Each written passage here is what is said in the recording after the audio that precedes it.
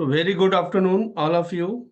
On the second day of 7 days online faculty development program on current trends in forensic science education and career goals, where we are talking about interdisciplinary approach for employability and entrepreneurship. So today there are 4 to 5 plenary session.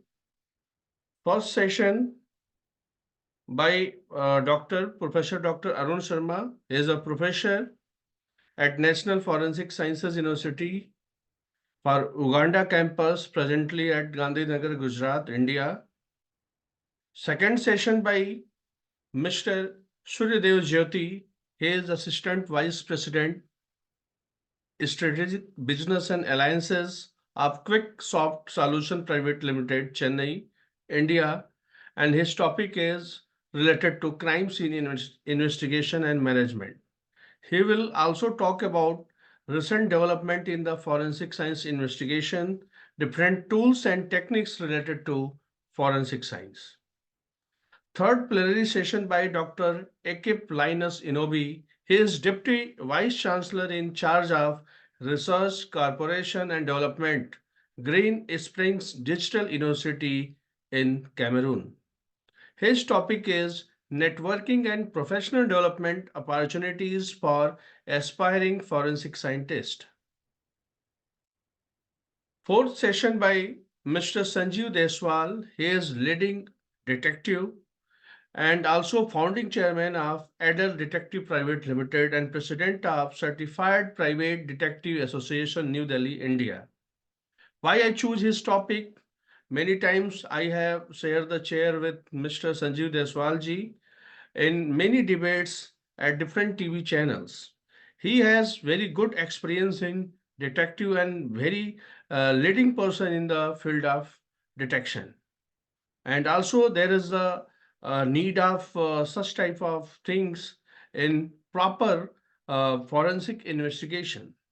Many TV programs already you watched like Surag, Byomkesh Bakshi and many movies also. So that will also help you. And he will also talk on how important is the role of detective and forensic expert in providing justice to the victims. Means combination of detective and forensic expert. Means combo of both how can help in investigation and detection of crime. Last session by Dr. Sharon L. Plonkin from US says certified crime scene investigator and faculty Miami Dade College, Miami. She will take her session on shooting reconstructions also related to crime scene investigation and management, blood pattern analysis, and other important topics in investigation part. So thank you all of you for being with us on the second day and on time. So now I wish to invite our eminent resource person, Professor Dr. Arun Sharma. Shudhika, sir is in meeting? No, sir, No, I can't. sir. Okay, okay.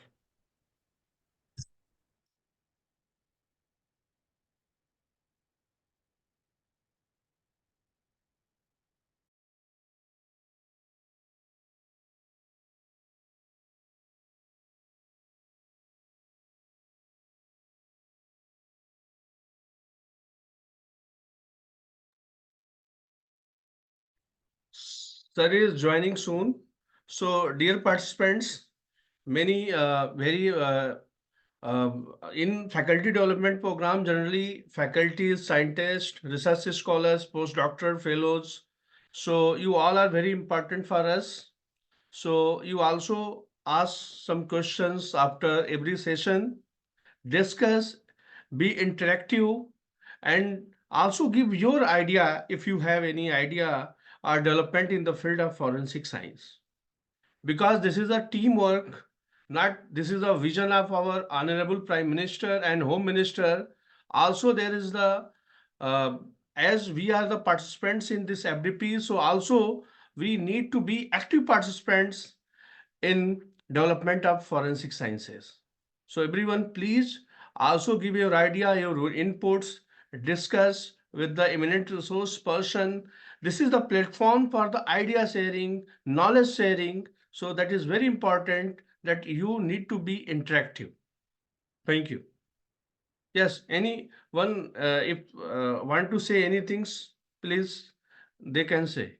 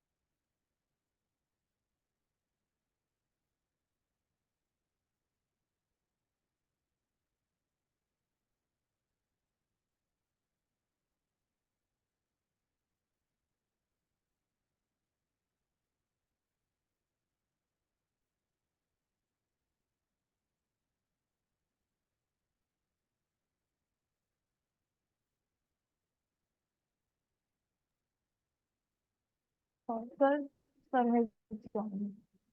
Yeah. So we wish to welcome our first eminent resource person of the day, Professor Dr. Anu Sharma sir.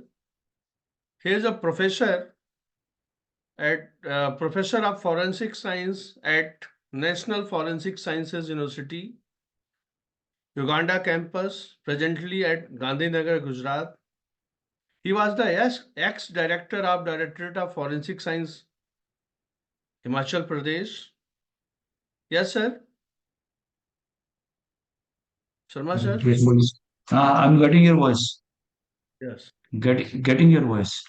Yeah, yeah. Thank you, sir.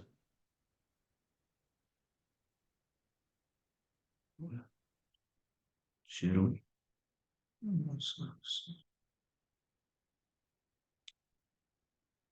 Share. अभी देख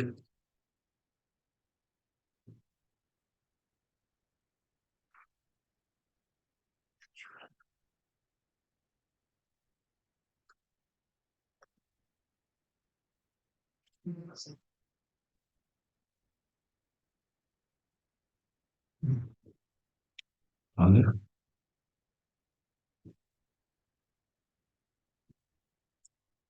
share share हो गया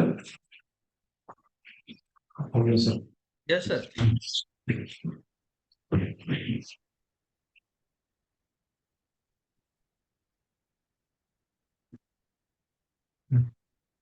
जागे करना फिर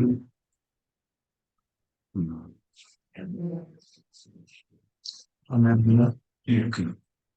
Should I start? Yes, please, sir. Thank you very much for the introduction, Professor Mishra. In Welcome. fact, expert testimony has become very important because forensic science is a science. It's different from other sciences in the sense that after analysis and preparation of reports, the results are required to be defended in the court of law so that they are properly evaluated, appreciated, and understood for the purpose of administration of justice.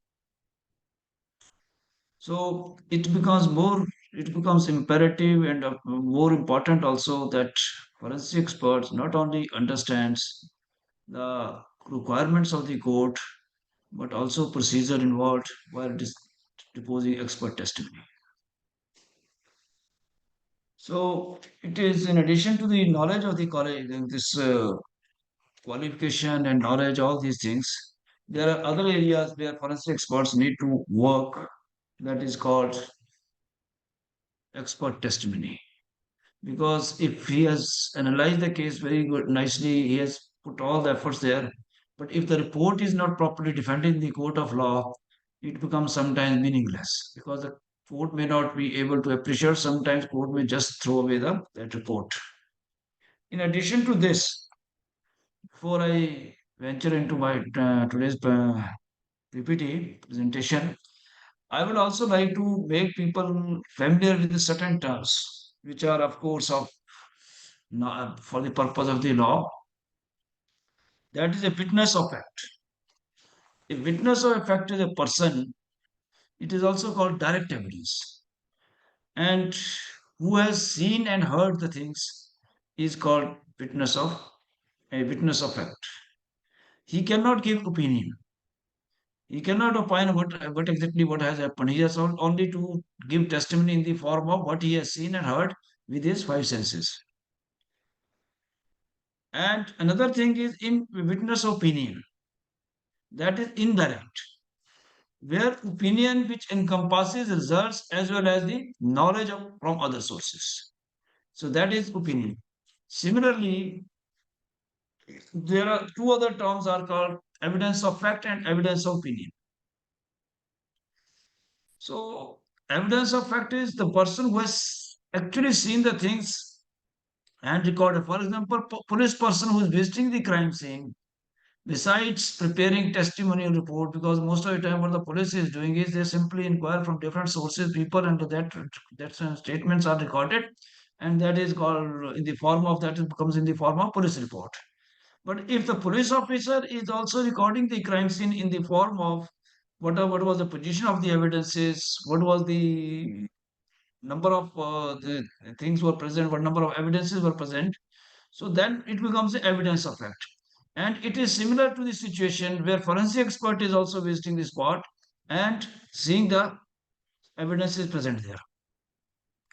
So whenever expert, the difference between the police officer and the forensic expert is that he will not only see the physical evidences, their position, distribution, color, shape, size, all these things, he will take note of all these things.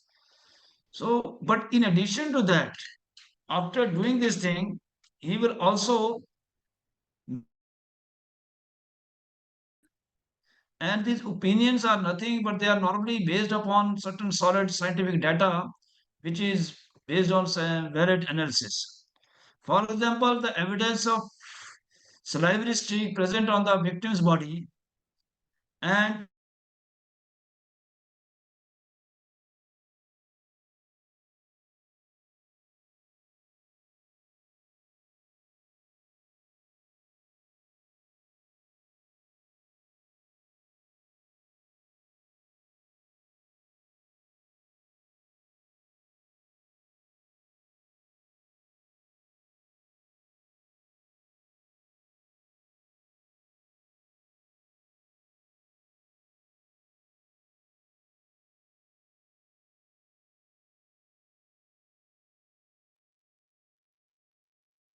Sarma sir, you are not audible, and slides are also not moving.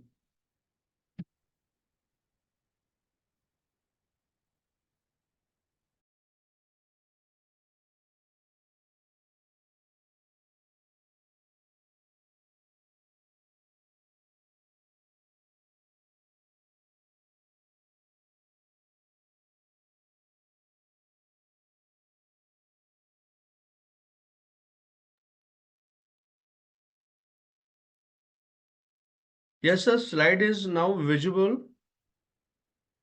Please unmute yourself.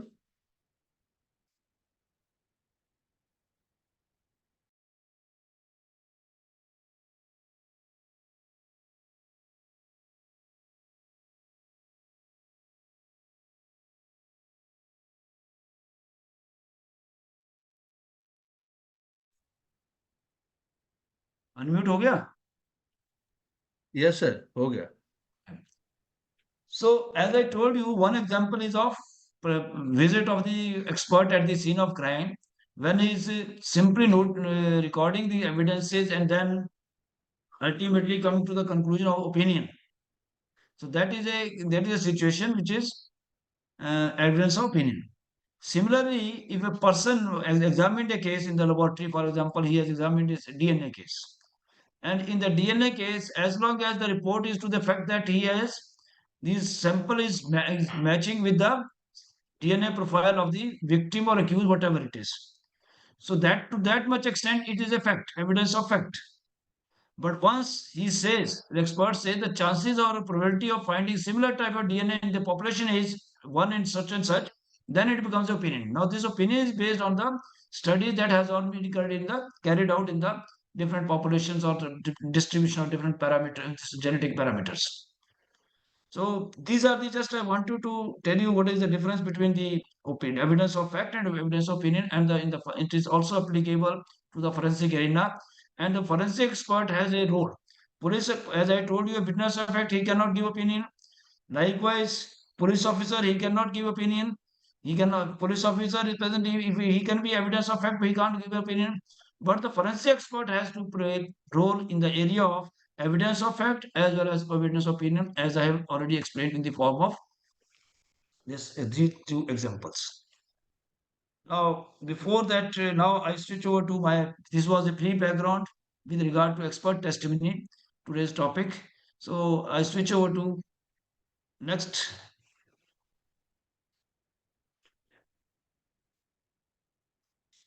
So in this scenario, I would like to recall the Chanakya's Arthashastra, which has dwelt on this topic also. It is the power of punishment alone. Because our reports, whatever reports our reports are giving to the court of law, as I told you in the beginning, also they are for the administration of justice. So he says it is the power of punishment. Now, what is punishment? What does it signify? Punishment signifies that there is a system is in place and which is concerned with the administration of justice. System is it demonstrates the existence of it demonstrates the existence of authority because punishment starts from home. When we were in childhood, our parents used to punishment and punish, and then thereafter we were not committing that mistake or we were not repeating that mistake. Similarly, when the person goes to the school, there again he gets the punishment. Again, if he is punished, he will not commit that mistake again. And in the society also, when we commit any crime, the society or the system is in place that will give us punishment. So in all these scenarios, as I discussed from childhood to the society, the punishment is there. Now, what is the advantage of the punishment? Punishment is a deterrence to the potential criminal, so that other people will not commit the similar mistake time and again or this again. And it said the power of punishment alone when exercised impartially. Impartially, I'm emphasizing that means without element of biasness. It should be that is very important. Impartially in proportion to the guilt, no more, no less, irrespective of fact, whether the person punished is the king's son or an enemy.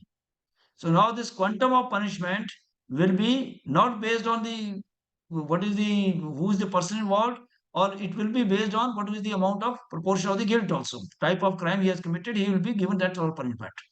And that because if that system is in place, that protects this world that in which we are living, and the next man in the times to come, that will also be saved.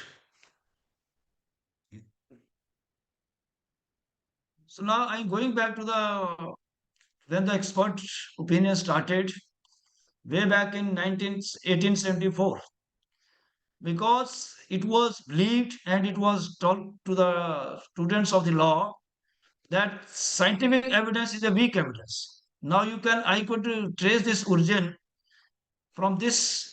Sir George Jessel was a judge. He said, in the matters of opinion, I very much distrust expert evidence. Now he says the expert evidence, but person like expert evidence, who is expert? Expert is a person for several reasons. So this happened in 1874. And I would like to recall here a situation when we were conducting regular courses to the judicial officer, once upon a time, one of the director judicial academy, he was with us for the closing ceremony. He said when we were students, that is in 1975 or so, we were taught by our teacher that scientific evidence should not be relied upon because it is a weak evidence. So now it is possible because as Sir George Chessel has opined or he has concluded in his judgment, so it is possible that that thought or that process continued for the next 75 or 100 years or so.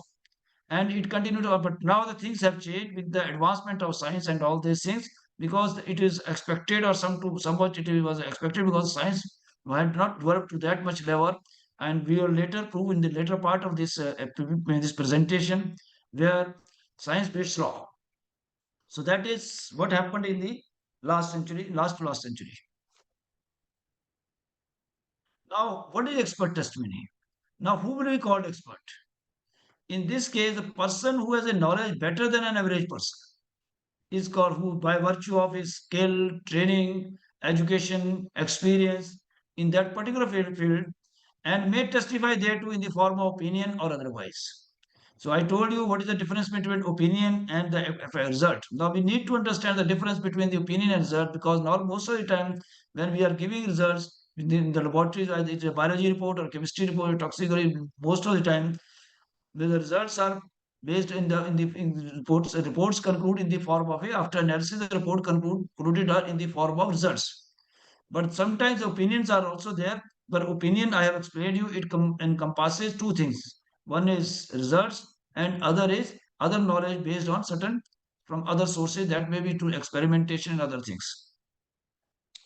Now, testimony, because the expert is present in the courtroom, he has to give a testimony in the form of spoken or as well as written.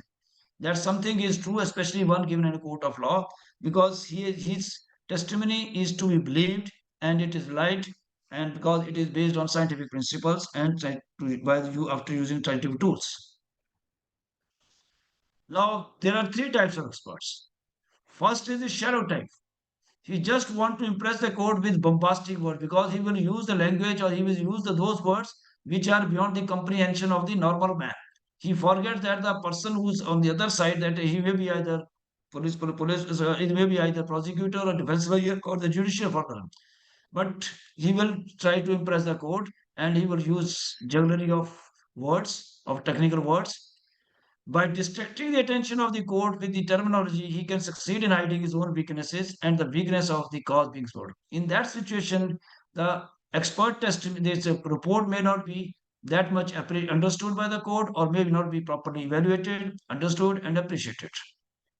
The court and such times court may not be take that evidence into consideration for the purpose of justice. Second is the learned type. Here the expert is knowledgeable person. He's thorough in subject. And most of the time he's engaged in the research and other studies. And very frequently he doesn't want to go to the courtroom also. As I told you in the beginning, forensic science is different from other sciences because here you are involved in this is a part and parcel of the duty of the forensic expert to defend those reports in the court of law. And such type of second type of person, they feel whatever they are telling other people already knows these things because their level is very high. But these people should not, these in such situation, the court should and the defense lawyer should, or even for the prosecutor should ask for clarification and more clarity and until the words which he has used in the testimony so that the report is properly understood, evaluated, and appreciated.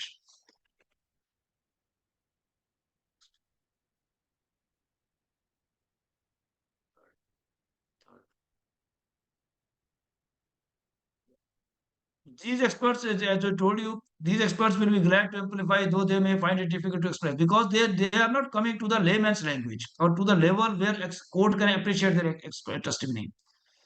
And third type is the corrupt person. They deliberately try to misguide the court through their technical words because their intentions are different. They don't want that court should understand their language or their this report, and because they are already paid from some other sources, and that's why they use this type of technology and this type of method. either providing different words or different technical language so that court get confused and doesn't pay much attention to the report. Now, why expert testimony is required? Because as I told you, because this punishment is very important, this expert testimony is potential in legal proceeding where a judge needs this system because judge is the person who's from the non-technical background. He needs to assistance so that this is properly evaluated and he is able to use that report in the report in the while he's giving judgment. And expert witness can be from any source. He can be analyst, he can be entomologist, he must be able to, and he may have worked in that field, particularly that wheresoever he is going to give evidence. He has accumulated knowledge and which is necessary to prove a fact. And he has already told he's educated, he has learned, he has taken training, academic course, and experience. All this accumulation of all these things is giving to the court so that report is properly evaluated and expression. Now, when we are giving a test report, so certain things are required for exhibition. Expert testimony should be based on sufficient data. That means whatever you have analyzed, that should be supported, duly supported with the help of certain findings, certain results, or already worked people.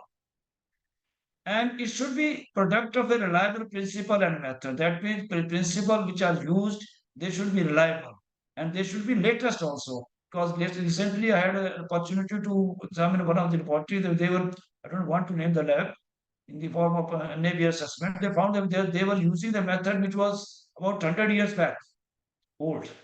And that was, I think at that point of time, this laboratory was because when the forensics, this science came into being used in the dissemination for the purpose of dissemination of justice.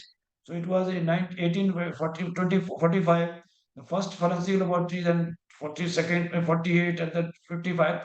2, 3, 4 laboratories were established in that is Tamil Nadu, then Bombay, Calcutta, and Agra.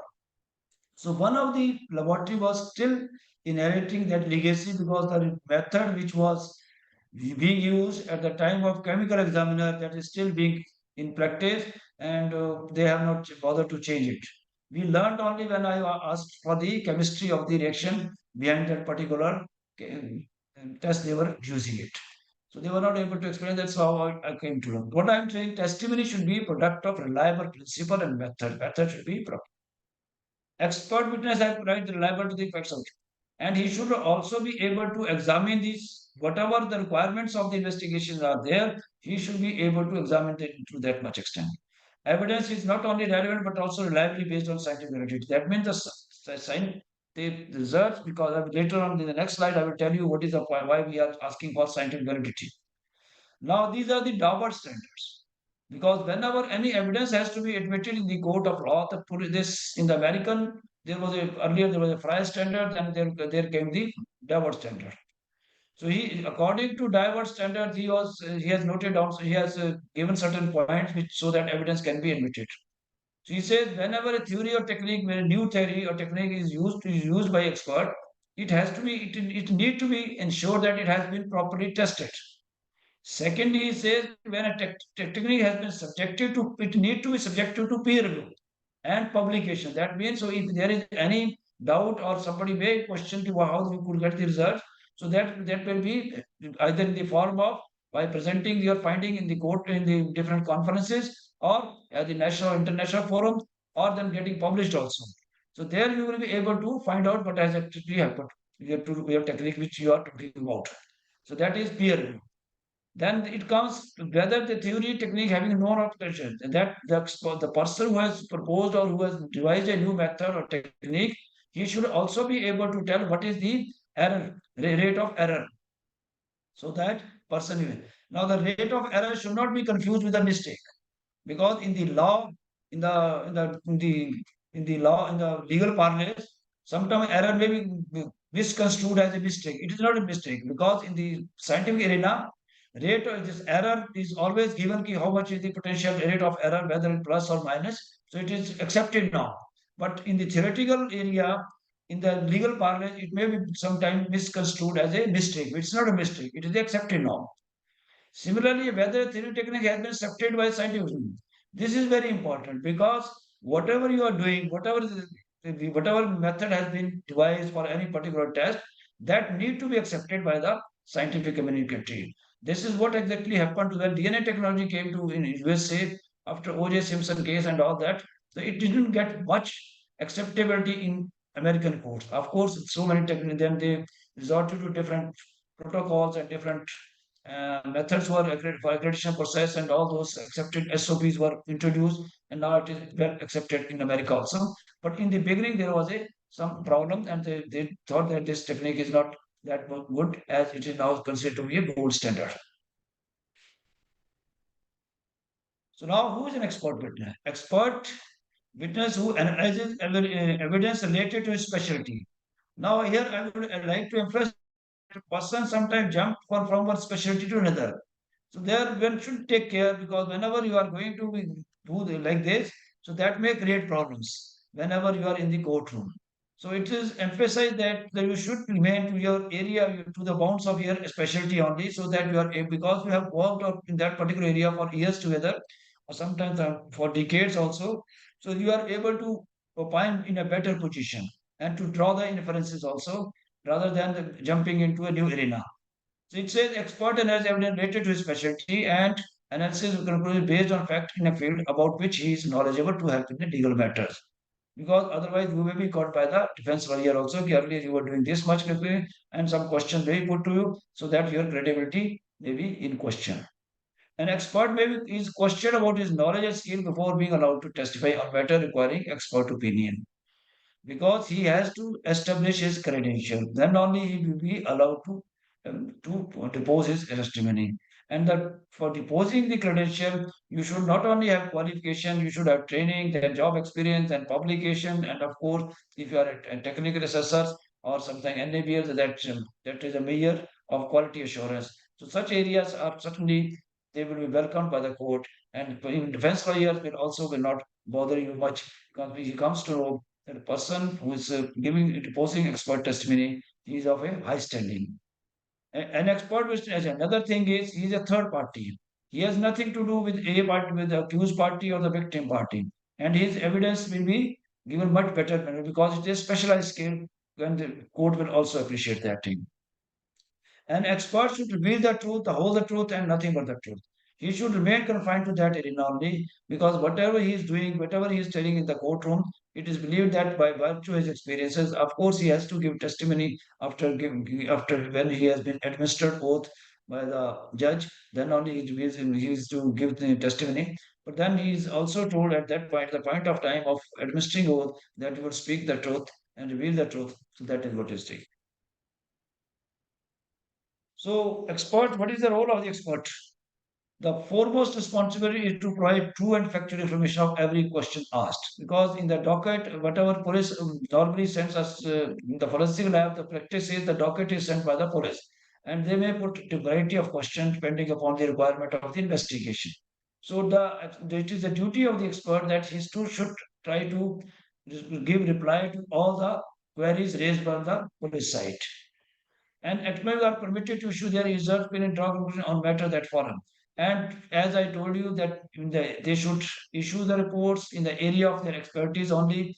That would be in the interest of the profession, as well as in the interest of the court, as well as to the extent of office the person who is deposing expert. Now, here I would like to recall the attention of the participant Indian Evidence Act. It talks about the 45 section, which says, which again it was a old law and at that point of, but is still valid even today.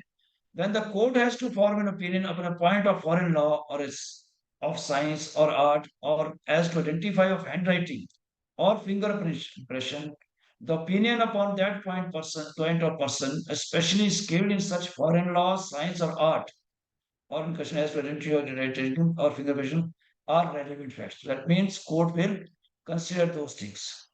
And facts are not otherwise relevant, are relevant if they support. If they are consistent with the opinion, if they are supporting the evidence, they may also be taken into consideration. That is what's saying. But here I would like to differentiate, because the experts were in the earlier era, because the people were not educated in particular stream, that is forensic science, and accordingly they people from the basic sciences or natural sciences, they were taken into the profession, and then they were imparted training, and after imparting training, and then they got some training, imparted training, and then they acquired some knowledge. After acquiring the knowledge, that knowledge was applied in the analysis of a crime exhibit, and then they depose evidences. So that is the difference between the forensic expert and forensic scientist. But nowadays, people are they are having particular type of qualification. For example, the person may have qualified in a DNA field, he may be qualified in a toxicology field, he may be qualified. So that is it. He is a scientist in that area now.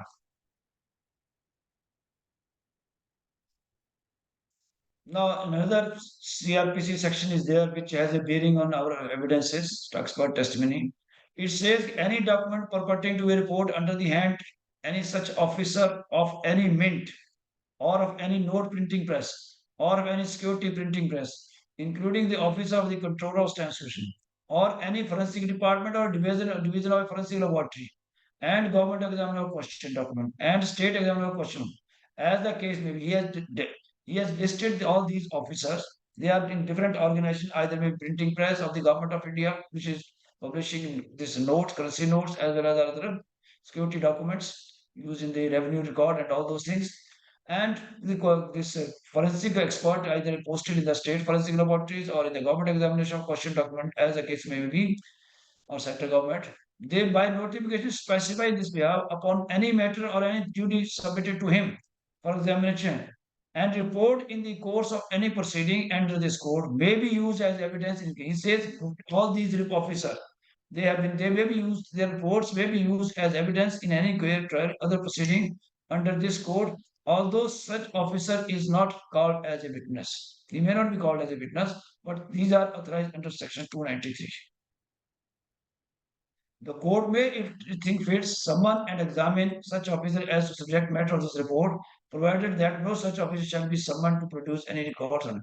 Now it says court may ask, but for example, there may be certain records pertaining to the formation of currency note and all those things, so that need not to be summoned for the purpose of court.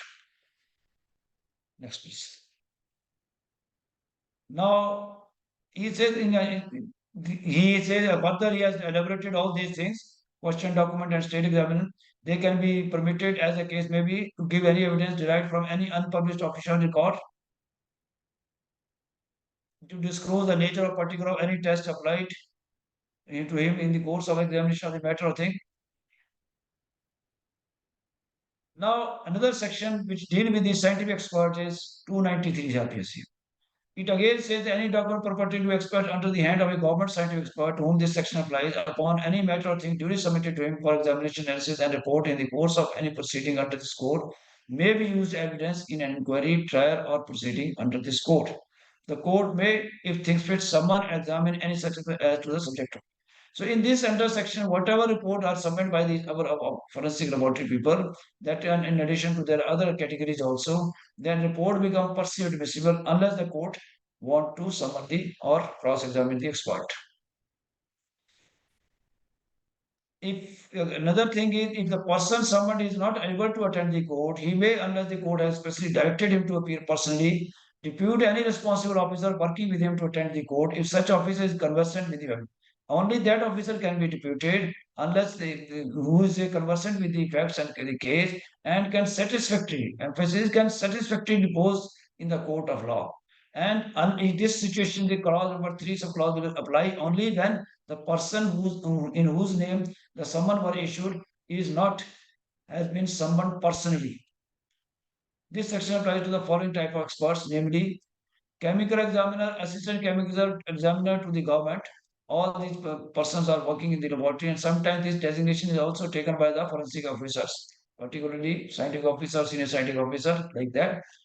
Then chief inspector of explosives, then director of the fingerprint bureau, then director Hafkin Institute, Bombay, the director, deputy director, assistant director. The scientific officer report is not admissible under section 290 CRPC. It is only assistant director, deputy director, and director of the forensic laboratory or state forensic laboratory.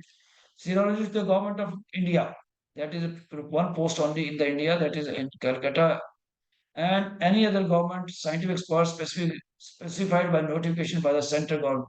And here I would like to draw the attention of the participant that recently the government of India has also notified the scientific these experts or for the assistant professor, associate professor, and professor of the National Forensic Science Universities. They are also covered now under 293 CFA section, subclause is G.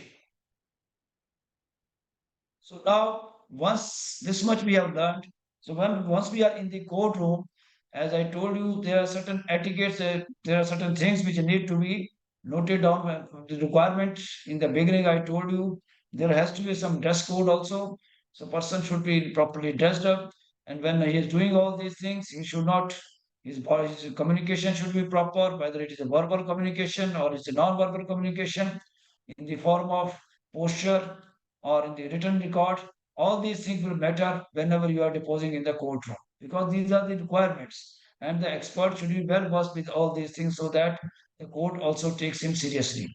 And another thing which I would like to suggest is, whenever you are summoned by the court, the practice should be that you should enter the courtroom in a time bound in a at a proper time. That is, you should be in time, not on time, so that you are familiar with the surrounding. And in addition to that, you should also be familiar with the case file. When you are taking a report with you, you should also be familiar with the, for example, date of incidence, person involved, what were your result finding. Some of the things should be memorized by you so that you do not face much problems when you are going for the next phase of examination, that is examination chief.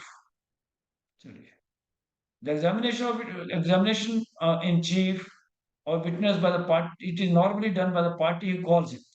And sometimes, in most of the time, because we are scientific experts and government experts, so we are summoned by the court, from the government side, and we are also called as a public witness, PW. But sometimes defense lawyer can also summon, and that in that case situation will be different. But most of the majority of the time we are called as a public witness, and we are cited from the police side or the this prosecution side.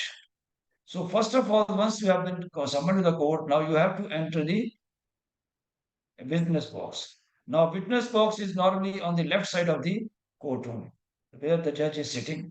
Now you are supposed, and it is a mostly made of wood, and it is a guarded one also to some extent, and it's slightly raised also the other level, but certainly lower than the this judge's position. And now once you are in the witness box, then the court will administer you oath, and that you have to give question, that you will not tell, you will tell the truth, you tell the truth, the only truth and nothing and the whole truth. So in that situation, so after taking the oath, you have to answer the question asked by party who called him. In this way, all material facts within the knowledge of the witness are recorded to prove his case. Now, whatever you are saying after the question of, in this case, the beginning is made by in the form of by giving your name, your qualification, your experience, your particular type of case, and after recording all these things, so that you are able to establish your credential in the form of an expert, so that court accept you as an authority or expert in that particular field.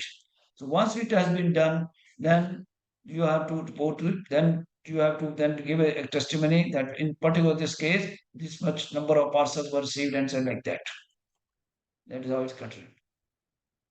And it should be confined strictly to the fact relevant to the case only. That is, you should only talk about the that in particular case, in this case, these many number of parcels were received for examination on such and such date, and these parcels were in sealed condition, so that we are able to prove that the no tampering integrity of the evidence is there. And in addition to that, the parcels were cut open, and the details of the description or details or description of the exhibit that were taken out of the parcels is given in my report number such and such, dated such and such, and the results and findings are also given in my report. After and thereafter, I have signed the report, and signature is there, date is there, and my office seal is also there. So that is all it is how we do it. So in this case, no reading question is permitted to be asked unless the court allows it. Court in this case, court will not allow. Because normally it doesn't allow the reading question, but it says no question. In conducting examination like a witness, especially in serious cases, the public should take abundant precaution in examining a witness, because he is concerned with the outcome of the case. So it is his prosecutor has a much more responsibility to deal with this prosecutor witness, that is expert witness. after you have deposed, you have given your results, you have told what method was used, what was the description of the parcel, what method was, how long you parcels were examined, how long they remained under your custody. All these things that then you obtained the results after employing the certain methods and techniques and then software and all these things are given in the report, and then again they are verbally told to the court, and the other side the person is recording all these whatever you are telling, they are recording. After this, once we have completed this process as examination chief, then next turn comes that of cross-examination. So now whatever you have told, it is the duty of the defense lawyer to cross-examine because he just want to see, he wants also want to extract more from your report and to bring out the truth. So it may not be easy job for the examiner because there are so many liberties with the cross-exam defense lawyer to put all types of question, not only related to your subfield relevant, but he may cut as a personal question also. After examination, the opposite party shall be called to examine a witness, where in cross-examination witness nothing appears suspicious, evidence of witness has to be believed. If the sometimes the cross-examination, the defense lawyer may say, I give up this witness. He doesn't want to put question. So then cross-examination, then simply it will come to an end, and then court will also say it is given in writing, it is recorded in the report that the opportunity was given to the defense, and but nil, there was no question. It is the right of the opposing party to cross-examine the witness to expose all arguments which are either left or not disclosed in the examination chief. So, as I told you, one of the most useful and effective means of discovering the truth is cross-examination, and it is a right of cross-examination can be exercised by the correspondent when their interest is in direct conflict with each other. Although range of cross-examination is unlimited, as I told you, all types of questions are allowed here, and most of the time court may not. For example, the person defense lawyer still may ask, "Do you still beat your wife?" This type of question normally now stopped by the judiciary. These questions sometimes maybe we have to be answered, and it has to be answered in a very careful manner. The who gave the evidence after summoned by the court can only be subject to trial as the facts are stated in the affidavit. Once the cross-examination part is over, and in this case, the precaution I would like to suggest is that whenever the person is facing the cross-examination, he should remain cool and calm. He should not indulge, and his body language should also be so that he is comfortable. And even if adverse type of questions are there, they should be simply rejected by giving a slight smile and like that. And the person who is giving undergoing through the phase of cross examination should not have should not get irritated or should not lose his temper, because that is what is the aim of the cross this person who is going to cross examine. Once you lose your cross temper, there is every possibility you may commit mistake in the whenever you are giving results, giving this answer to the queries raised by the defense lawyer. So you need to remain calm. You need not to pick up any, need not to indulge in any type of this argument and all those things, and you are not here to teach the defense lawyer also. So you have to very smartly act. And when another thing I would like to say is whenever the question is put to you by the defense lawyer, your body posture should be you say one time you are listening to the question, eye to eye contact is there, but when you are answering the question, your eye to eye contact should be with the judge, because you are answering to the judge, not to the defense lawyer, and this is answer to the court. That in case this sometimes re-examination exercise is also sorted, because the defense lawyers sometimes defense lawyers and if the prosecution feels that some things has been stated by the in the witness box by the expert which may go against his case, so he may go for more clarification, he may go for re-examination exercise. And but again, the no leading question we ask, and it is simply re-examination is not confined to mere clarification ambiguity rising the clause. If any matter is introduced in re-examination, the adverse party, if the new thing has been introduced, the adverse party will also be given it for then in that situation, there will be again re-cross examination. Now, why I'm emphasizing for the role of the expert in the testimony, in this case, the American studies is there. They have examined hair analysis up to 1999, and they examined the cases which were examined up to 99. At that point of time, the DNA was not used in this technology. Only microscopic or morphological features were used and for giving the report. But in this case, they have examined over 500 cases, and they found that in this case, out of 500 cases, testimony by the expert was given in 268 cases, and some erroneous statement or exaggerated statement were found. And the erroneous statements were in 220, that is more than 96%. It's a very alarming feature. And things may not be different in Indian scenario also, I personally believe, if such type of exercise is resorted here also. But these people are frank enough and there's a greatness on their part that whatever the mistake they have committed, they admit that part. So in that case, as I told you, out of 3,500 cases, in more than 96% cases, there was erroneous statement or exaggerated results. And out of that 35 cases, people ended in death penalty, and their error was identified in 33 out of 35. Again, you see the 94% error. And you just imagine what exactly happened later on. 9 were already executed. 5 died due to other causes, viral death. So what I'm saying is that the responsibility on the shoulder of the expert is much, much more, as he should not forget he's dealing with the lives and liberties of the individual. And this type of study is an eye-opener for all the forensic experts. Now, ethics, this is an area of the ethics are also important because there are certain codes and certain things are there. A person need to be forensic ethics. The role of ethics in forensic is now being emphasized for the reason being that people are not resorting to things which should have been in the normal course of exercise for a being expert. So in this case, he should be aware with the recent advances, recent standards, new standard, and modern tools and techniques. And besides, you should conduct morally and professionally in a manner which is in consonance with the requirement of the profession. You should be honest, objective, and unbiased. His report should be, first of all, thing is he should be honest. That is, he should be honest to the core. And whenever you are using any technique or any term, he should be able to see what is the rate of error. And then result, whatever findings are there, that should be based on some objective criteria. It should not be simply by assumptions. And then he should be unbiased also. This is a case I would like to highlight here. This is a case which happened in America. As I told you, this was a DNA field, now it's in chemical sciences. And this is a comparatively recent case. In this case, the lady, this Annie Lukhan, worked in this forensic laboratory, a public laboratory, public health drug abuse laboratory, and she tested sample, 500 sample per month. And it was above the normal, every 5 times normal, above the normal average, 505 times. And she nearly examined 40,000 cases. But later on, it was found that she has not examined the cases. She has simply either added the sample just to give false positive results, or sometimes without examining the cases, she has, that is, that they coined the term dry labbing.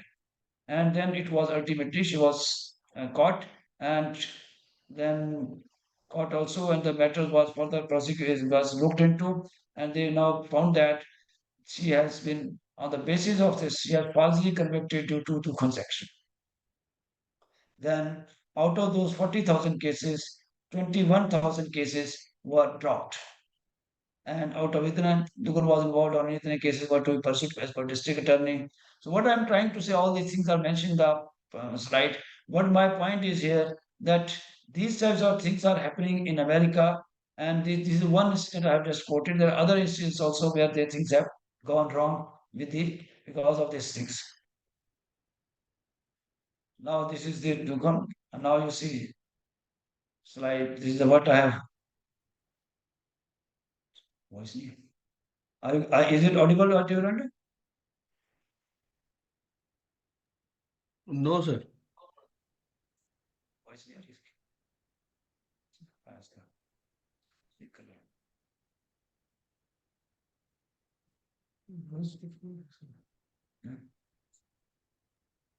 IT team can. Yes, sir. Mhm. Sir, you need to click on share sound button, sir.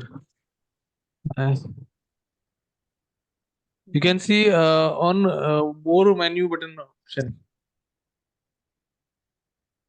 No, sir. Please move your mouse on top menu. No, sir. No, sir. Move your mouse to top menu. You can see zoom options, and then you can see more button. In the more button, you More. can see. Yes, sir. Yes, sir. You can in more button. You can see share sound button. Check on share sound button, sir. Sure.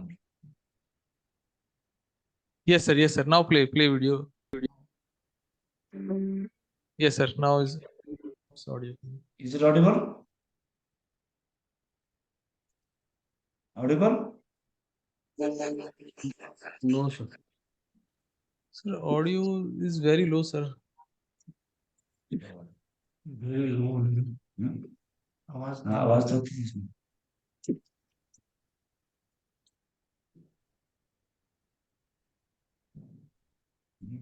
Share some further. Now, sir, settings okay. Yeah.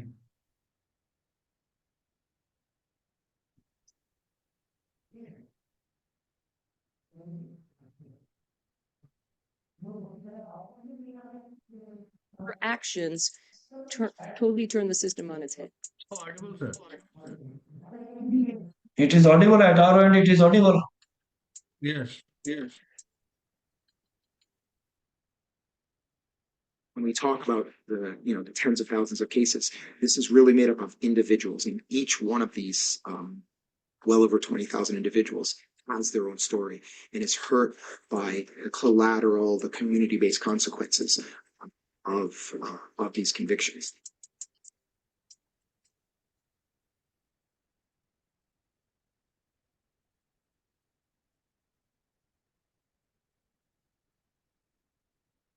And those people have waited, some of those people have waited over 10 years.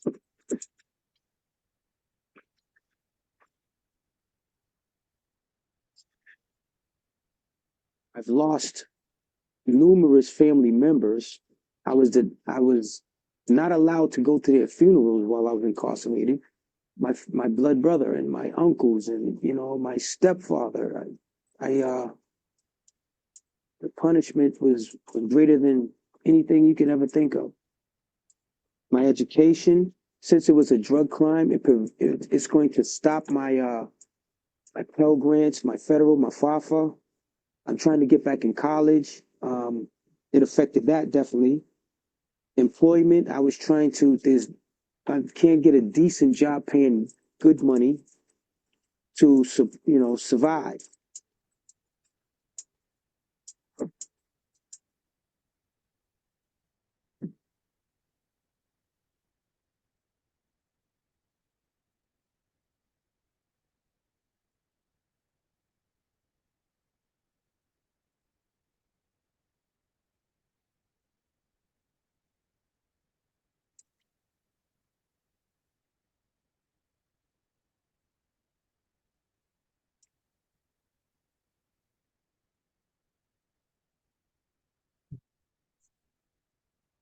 So in the beginning, we told that there was a judge called Carp Agel, and in that case, he said that scientific we should not trust the expert witness.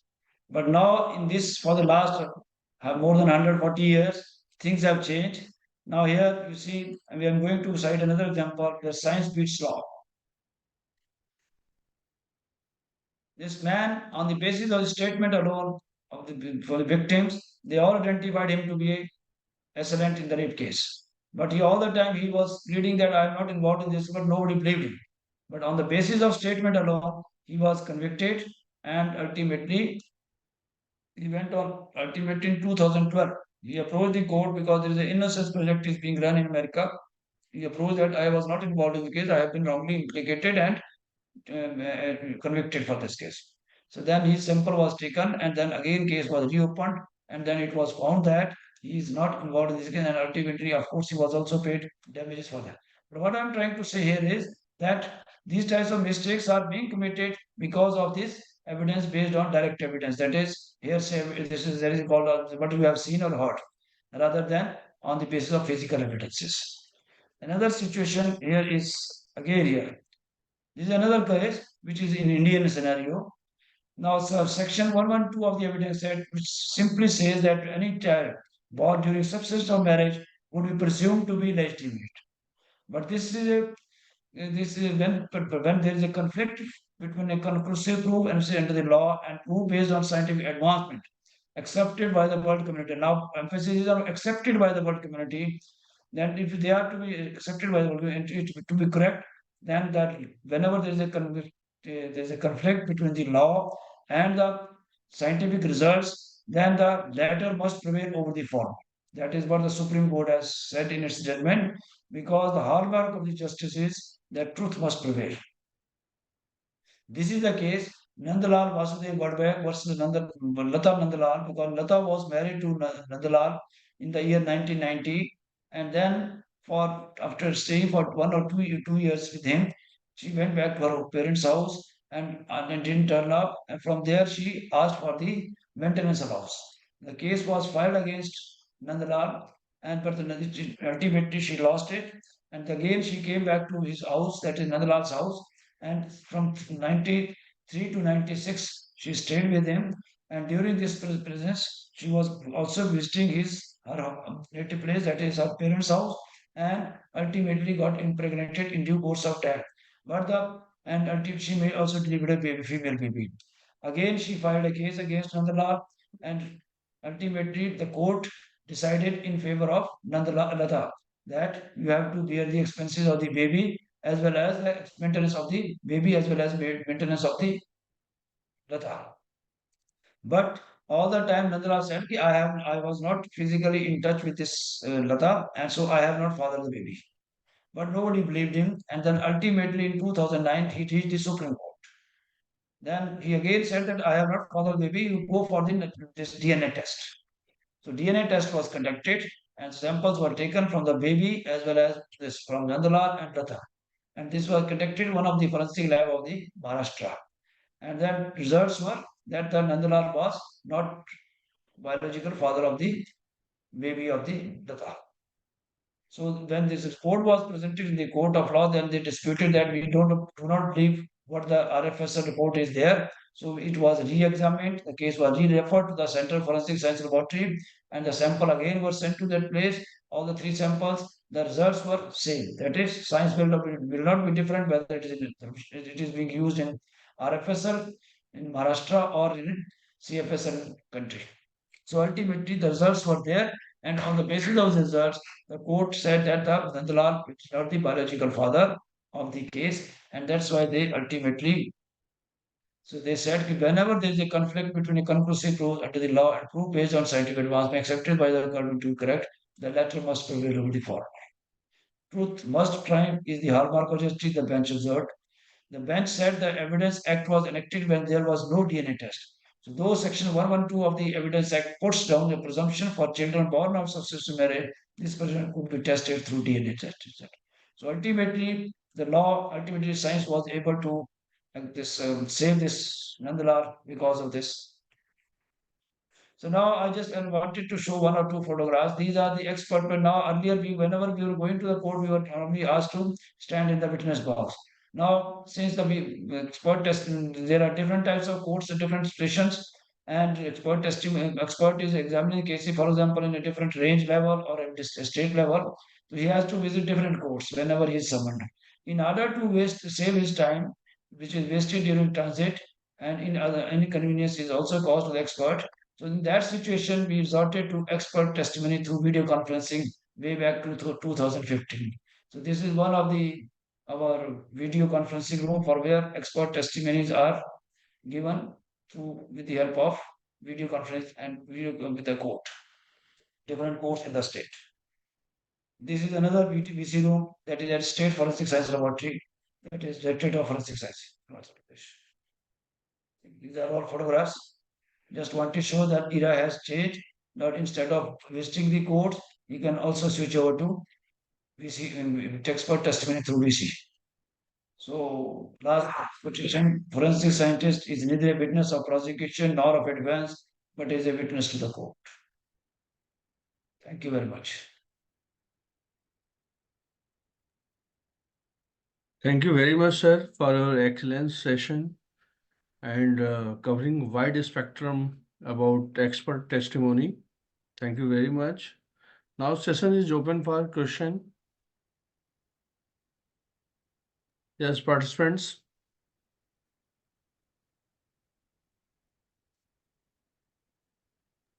Participants, you can raise your hand as well as you can write in the chat box if you have any questions.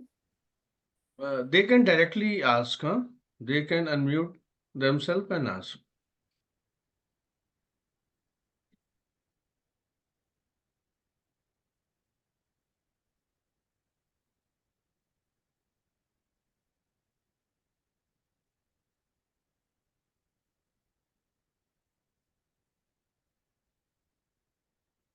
So any question from you, Shrutika or Arjun? No, sir. The session was very insightful. Thank you very much, sir, for your wonderful session. Thank you for accepting our invitation. Thank you. Welcome. Welcome. Thank you, sir. There See was you some soon. problem in the beginning, but I think later on it was covered up. Yeah. This Thank is you. the sometimes these are issues whenever you are going for online. Yes. So, Yes, sir. Yes. yeah. Okay, sir. Thank you so much. Welcome. So, thank you, sir. Thank you so much. So now we are moving for our next session. Over to you, Arjun, please. Yeah. Good afternoon, ladies and gentlemen. Hope you all are getting valuable insights from our respected resource persons. So, moving forward to our next resource person, second resource person of our session. Um, I'm delighted to introduce our distinguished resource person, Mr. Suradeo Jyoti, with a robust background as a seasoned management professional. Mr. Jyoti specializes in the public safety domain, bringing extensive expertise in augmented identity, smart access management, cybersecurity, and forensics. Mr. Jyoti played a pivotal role in the National Automated Fingerprint Identification System, uh, uh, as we all are aware about that NAFIS project, implemented by the National Crime Records Bureau in Delhi. This groundbreaking initiative connected districts and fingerprint bureaus, establishing a centralized database of criminals in India through their biometric details. His diverse expertise spans various product verticals, including digital ID and customized citizen identity solutions for airport and government schemes, smart access management system employing biometrics and automation, automatic fingerprint identification system, intelligent traffic management and road safety solutions, advanced equipment and kits for latent fingerprint development from challenging evidence surfaces, facial recognition system and video analytics, crime scene investigation and evidence management, digital documentation of crime scenes using 3D laser scanners for courtroom presentations, mobile forensic vehicles for evidence collection and examination, digital forensics and cybersecurity. Mr. Jyoti adopts a consultative and transformational approach in technical sales, leveraging business analytics, intelligence, and innovation to not only meet but exceed organizational goals. We are very fortunate to have him here to share his wealth of knowledge and experience with us today. Please join me in welcoming Mr. Suryadeo Jyoti to our faculty development program. Thank you. We welcome you, sir. The stage is yours. Uh, Thank you so much, Arjun. And I would like to thank Mr. Amarnath, who has really brought the academics and the entrepreneurs and also the industry all together in one single platform. So thank you so much again, Mr. Amarnath, for providing this opportunity to me. With this, I would like to project my screen. Please do let me know once it is visible to all.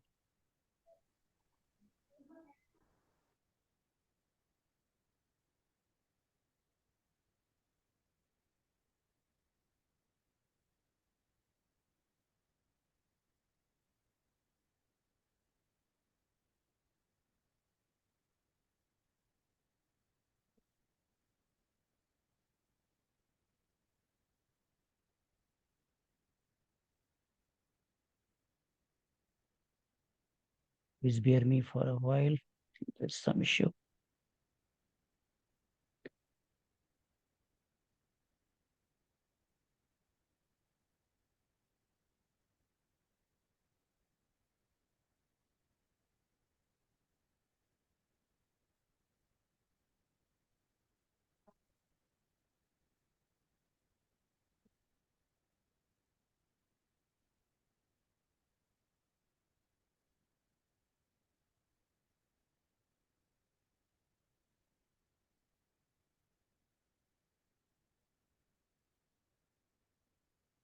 Please let me know if it is visible to you all. Yes, sir. It is visible and you are also audible. Just please continue.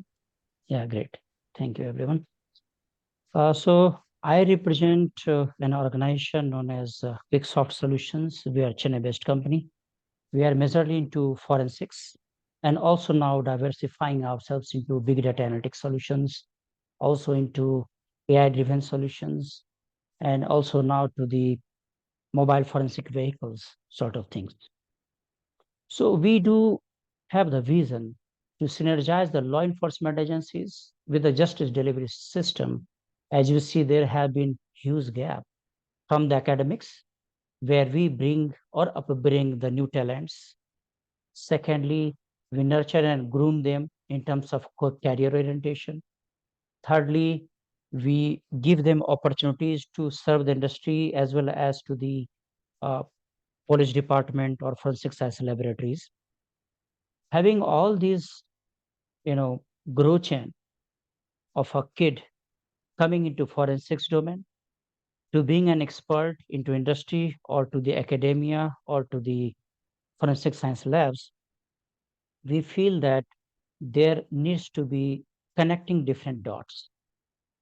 So with this, we are now focusing more into research and development program to commercialize with our passion some of the innovating and groundbreaking technologies and solutions for crime scene investigation, also crime investigation, also creating the lab equipments. Recently, we have started a manufacturing unit in our Chennai manufacturing factory. And also, we are focusing into software development because majorly we have seen that in India, we people are adopting foreign-based applications and solutions for crime investigation or analysis purposes. So there we are trying to contribute our best. Then also we are representing various brands in the market into forensic investigation with latest of the equipments and technologies. So I would like to bring your attention into large scale of database and how it is very important, be it crime scene investigation or be it law of justice to deliver the verdicts to the victims of crime. So if you remember nearly 10 years back, all the fingerprints, let us start with. We used to go to fingerprint bureaus. These bureaus were involved in capturing the fingerprints of the suspects or the criminals. And these were very much in a physical methodologies. So we used to use the fingerprint ink slabs by which you capture the fingerprint or palm print. And then we used to put it on the normal papers. So this has gone into digitization now. Why I'm bringing this point to you all? Because how the science and technology are working together to bring more innovations into forensics are some of the point of my interest to talk to you today. So as we discussed about one of the very physical medium to acquire the fingerprint, now today we see with one of the project I was engaged in, NEFIS project led by NCRB Delhi, that we started to digitize the existing physical formats of fingerprint kept in different records. Then we also adopted the new and latest technologies of fingerprint scanners to acquire the data digitally and then creating them into a centralized database. So how this technological transformation has evolved from the science to the technology, to the engineering, and now to the forensics to serve it. So criminals, if you acquire the data, let us talk about just fingerprint. you compare in the lab with the traditional devices, but it takes more and more of time to do the manual comparison. Whereas if you have the technology or AI-based solutions, then you can identify the person from the millions of database who exactly he is, including his previous trails of the crimes if he has done in the past. So Quicksoft is now very much focusing into creating a large scale of databases of criminals of different biometric attributes, whether it is DNA attribute or whether it's fingerprint attribute or whether it is face or voice, and many things are evolving in the industry and are now being consulted by us to be adopted by Ministry of Home Affairs and also the law enforcement agencies. So Quicksoft is really focusing on the project of national interest, meaning by we equipped various state FSLs and also district labs with mobile forensic vehicles. Some of the vehicles we have already given in NFSV campus, and some of the states are also utilizing our given forensic vehicles. That is again to focus on basic thing, very basic thing, that is collecting the evidences from scene of crime very much scientifically. What does it mean? Just collecting the sample may not be sufficient if you are not maintaining the chain of custody. So evidence which you submit to the court may be accepted if it has evidential value. Else it is just a data, may be accepted or may not be accepted by the court, right? So we focus on very basic things. And then we build upon the latest and advanced technologies to serve the community from scene of crime to the court, bringing the justice to the victims of crime. We are also participating in national and international conferencing, basically with the vision that people should be aware about the latest technologies, latest solutions, and R&D is happening into forensics. So not only in government ecology system, but also in the industry, what is happening up, we are trying to connect with the dots. So as you can see, one of the point I've highlighted, digitization of crime scene and evidences. So evidences can be digitized. There are so many methods and tools and equipments.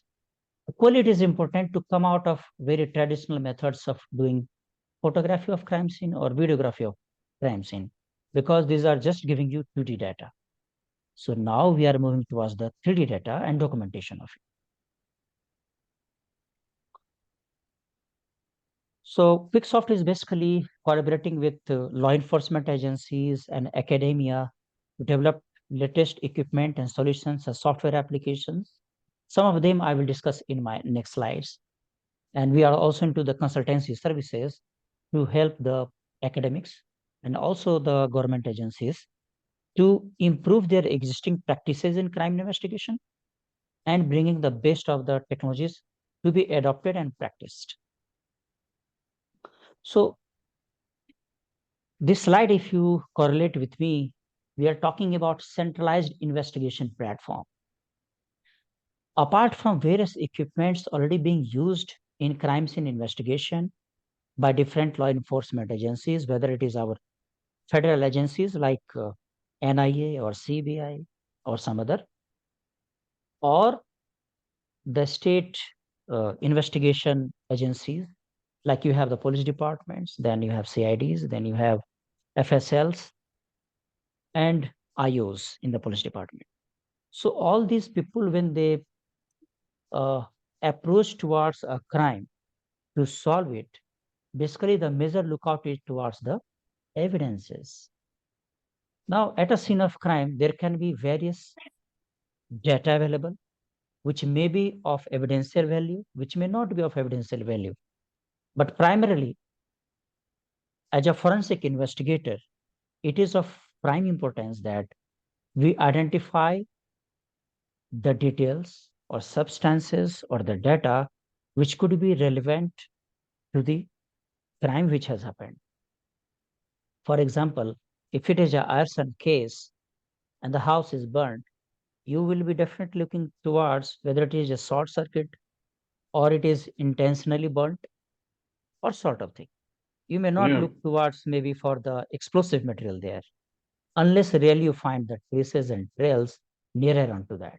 So it is very important that we approach scene of crime with the right intention, with the right methodologies, focusing on the evidences of crime importance. Because at a scene of crime, you feel that everything can be a evidence, but everything actually cannot be the evidence, right? So I will talk about centralized investigation platform, which is now being recommended by us to the law enforcement agencies. And also it is very important for the academia to adapt with this transformation. So for example, first you go to scene of crime, then you basically use the first responder kits where you have tapes and inches and evidence markers, so many stuff, right? But then what do? You basically capture the scene of crime so that people should not trespass through it. Then you do the photography, then you do the videography. Above to that, we are talking today about 3D visualization or documentation of the scene of crime. We'll talk in next slides what kind of equipments we can talk today with the industry advancements into technology, that how a 2D image being practiced for traditional ways can be transformed in investigation with 3D technologies to be adopted. Then we can talk about document examination systems, where just a suicide note can be a paper of peace if you are not able to bring the evidence value out of it. Then you have fingerprint identification systems, currently already in practice in India. Then we're also going to talk about rapid DNA identification systems, then narcotic evidence examination system, economic offense investigation systems, and many more. Probably that's why I have named it as Central Investigation Platform, which can accommodate various types of data of different crimes happening. So this central platform can actually help you to correlate among various data sets or various evidences coming from the same scene of crime. You can have one suspect, you can have multiple, you can have one evidence or multiple. But what becomes very much important that you correlate the data among all of these, right? So digitization of crime scene is very much an important ask, be it of different department focus, but then you need it analytics over it to run over so that you are able to get the right attributes and right results to be presented to the court. In this slide, we have talked about various digital forensic equipments or tools. Again, coming with the workflow techniques, automation techniques, facial imagination, face recognition solutions, video analytics solutions. So all this coming together when you have a digital or centralized platform, you can again connect with different data sets, bringing the solution or the result by saving the time and increasing the efficiency of the forensic investigator.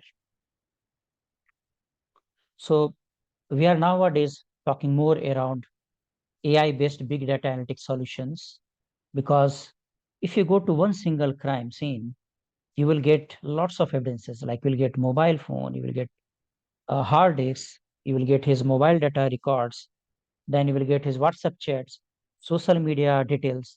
So n number of different data sets are coming in picture when you basically try to crack a crime, right?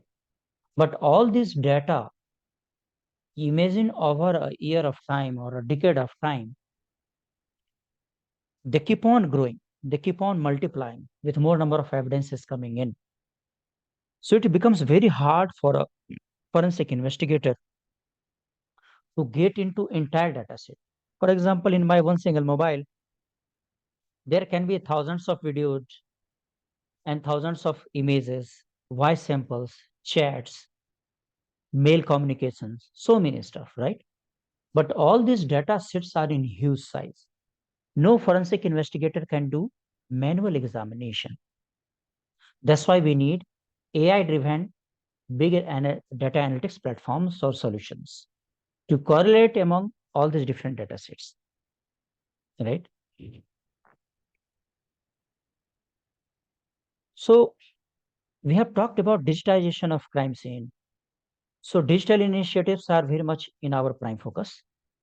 One of the mobile application we have developed serving the law enforcement agencies, basically to capture the evidences from scene of crime without compromising on its quality of the details and also maintaining the chain of custody.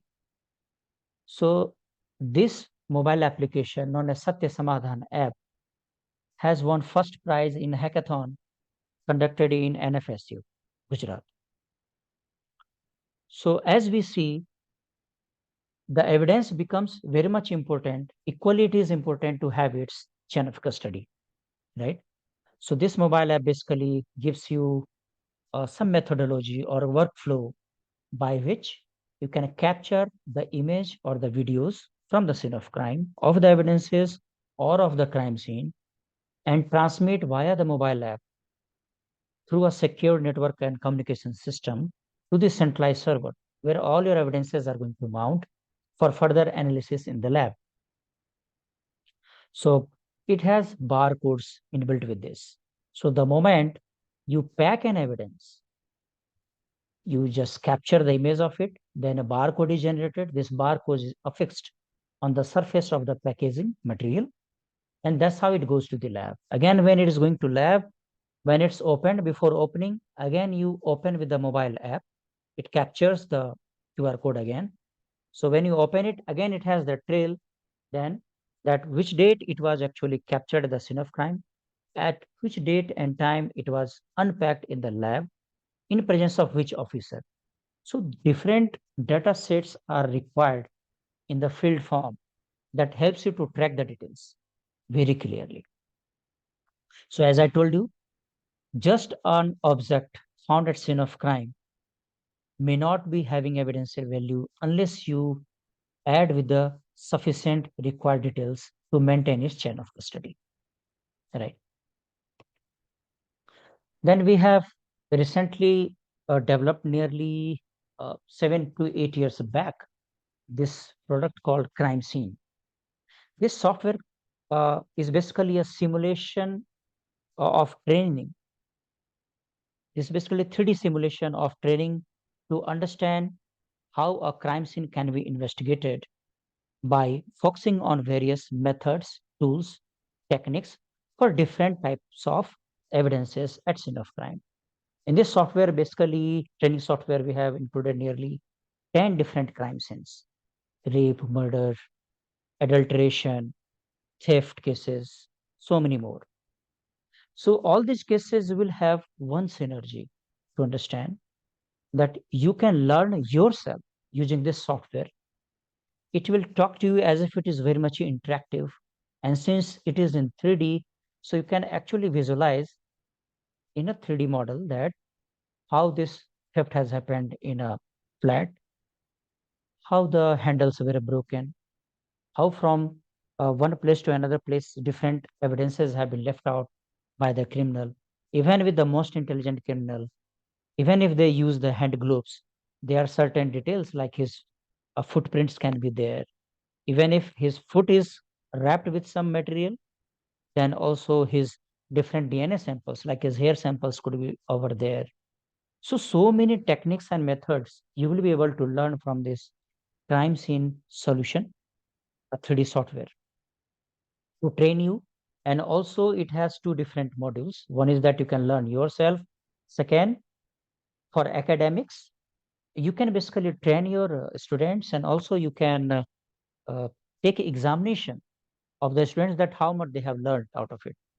So there are various testing modules, examination modules in this, where you can drag and drop the evidences. You can hide it in any of the place of the crime scene, and the person or participant can try to acquire maximum of the marks by identifying various hidden evidences over there.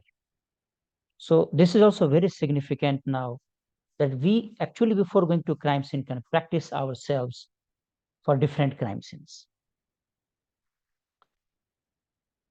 Now you would be seeing so many news keeping headlines that thousands of crores of theft has happened from banks, but that is a physical theft. Now let's talk about online frauds which are happening everyday basis.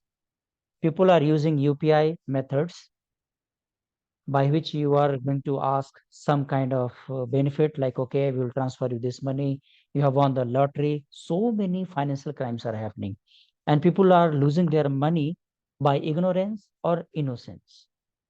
So it is very important to understand the origin of the fund transfer and also the destination of the fund transfer, and in between how many places this transaction have shifted.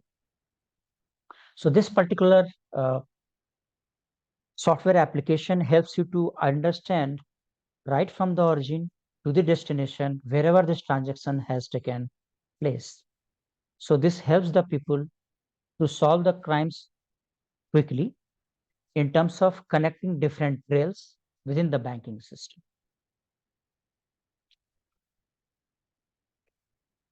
Now of paramount importance has become the fingerprint identification as scene of crime. As you see, whenever criminals go, majorly if they are not much aware, as I say, because people have become now smart and they are also now tech savvy. We should not underestimate criminals or thieves also. Most of you people would be seeing the Crime Patrol and so many web series happening on the TV and the OTT platforms, right? So as we are learning, the thieves are also learning from there. So what is important that we should come with the advanced technologies, right? So to cope up with that, we have come up with some solution, which is again software and hardware based application system. It is a handheld device. This device has various light sources and different filters to capture and identify the latent fingerprints from scene of crime, which may be in naked eye or visible lights not visible to us, but using the different light sources and different filters at different angles, we can capture and identify and document the fingerprints over there. So this is very important. You will be saying, me, sir, already we are using fingerprint powders and brushes and so many stuff to develop the fingerprints at scene of crime from different surfaces of evidence. But imagine a situation where a person has broken a bottle of, let us say, Pepsi or Coca-Cola, and he has hit the person in front of him.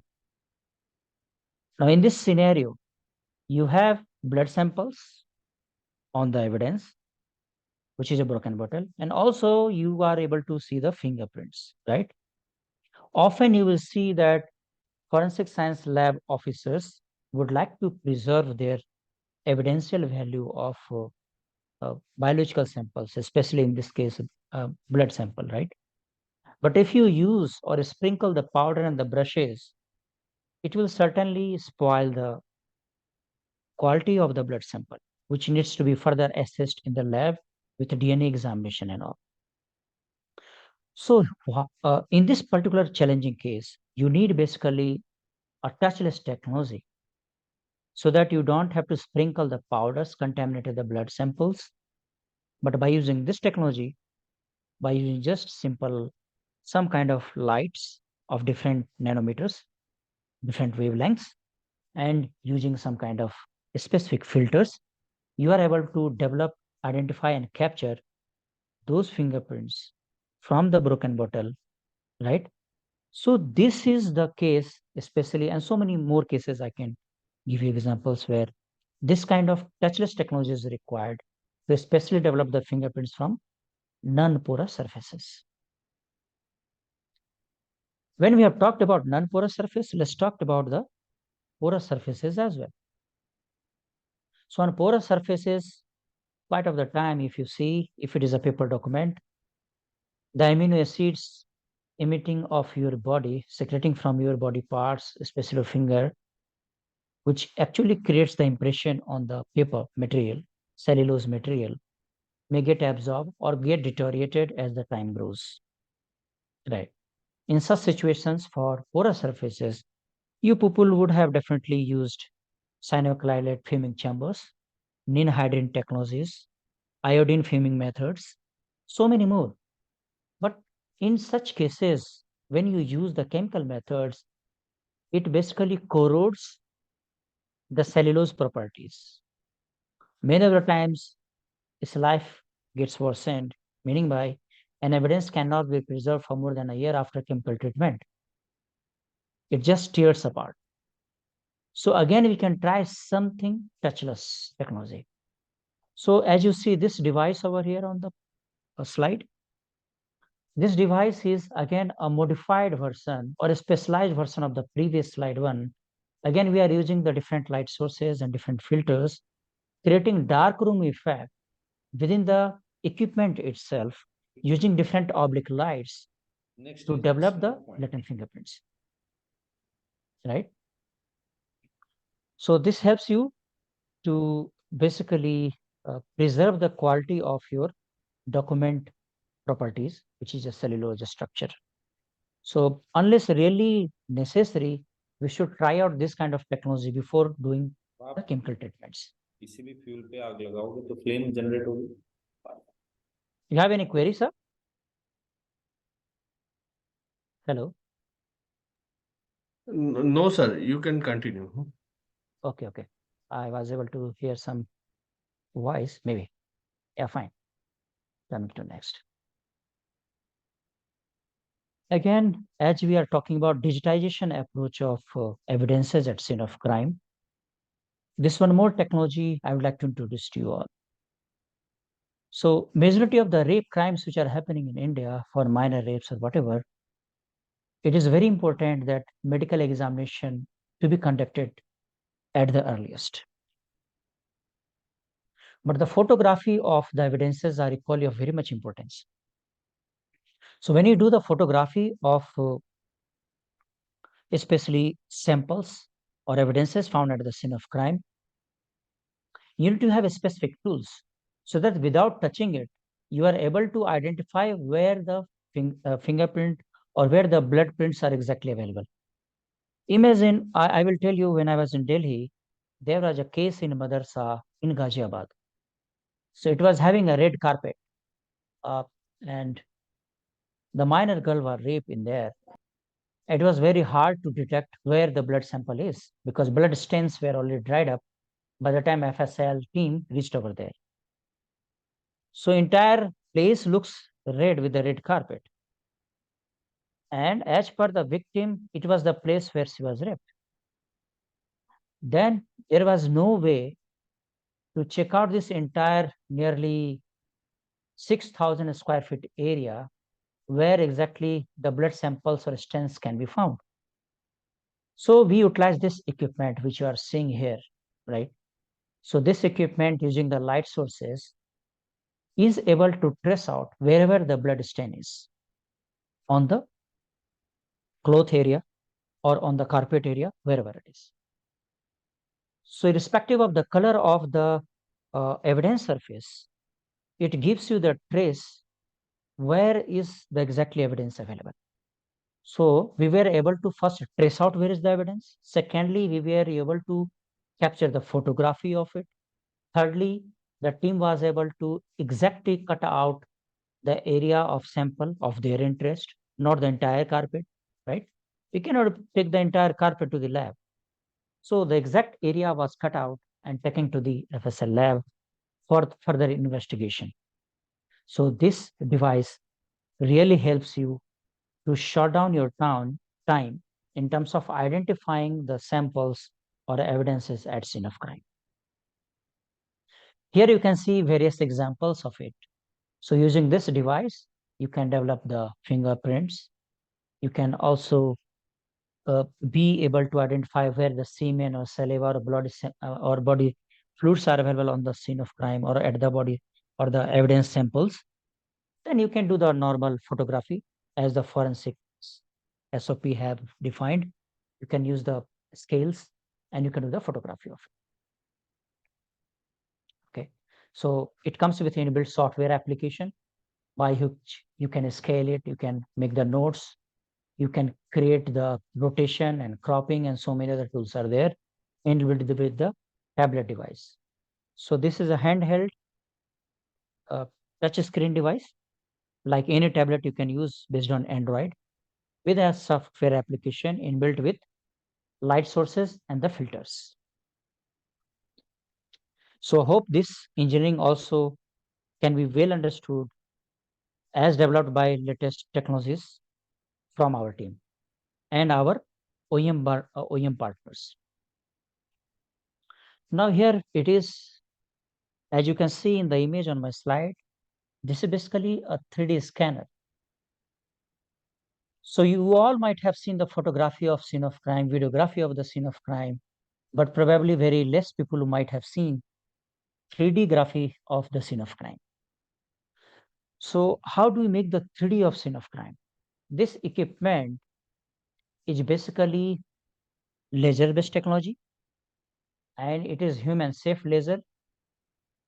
And when it is kept on a tripod, it rotates on its axis by scattering around the laser beams, and the beams which are reflected back, those laser beams which are reflected back from the scene of crime or evidences are further captured as the point clouds. These point clouds are converted by the software application into a 3D image. By using 3D image, you can basically do the measurements of different evidences and distances at the scene of crime. Why it is important? You might have seen some of the challenging situations where it is very difficult to climb up a tower and capture the image or do the videography if some crime scene has happened at some height. And also remember that you are not allowed to walk through inside the scene of crime if it is of sensitive nature. So all these places, you do not need to contaminate the scene of crime by walking yourself by your own footprints.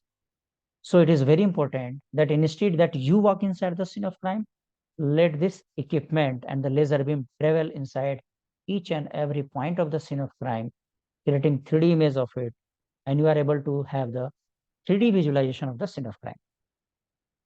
It is very important to understand the value of 3D. How it is. If I give you 10 photographs, it will be probably very difficult for your human brain to stitch around and create a scene of crime, isn't it?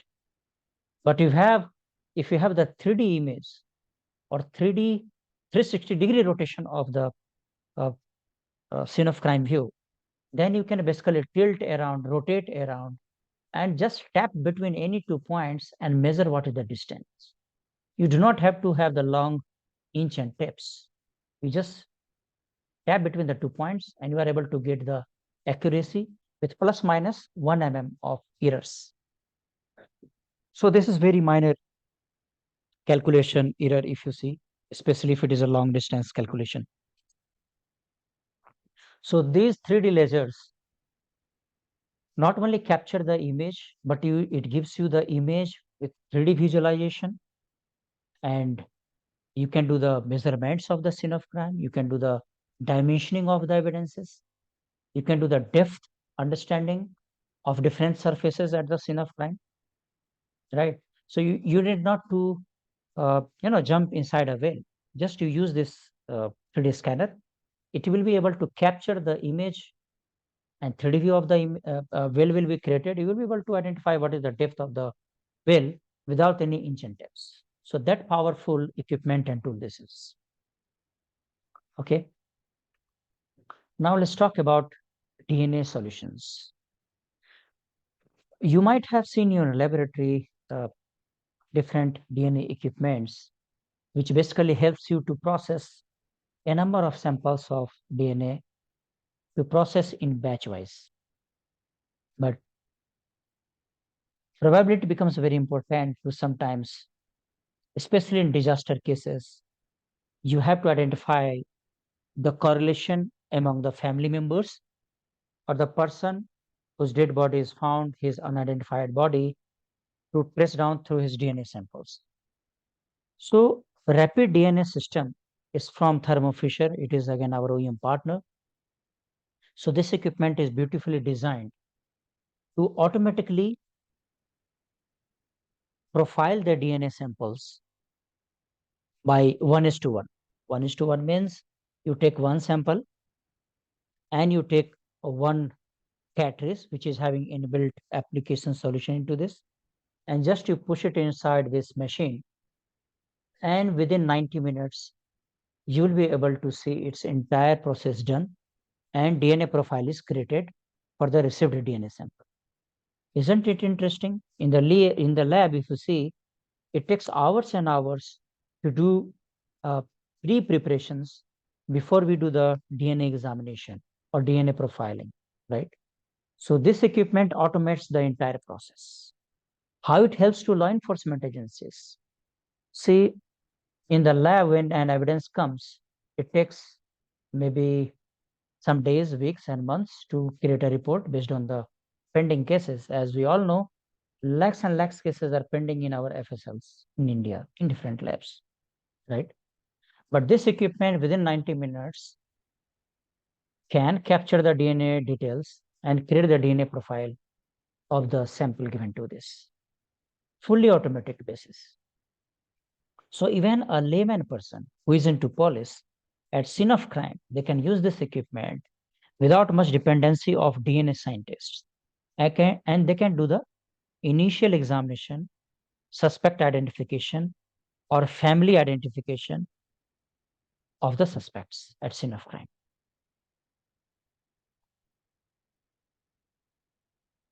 As we talk more about scene of crime today, so we have some equipments which are going to help you to identify the narcotic substances found at the scene of crime. So we are using basically 1064 nanometers wavelength into this. It works on Raman spectroscopy. And whenever a substance is touched with this equipment, using its light sensors, the reflective index is calculated. So any product which you see, whether it is a narcotic substance or explosive substance, these all have their own refractive index if a light is reflected upon this. By using those reflective indexes, we have created a large scale of library which has maximum capturization of the currently available narcotic substances. So when you use this equipment on any narcotic sample, it just automatically captures and gives you the detail by searching from the library which exactly is this narcotic substance. So this automates your work at the scene of crime. Because so many things may look like narcotic substances, but may not be. So it is important that you carry from the scene of crime exactly something of evidential value.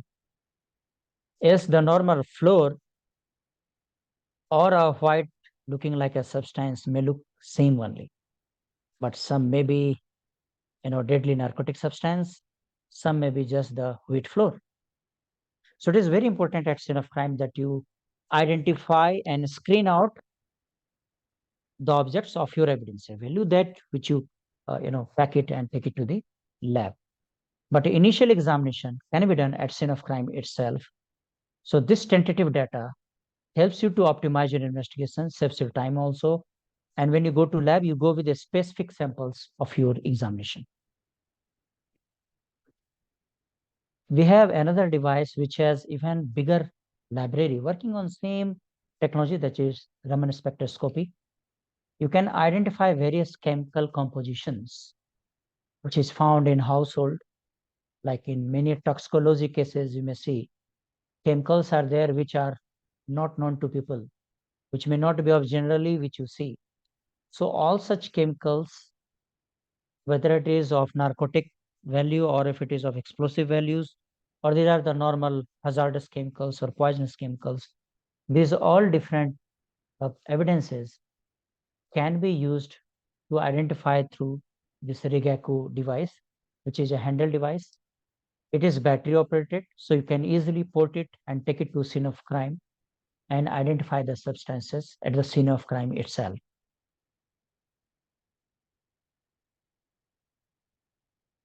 Now we'll talk about some of the kits which most of you people might have maybe seen in your lab or in your workshops. For example, this is human seminal fluid, that is PSA identification. So this is just like a pregnancy test kit. So it gives you at the scene of crime itself instant value of determination or examination whether the identified evidence is having PSA, that is human seminal fluid, or not. So this helps your time, helps to save your time at the scene of crime. And it is very easy to use. Even common people can be taught about it. Even a normal IO or a police officer can learn very easily. But it is important that we should know about it, especially when we are learning from great schools or colleges like Amity.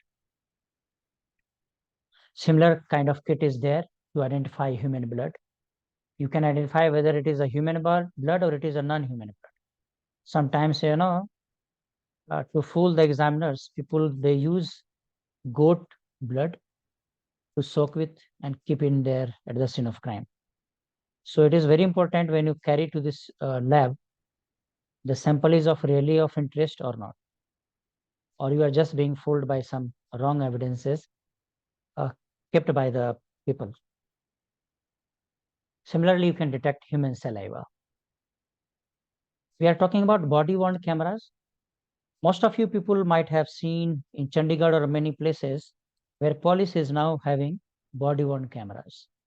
These body-worn cameras are basically recording your communication with the traffic police or whoever examination person is there or IO is there. Whatever interaction you are doing with them, it helps you to basically identify, record, capture, and document it. So that later on someone cannot say that the police officer just humiliated. Or if you try to humiliate the police officer during his investigation, your entire interaction and communication and discussions are being captured by this body-worn camera. So it saves the time, gives you better documentation of the interrogations at the scene of crime.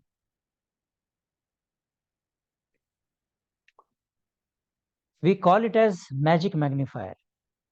You all might have definitely used some kind of magnifier when you use probably in the fingerprint examination or document examination. But how this magnifier basically adds value to your system is that this is a digital one. And whatever you can examine, you can zoom it, you can identify the counterfeit currencies, you can see whether the currency which is given to you is really original or the fake. You can also compare between two different documents, both of claiming to be original, especially in property cases. And also you can compare with different fingerprints taken at the scene of crime. So this magnifier basically helps you to compare, examine different type of evidences at scene of crime. Whether a suicide note, which is having a handwriting matching to the person or not, even though it may be validated by the lab in later phases of crime. But at the scene of crime, it is very important whether this is just a paper piece or it is something of evidential value. So those all examinations you can do at the scene of crime. You can capture, magnify, and document it at the scene of crime using this magnifier. Then there are products and solutions available to identify the explosive material at scene of crime. Explosives, if you see, it needs really importantly to understand whether it is of explosive nature or not, because so many things at the scene of crime you will be able to see looking like it has no actual evidential value. So at the scene of crime itself, it is important to identify and do the pre-examination works. So these tests help you at the scene of crime to see which kind of explosive substance it is or which group of explosive substance does it really belong. Then it goes to the lab and then you do the advanced analytics. So these are having basically ampoules. These ampoules are having inbuilt solutions. So when you put some minute amount of explosive material on this, then you puncture by pressing your thumb impression, and it gives you a color code. So you have a chart of different color code, which will tell you it is ammonium nitrate or what. So those bifurcations you can do at the scene of crime itself, and then you can carry those substances to the lab for further examination and validations. Similarly, we have chemical-based kits to identify the bullet hole. So bullet hole, generally, it will have different kind of materials, mainly lead and copper substances will be there. So if this is present, these different chemical compositions will be able to tell you whether this bullet hole is having some kind of evidential value or not. So these all things are examined, documented, and taken to the lab afterwards, once the pre-examination is done at the scene of crime. These are some of the very generic things I'm sure you might have seen in the lab or in your academics. These are basically the initial responding kits. Whenever you go to scene of crime, you use those kind of tapes that crime scene do not cross, or markers, or chalks. So these are basically to manage the initial response to this scene of crime. We have similar kind of solution, again chemical composition based, for detection of semens, by which it says it is a semen or not a semen. So those kind of stents can be by using a minute sample available over there. You can use these strips, and using those chemicals, you can treat it and check with a pre-examination result that it is having semen or not. These all are again for scene of crime only, not for the lab. In the lab, you do the much more detailed and investigative approach to get the exact value and quantitation values of the evidences coming from the scene of crime, carrying semen samples. This is a very much popular product in the market. This is for blood detection. So blood detection have been of very much importance, because if you use wrong chemicals to treat or to develop a stain, it may basically destroy the evidential value in terms of DNA values. But this particular thing, which is called a Blue Star forensic kit, it has some chemical tablets, which when diluted in the mineral water, you can basically identify the blood traces over there at the scene of crime. Also, it gives you illumination effect when there is a complete dark room situation created over there at the scene of crime. So you can see one of the images we have kept here for the footprint identification. So it can be used similarly for any kind of body fluids coming out of the scene of crime, especially blood. Now this is for narcotic presumptive drug test kit. This kit is having various ampules, similar to one which we have discussed, but its approach and methodology is a bit different. It covers wider range of narcotic substances, and it has much more number of ampules, so that by using color code, you can identify which kind of narcotic substance it is. This helps you to screen out the evidence of your interest at the scene of crime itself. We are talking about these days mobile vehicles. It is very important to understand Indian situation. If you go to Delhi and many places in India, you will see very narrow streets in which a bigger vehicle cannot go inside. So we have designed this kind of bikes on which you have some kind of important kits.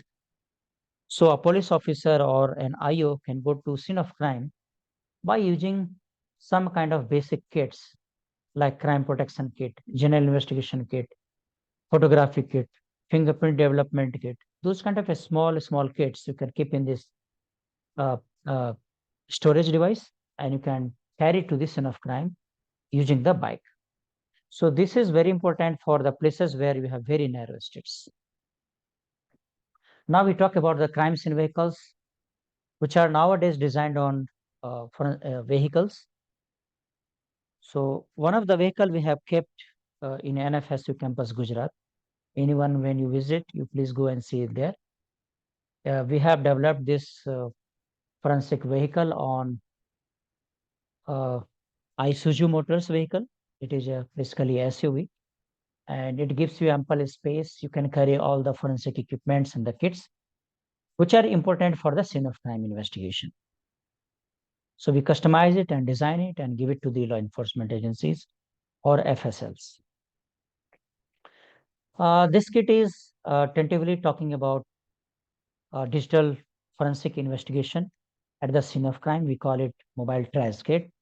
So this kit is having a mobile, having installed with some application software like UFIT from Celebrite to acquire the data from different mobile devices or USB devices or SIM or some other media storage devices. We can acquire the data and do some initial acquisition at the scene of crime, and those details further can be investigated at the lab with more advanced software applications. And this is very ruggedized, so even if it is fallen down, you do not have to worry about its tears. Now, this is the last topic which Amarnath sir told me to capture around quickly. As I see, my time is also touching around 4 p.m. now. So I will take another 5 minutes. As most of you are aware of the career opportunities coming in government and also industrial sector, what is very much exciting to us is the participation of women in forensics.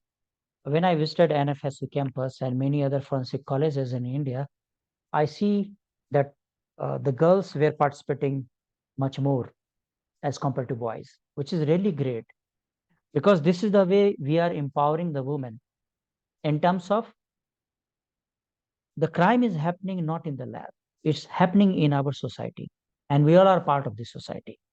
As much as we are aware, be it girls or the women or we all, it is very important to be aware of forensics. Other than whether you choose it as a career or not, in my personal view, people should know definitely basics of forensics, because this crime can happen even in your neighborhood next time.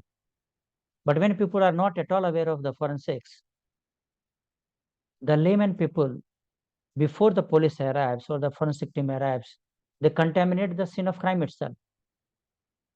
They unknowingly, they touch so many surfaces where you can have a fingerprint. So this is really interesting to me that now more and more participation of girls are happening in this academics of forensics. Recently, for your one example, NFSU Gujarat got 60 students placed with Delhi Police for the forensic vehicles supplied to them. Of course, this vehicle were having so many of our forensic kits. So we see that forensic is growing up in terms of awareness and also in terms of demand in the law enforcement agency side, forensic laboratory size, and also from the sides of the industries. So if you see that the people who are being trained or graduating from the schools or colleges of forensics, I feel that there are still a lot more to be done in terms of minimizing the gap between the industry demand and the students who are coming as graduate or postgraduates. Why it is important to talk today with you all is that academics definitely enables you to understand through the textbooks. The specialized professors with their research, with their experience, are able to tell you about the forensics much more into theoretical as well as practical knowledge. But very sad to understand that so much of our institutions are still lacking with the advanced equipments. So people or the children are not able to have the hands-on experience in the laboratory. So we are now in a mission to provide latest equipments and solutions to the colleges, and also for the workshop basis, so that if they are not able to buy it, they are able to use it in the workshop, so that people are aware of the systems and solutions.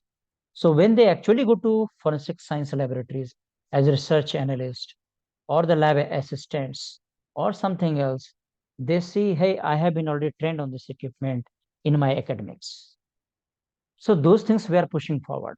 Now, if we talk about career options, as you can see on my slide, nearly 15 I have noted down here, though there are much more. Some of these opportunities are into government sector alone, but many of them are into private sectors also. So for example, if you talk about academics, of course, professors, educators are required in government colleges as well as private. And also you need forensic medical examiners. There are so many private agencies coming up in India who are giving independent forensic reports other than whatever police is doing that. So it becomes a supplementary report to the court that whatever police has done, fine. I have also hired a forensic examination team or the company who is helping us in examination to identify the truth. Similarly, you can see there are too much demand of forensic engineers. This area probably I see much more of the vacancies. Why?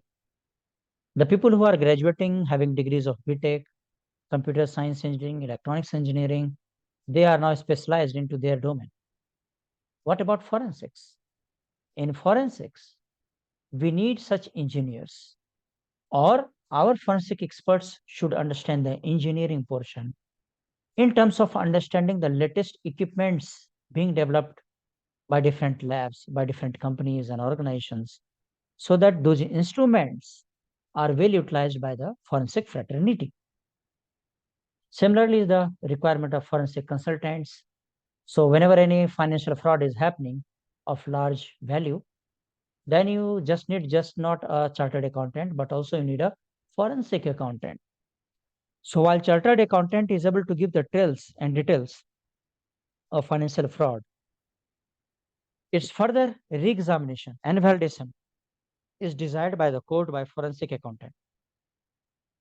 So people who are doing their chartered accountancy are now, of course, taking care of this kind of courses, forensic accountant. But also our forensic students who are doing BSc or MSc can look into this aspect, exploring their capabilities to be into accounting as well. Then there are general requirement of crime scene investigators. You can, of course, apply to government laboratories for lab analyst or forensic scientist. Also, the most interesting thing is crime scene photographer. Everyone wants to do some photography. Come on, you have your mobile handset, right? You all are doing some photography. But if you come with some specific intelligence and methods to understand with, you can probably become a crime scene photographer. So what is your hobby as a normal photographer? By your normal mobile phone, you can explore being a forensic student to be the forensic photographer. Similarly, there are requirements of digital forensic investigation. This requirement is just not only in government, but a lot in private sector. Digital forensic investigator. So people are nowadays, like if you go to HCL or if you go to PCS, they are doing the examination of their own employees in terms of their sensitive data should not be theft out within their R&D lab or within their business operations, coming to their going out to their competition. So these digital forensic investigators are too much in huge demand nowadays. So private organizations, of course, in government agencies also, you have wide opportunities to deal with this. Best part is you can just go to website, log into so many forensic different application providers. You can enroll yourself, you can pay some amount, and you can get certified without anyone's help. So you become your self-learner, you become your self-certified person by some globally known agencies in forensics. So those certifications, my dear, really helps you to get immediately placed, irrespective how your campus is helping you or not. Okay. So this, the point number 8, you can highlight for all of you students over there. Digital forensic investigators. This is very much in huge demand. Then there are arsenal investigator, forensic anthropologists, which are very less in the market because the dead bodies which are found, let us say from a pond, which is 5 years old, 10 years old dead body, You need some anthropologists to understand how old is this skeleton, right? Of course, it relates to DNA investigation also, but forensic anthropologists are also required in the market. Then if you are a very good artist, come on, you would be having hobby to make some sketches, make some graphics, then turn your passion into a forensic artist sort of portfolio. Wherever there is a crime scene, sketches are required. These sketches are now being done in two ways. One is there are software applications to do the digital sketching, but also there are manual sketching required in so many crime scenes. So this can be also one of your opportunity area. Pathologists and coroners. These are the people who are basically in the laboratory deciding factor to understand what was the cause of death. Was it a murder or was it a suicide? When you see a picture in Crime Scene Patrol or in a web series, just to see the fantasy world. But actual works happens when you go to lab and you find such kind of experts. You can also become one of the experts of that. Then forensic social workers. Very few people are exploring this area in our country. You might have seen so many people in the need of legal opinion. Nobody goes to them. They cannot hire high-paid advocates like Ram Jethmalani. Anyways, he is no more, right? So high-paid legal advisors are not available to them. But as a social worker, having forensic specialization, you can help them not in a way just as an advocate approach, but as a forensic expert approach. You can help these underprivileged people to help them coming out of the cases. Then similarly, the last two, wildlife forensics, you can have the passion and career around. And last is forensic psychologist, you can become. This is also very much important nowadays. So that's all from my side. Any question, you may please ask me.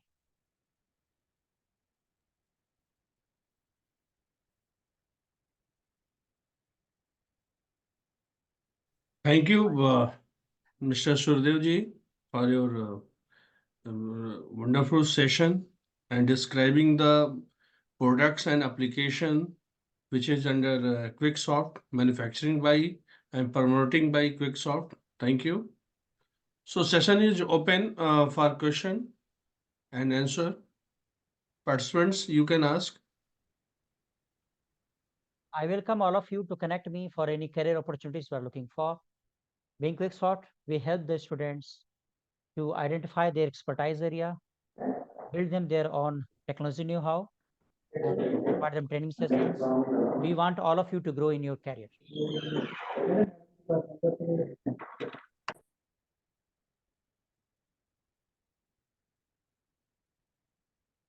And also, if you are interested to know about any of the technology, please do connect with us. We are very happy to make you know how about these different new technologies and product solutions. We love to do different webinars and corporate presentations or workshops. We are open for all of this.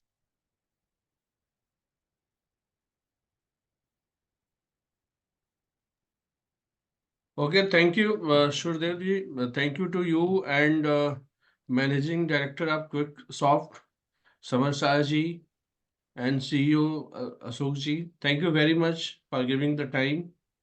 Thank you very much.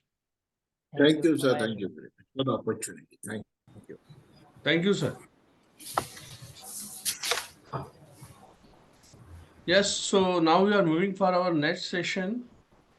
Dr. Linus AKB. So, Mr. Arjun, please introduce about Dr. Linus. Yeah.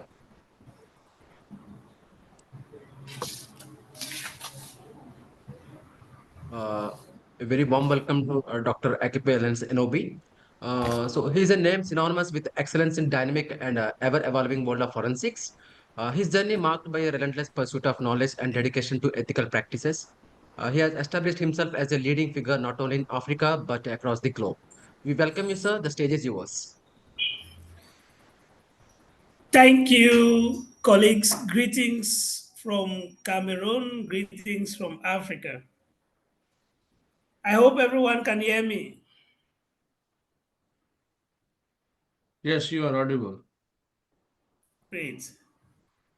I will begin by saying Namaste. Namaste. Namaste, Einsteins of Evidence. Like I was introduced, I am Dr. Laidus Akepe. I serve as the Deputy Vice Chancellor of Green Springs Digital University in Yaoundé, Cameroon. Cameroon is in the central part of Africa where we have the equatorial rainforest. It is at the heart of Africa. It is late morning in Cameroon now, 11:48 a.m. I know it should be about evening in India right now. Today, we have listened since yesterday to very key and great speakers. I will be presenting on networking and professional development opportunities for aspiring forensic scientists. Today, we are not just going to be talking about dissecting facts or getting all the evidence. I will be dissecting career opportunities. Throughout these 45 minutes or so, let's talk about networking and professional development, which is the secret sauce that spices up any forensic journey. Dear colleagues, distinguished guests, and future forensic luminaries, it is with immense pride and a touch of scientific thrill that I, Dr. Linus, stand before you today. This 7 days professional development course organized by Amity University. I'm proud to say that I'm an alumni of Amity University. On current trends in forensic sciences, education, and career goals is a beacon of progress. It illuminates the path for a new generation of truth seekers, the guidance of justice, the aspiring forensic scientists. But beyond the technical mastery and the academic rigor lies a very crucial element which we often overlooked: professional development and networking. These are the invisible threads that wave a successful career. As future forensic scientists, you will need to connect to mentors, will need to connect to collaborators, and the very heartbeat of the forensic community. So this afternoon or evening your time, I would like us to embark on this journey, not just through the corridors of science, but through the vibrant landscape of professional growth. The very first point I would like to highlight will be networking. How can we build bridges and not build walls? Young scientists, future forensic experts, we have to forget the lone wolf of detective image. Forensic science strives on collaboration. We are a group of diverse people with a lot of expertise, where sometimes the forensic biologist meticulously analyzes and harmonizes with the toxicologist, keen eye, and the crime scene investigators' documentation set the stage for a courtroom. I would like to highlight to you, aspiring forensic scientists, what we need to build. The very first point I think we have to build, if we need to improve on our networking and professional development opportunities, is to belong to various professional societies. of different international organizations. I will recommend that we join both national, regional, as well as international organizations, such as the International Institute of Certified Forensic Investigation Professionals, IICFIP, the American Academy of Forensic Sciences, or the European Academy of Forensic Sciences. Why I strongly recommend us to be part of these professional bodies, we should also make it an effort every year or often to attend conferences, both home and abroad if we have the means, attend workshops and webinars like what we are doing now. These are your gateways to mentors. Through conferences, through workshops, through webinars, you get to meet new collaborators, and of course, you find job opportunities. The second area which I would recommend is mentorship programs. We should seek guidance from seasoned professionals. Green Springs Digital University in Cameroon, for instance, boasts of a very robust mentorship program, and we are doing a lot across the continent of Africa. We strive to pair students with industry veterans who find a mentor who resonates your passion as well as your career opportunities. The next point is social media. We need to connect with forensic scientists on platforms such as LinkedIn. I remember the first time I connected with Professor Mishra was through LinkedIn. LinkedIn is a very good professional platform, just like Twitter. We should make efforts to follow relevant and engaging hashtags. We should engage in discussions, and you have to build your online presence. Remember, as aspiring forensic scientists, your digital footprint is always your first impression. Forget the boring resumes. Craft a LinkedIn profile that screams forensic rockstar. From your LinkedIn profile, everybody who looks at it should see a forensic rockstar. Engage as much as possible in online discussions. Follow relevant hashtags like IICFIP, Forensic India, Forensic Africa, Forensic Academy, and of course, connect with other fellows across the globe.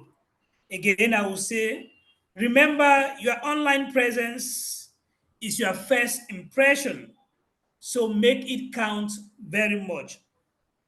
The next is connecting with your local communities.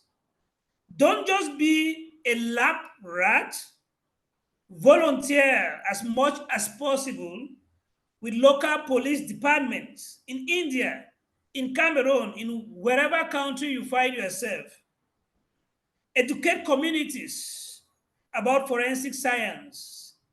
Participate in crime prevention programs and show the world the human side of this very fascinating field.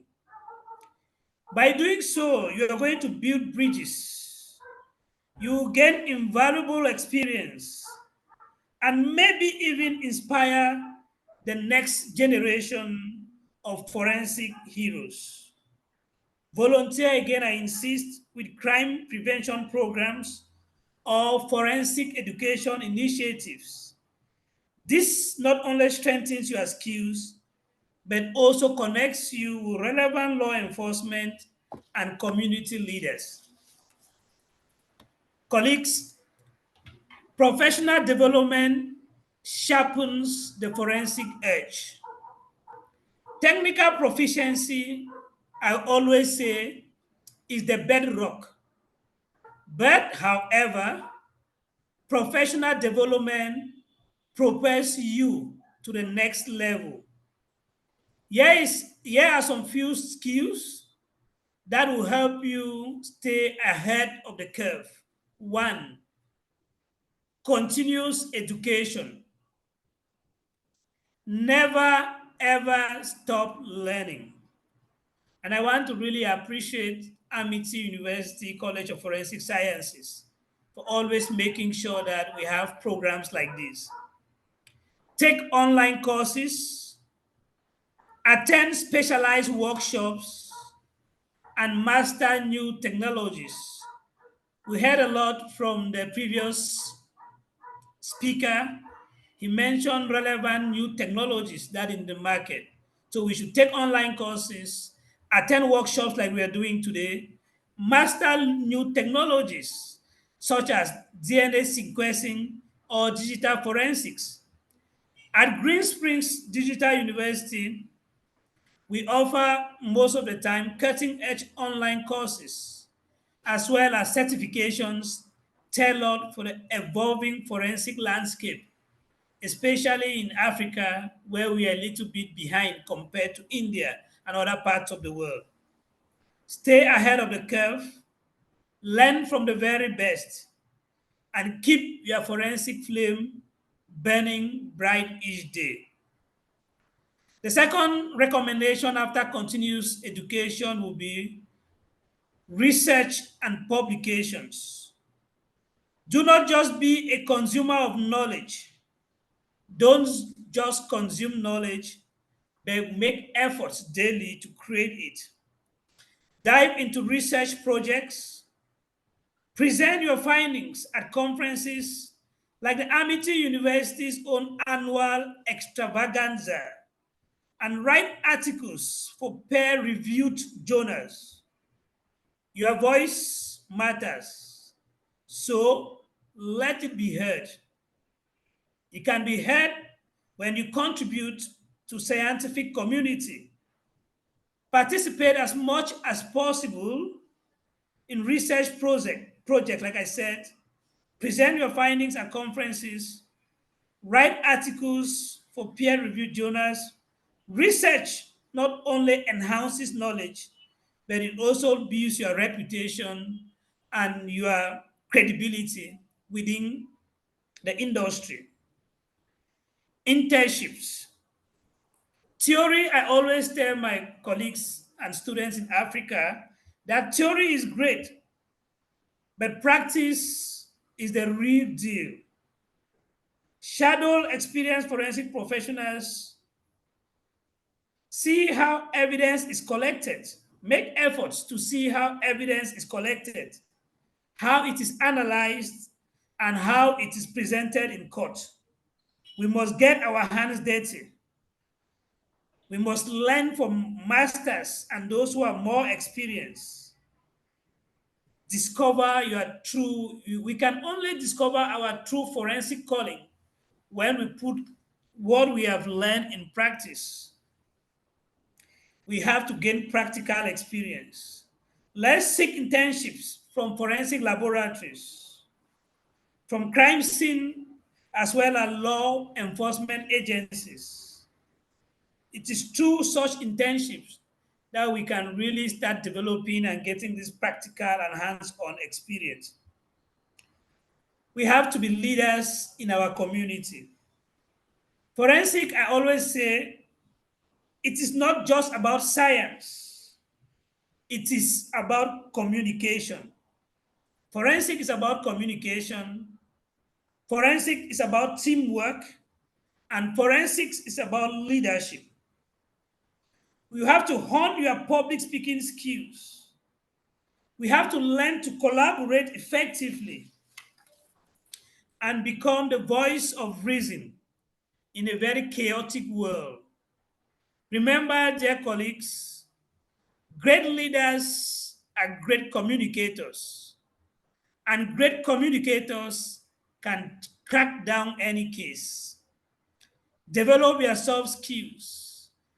As future forensic scientists, we must build communication skills. We must learn to collaborate with others effectively and work in diverse teams. Forensic science is not just about your technical prowess.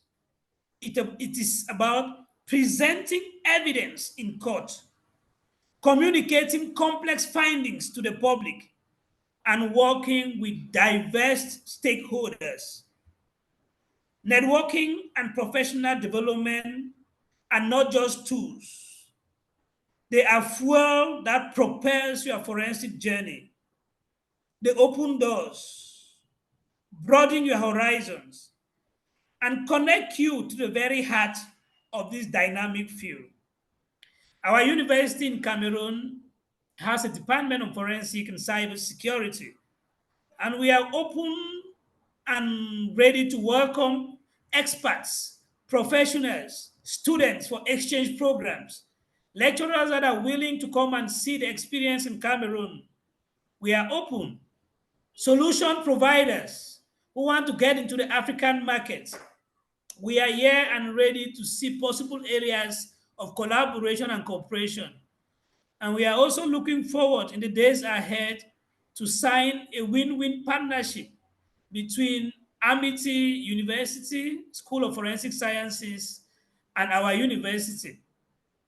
And this, through opportunities like these, conferences and webinars like this, we come to meet different vendors, different experts. And it will be our joy to also see that we have exchange programs for both faculty and students. For the aspiring forensic scientists, please remember this. You ought to be bold. You ought to be curious, but relentless in your pursuit for truth. Embrace collaboration, build your network, and never stop learning. Fuel your passion with professional development, and let your scientific fire illuminate the path of justice. The future of forensic science is bright. It belongs to you, the next generation of truth seekers. Forensic scientists are the next generation of truth seekers. Let us be a future where science and collaboration unveil the hidden stories, where justice is served, and where the pursuit of truth never falters. Thank you, and let the journey begin. Thank you.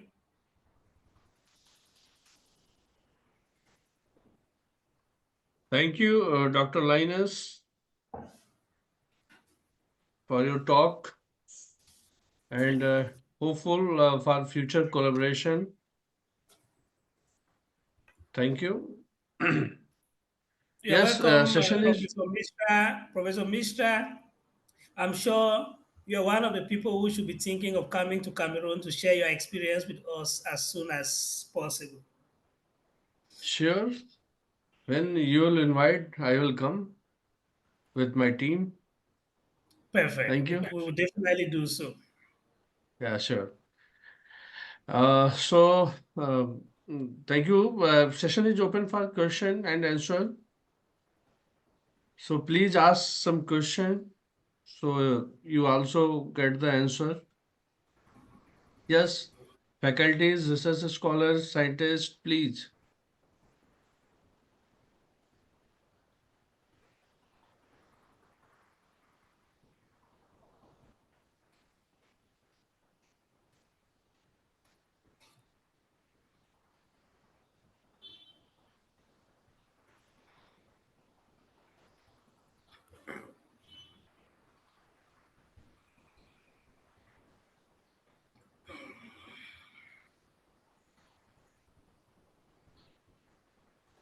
Okay, sir.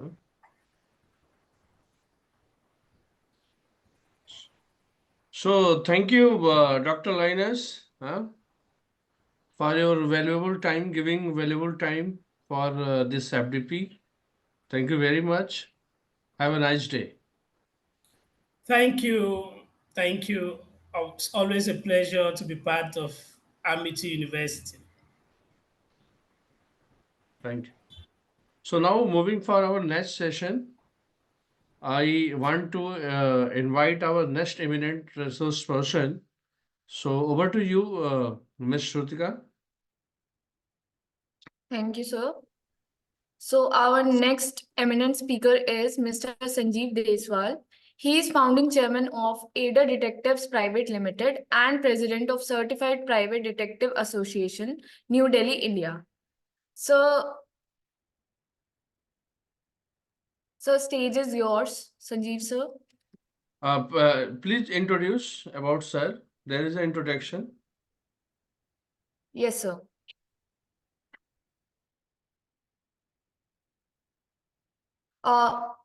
Ada Detective Private Limited was started in 1889 and served society with value-based positive result till date.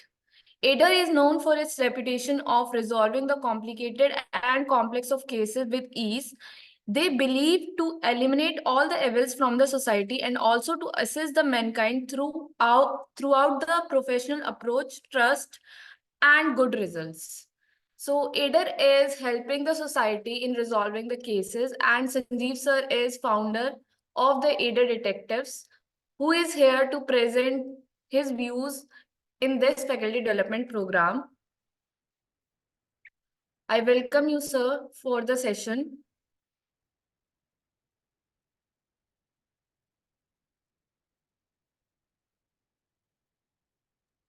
Deswal sir.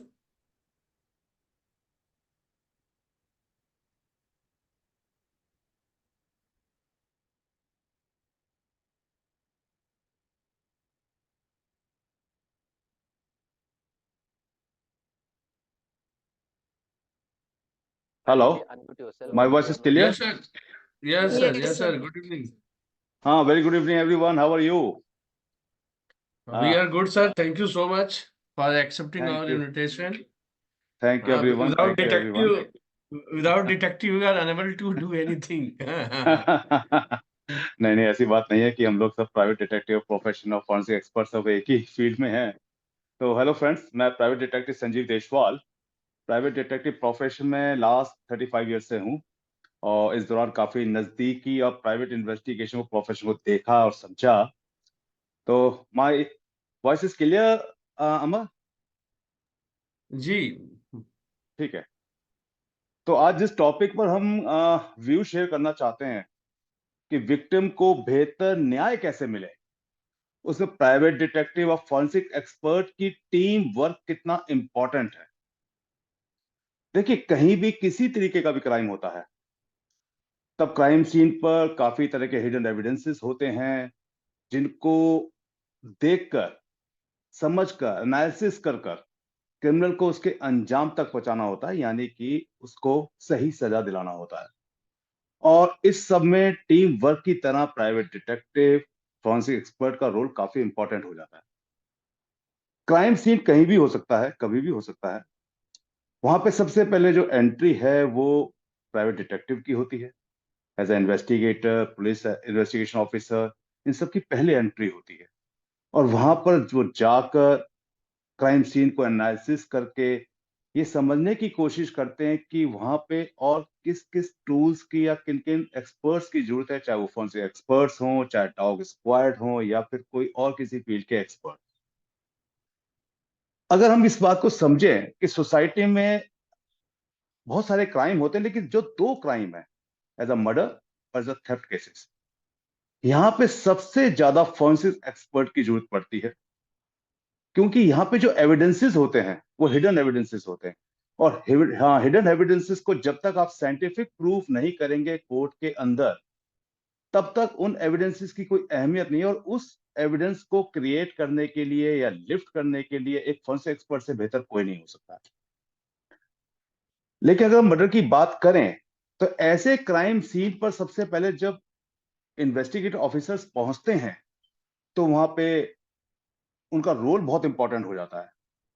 और ऐसे में victim का background हो सकता है, detail crime investigation, crime scene details, murder का तरीका, time, near GS की स्टेटमेंट, सीडीआर, फॉरेंसिक एक्सपर्ट की कहते हैं राय, और साथ में सबसे बड़ी जो इंपॉर्टेंट बात है कि ये सारे के सारे जो एविडेंसेस हैं इनको चेन ऑफ एविडेंस के अंदर डालकर क्रिमिनल को पहचानना और उसको पकड़ना।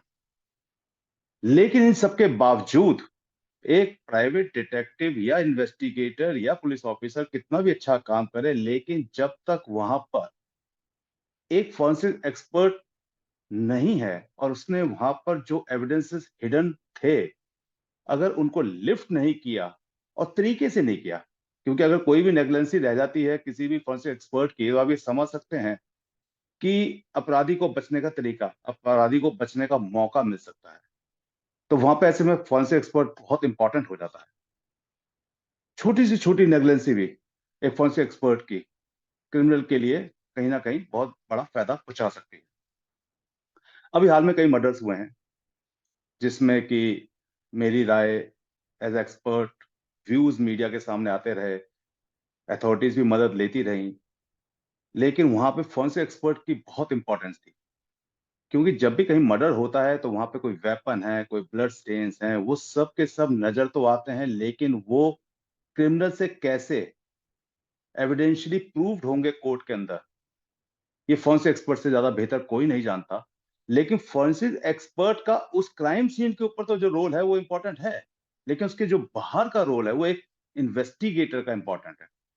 क्योंकि वहां हथियार कहाँ से आया, किसने खरीदा, कौन था वो कातिल, ये सारी की सारी जो इन्वेस्टिगेशन है, ये कहीं ना कहीं एक प्राइवेट डिटेक्टिव या फिर इन्वेस्टिगेटर का काम है।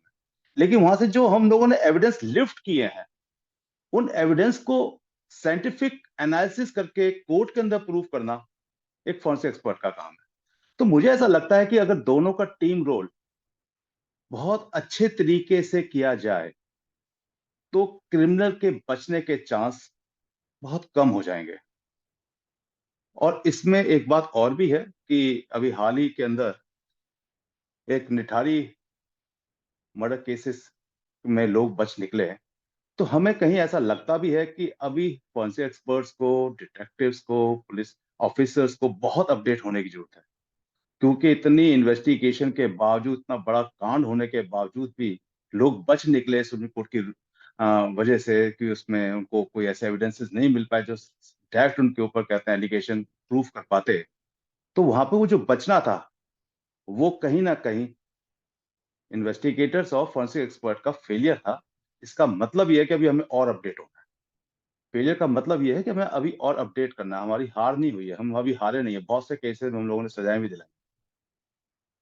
मैं आपका एक ध्यान एक ऐसे केस की तरफ दिलाना चाहता हूं जिसमें फॉरेंसिक एक्सपर्ट और प्राइवेट डिटेक्टिव की टीम का जो जॉइंट वेंचर है वो बहुत साफ नजर आता है। आपको हैरानी होगी उस केस को समझने के बाद कि एक प्राइवेट डिटेक्टिव और एक फॉरेंसिक एक्सपर्ट अगर मिलजुल के काम करते हैं तो कितना शानदार रिजल्ट निकाल लाते हैं। काफी टाइम पुरानी बात है कि एक बैंक से हमें कॉल आती है कि बैंक के अकाउंटेंट के ऊपर किसी लेडी ने केस किया है कि उसके जो चेक लीफ थे उसको निकाल कर उससे पैसे विड्रॉ कर लिए गए हैं, कई लाख रुपए। और जो लेडी के सन इन लॉ थे उन्होंने एलिगेशन लगाया था बैंक के ऊपर कि भाई आप लोगों ने ऐसा किया है और हम लोग पुलिस में जाएंगे। अभी वो लोग पुलिस में नहीं गए थे, अभी तक उन्होंने कंप्लेंट दी। तो बैंक ने कहा कि देशवाल जी बहुत मुश्किल हो जाएगा हम लोगों को, रेपुटेशन की भी बात है, और जहां तक अकाउंटेंट को हम जानते हैं वो ऐसा नहीं कर सकता, वो काफी सालों से हमारे साथ जुड़ा हुआ है, उसने ऐसा नहीं किया होगा। अब यहाँ पे इन्वेस्टिगेशन सच में बहुत टफ थी, कहाँ से शुरू की जाए और किसको शक में लाया जाए। यहाँ पे अभी डिटेक्टिव का काम था, अभी फॉरेंसिक एक्सपर्ट की इन्वेस्टिगेशन स्टार्ट नहीं हुई थी। तो एज अ प्राइवेट डिटेक्टिव हमने उन सब लीव्स को मंगवाया, जो चेक्स थे जिनसे पैसा विड्रॉ हुआ था, उन चेक्स को हमने मंगवाया। और चेक के ऊपर जब हमने स्पेसिमेन लिए तो उसके ऊपर 3 राइटिंग्स मिली।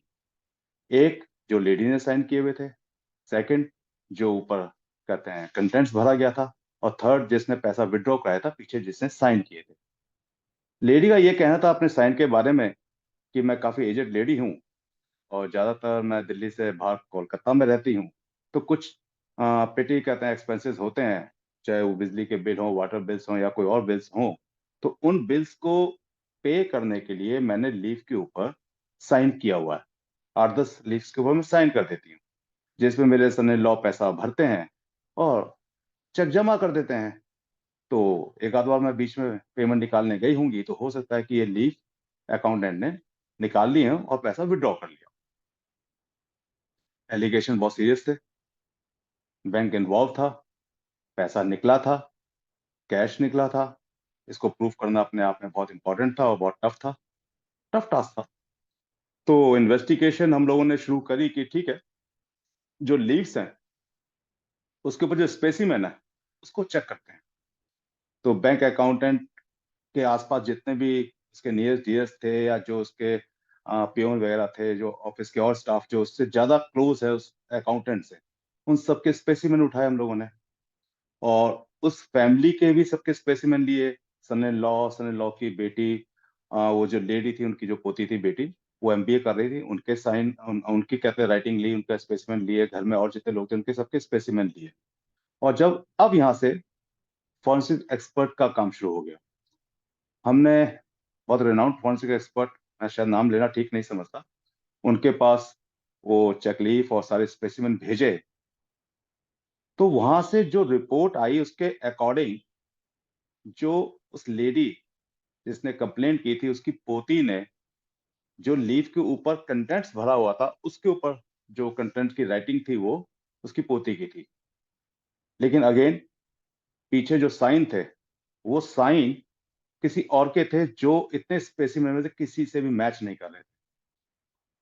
अब जब तक ये नहीं पता चलेगा कि ये पैसा किसने विड्रॉ किया, तब तक इस एलिगेशन को क्लियर करना बहुत मुश्किल है, क्योंकि लेडी बोल देती अपनी पोती को बचाने के लिए कि हो सकता है कि मेरी पोती ने ये अमाउंट भरा हो, लेकिन मेरी पोती ने ये चेक बैंक से पैसा नहीं निकाला है। तो सारी इन्वेस्टिगेशन उसके पोती के आसपास घूमने लगी। अगेन फिर प्राइवेट इन्वेस्टिगेटर का काम स्टार्ट हो गया। हम लोगों ने उस लेडी को सर्विलेंस में, ऑब्जर्वेशन में रखा, कुछ नियर डियरेस्ट से इंफॉर्मेशन कलेक्ट करी, तो पता चला कि इसका एक बहुत नियर डियरेस्ट फ्रेंड है और बहुत क्लोज है वो फ्रेंड। उसके बारे में इंफॉर्मेशन निकालनी शुरू करी, तो पता चला कि वो हायर स्टडीज के लिए अमेरिका जाने वाला है, कहते हैं कुछ महीनों में, और उसकी तैयारी कर रहा है वो जाने की। तो हमने एक लड़के को उसके कॉलेज में हाथ के ऊपर बैंडेज पहनाकर उसके पास भेज दिया। ये इन्वेस्टिगेशन निकाल चुके थे, इंफॉर्मेशन निकाल चुके थे कि वो लड़का बाइक से आता है, बाइक उसकी कहाँ खड़ी होती है, कॉलेज का क्या नाम है, उस रोड का क्या नाम है, उस एरिया का क्या नाम है, क्योंकि उन सब चीजों के अंदर जो साइन पीछे किए गए थे, उन साइन के अंदर जो वर्ड्स थे, वो वर्ड्स कहीं ना कहीं हमें स्पेसिमेन के लिए उन सब जितने भी कॉलेज का नाम और प्रिंसिपल और उस एरिया का एड्रेस, उसमें कहीं ना कहीं वो वर्ड्स होने चाहिए। तो हमारा इन्वेस्टिगेटर वहां गया, मोटर बाइक पर बैठा रहा। जब वो जनाब आए तो उसे बोला कि यार मेरे हाथ में चोट लगी हुई है, जरा मेरे को इस कॉलेज का नाम वगैरह लिख दो, एड्रेस लिख दो, क्योंकि मैंने अपनी सिस्टर को भेजना है एडमिशन के लिए, तो मेरे को ये सब चीजें चाहिए। तो उसने देखा कि इस हाथ में इसके चोट लगी है, उसने एक पेपर के ऊपर जो जो कहा गया वो लिख दिया। उस लिखावट को हमने दोबारा अपने फोरेंसिक एक्सपर्ट के पास भेजा, तो पता चला कि यस, ये लिखावट उस पीछे किए गए साइन से बिल्कुल मैच कर रही है, हूबहू मैच कर रही है। अब यहाँ पे इन्वेस्टिगेशन में ये मोड़ आया कि क्या हम इस लेडी को इस मेल के साथ कोलैबोरेट कैसे करें। तो वहां पे फिर हमने फिर सर्वेलेंस ऑब्जर्वेशन में रखा और उसके बहुत अच्छे पिक्चर्स लिए, जहाँ पे वो कहीं पार्टीज में जा रहे हैं या किसी रेस्टोरेंट में जा रहे हैं, और उसके बाद लेडी के घर पे पहुंच गए, मैं, मेरी टीम, फॉरेंसिक एक्सपर्ट की टीम, और हमने उस लेडी के सन इन लॉ को कहा कि आपने जो कंप्लेंट दी है वो गलत है। कंप्लेंट आपकी, ये जो चेक से पैसे निकाले गए हैं, ये आपकी बेटी ही कहीं ना कहीं इन्वॉल्व है इसमें। तो वो गुस्सा हो गया, नेचुरली कोई अपनी बेटी पे एलिगेशन कैसे मानेगा, तो गुस्सा होने लगा। तो मैं कहा ठीक है, आप इतना टेंशन मत लीजिए, आप अपनी बेटी को, कहते हैं हाँ, हम लोग एक बार इंटरोगेशन कर लेते हैं छोटी सी, जिसमें आप बैठना चाहें तो बैठ जाएं, तो आपकी बेटी और आपके जो भी और लोग बैठना चाहें बैठ जाएं, और हमारे साथ जो लेडी स्टाफ है वो भी बैठेगा, और हम लोग बैठ के बात कर लेते हैं। और हमने hidden audio video camera start कर दिया उसकी स्टेटमेंट के लिए। जब उसको हमने समझाया कि बच्चे आपने इसके ऊपर साइन किए हैं, तो नेचुरली शी डिनाई कि नहीं भाई मैंने ऐसा कोई साइन नहीं किया, ये सब गलत है, ये मैंने कुछ नहीं लिखा, मैं नहीं जानती इस लड़के को, आप गलत कह रहे हो। तो फिर हमने थोड़ा सा उसको टाइट किया कि देखो, अगर आप अपनी स्टेटमेंट पे ही अड़े रहोगे और नहीं मानोगे तो फिर हमें पुलिस को बुलाना पड़ेगा, और पुलिस में ये सारे के सारे जो साइन वगैरह किए हुए हैं आपके दोस्त ने वो सब मैच कर जाएंगे, और हो सकता है सीसीटीवी फुटेज में भी वो लड़का दिख जाए उन दिनों में, तो ये सब चीजें देख ली आपके खिलाफ जाएंगी, आपका भविष्य खराब होगा। उस कंडीशन में आप जिम्मेदार हैं खुद। तो वहां पे लड़की पर प्रेशर बना। तब भी जब लड़की नहीं मानी तो फिर हमने उसे फोटोग्राफ्स दिखाए कि देखिए आपके बॉय आपका बहुत क्लोज फ्रेंड है ये, और आपके साथ ही हर जगह घूम रहा है, और ये अमेरिका जाने वाला है, इसके पास पैसे की कमी है, घर से गरीब है, और ये सारा पैसा आपने ही अरेंज किया है। और अगर आप इस बात को मानती हैं, ये जो आपने साइन किए हैं आपने तो लिखा है, इसमें तो कोई दो राय नहीं है, और पीछे साइन आपके दोस्त ने किए हैं, इसमें भी कोई कहते हैं शक शुबा नहीं है। तो अगर आप कहती हैं तो हम पुलिस को कॉल करते हैं, नहीं तो आप जैसा ठीक समझे। तो लड़की ने माफी मांगी और अपने फादर से माफी मांगी, अपनी कहते हैं दादी से माफी मांगी, और केस वापस दिया गया। तो इसमें देखने वाली बात जो थी वो ये इंपॉर्टेंट थी कि अगर प्राइवेट डिटेक्टिव नहीं होते तो ये जो आउटसाइडर की जो इंफॉर्मेशन थी ये कलेक्ट नहीं हो पाती, और ये कलेक्ट नहीं हो पाती तो हम स्पेसिमेन किससे मैच करते, हम किस बिहाफ पे कहते कि उस लेडी का कोई बहुत क्लोज फ्रेंड है उसने वो पैसे निकाले हैं, जब तक हमारे पास स्पेसिमेन नहीं आते। और स्पेसिमेन आने के बाद जब तक उसे फोरेंसिक एक्सपर्ट अपनी रिपोर्ट ना देता, तो ये सारे के सारे केस के अंदर अगर आप समझने की कोशिश करें तो ऐसा private detective as a forensic expert की जो टीम है उसकी इन्वेस्टिगेशन दोनों के जॉइंट वेंचर की वजह से केस खत्म हुआ।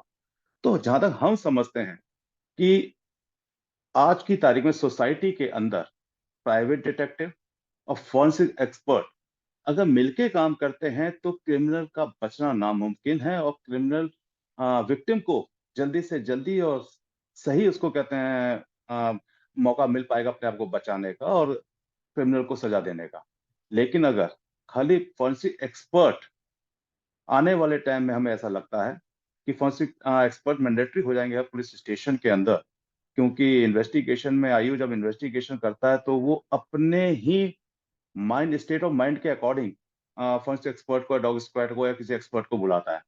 और अगर वो नहीं बुला पाता है तो वहां पे जो एविडेंस है वो कहीं ना कहीं डिस्टर्ब हो जाते हैं, और बाद में वो एविडेंस नहीं मिल पाते हैं जो क्राइम सीन पर पहले दूसरे तीसरे दिन मिल सकते हैं। क्योंकि किसी भी क्राइम सीन पर अगर आप इन्वेस्टिगेशन करने के लिए 10 दिन के बाद या 15 दिन के बाद जाते हैं तो क्राइम सीन के ऊपर इतनी दुनिया आ चुकी होती है, इतने लोग आ चुके होते हैं कि वहां पे सारे के सारे जो एविडेंस डिस्टर्ब हो जाते हैं। तो इस डिस्टर्बेंस से बचने के लिए क्राइम सीन पर इन्वेस्टिगेटर के साथ मुझे ऐसा लगता है कि फोरेंसिक एक्सपर्ट का होना हर केस के अंदर, और स्पेशली मर्डर और थेफ्ट केसेस के अंदर बहुत इंपॉर्टेंट है। जी सर। जी अमर जी। Yes sir. और कुछ कहते हैं पूछना हो तो बताइए, मैं तो अपनी बात को अपने सामने रख ही चुका हूं दोस्तों। Yes, so dear participants, if you have any query related to detective, how we Please. can take help and solve the cases. If you have any query, any question, please ask.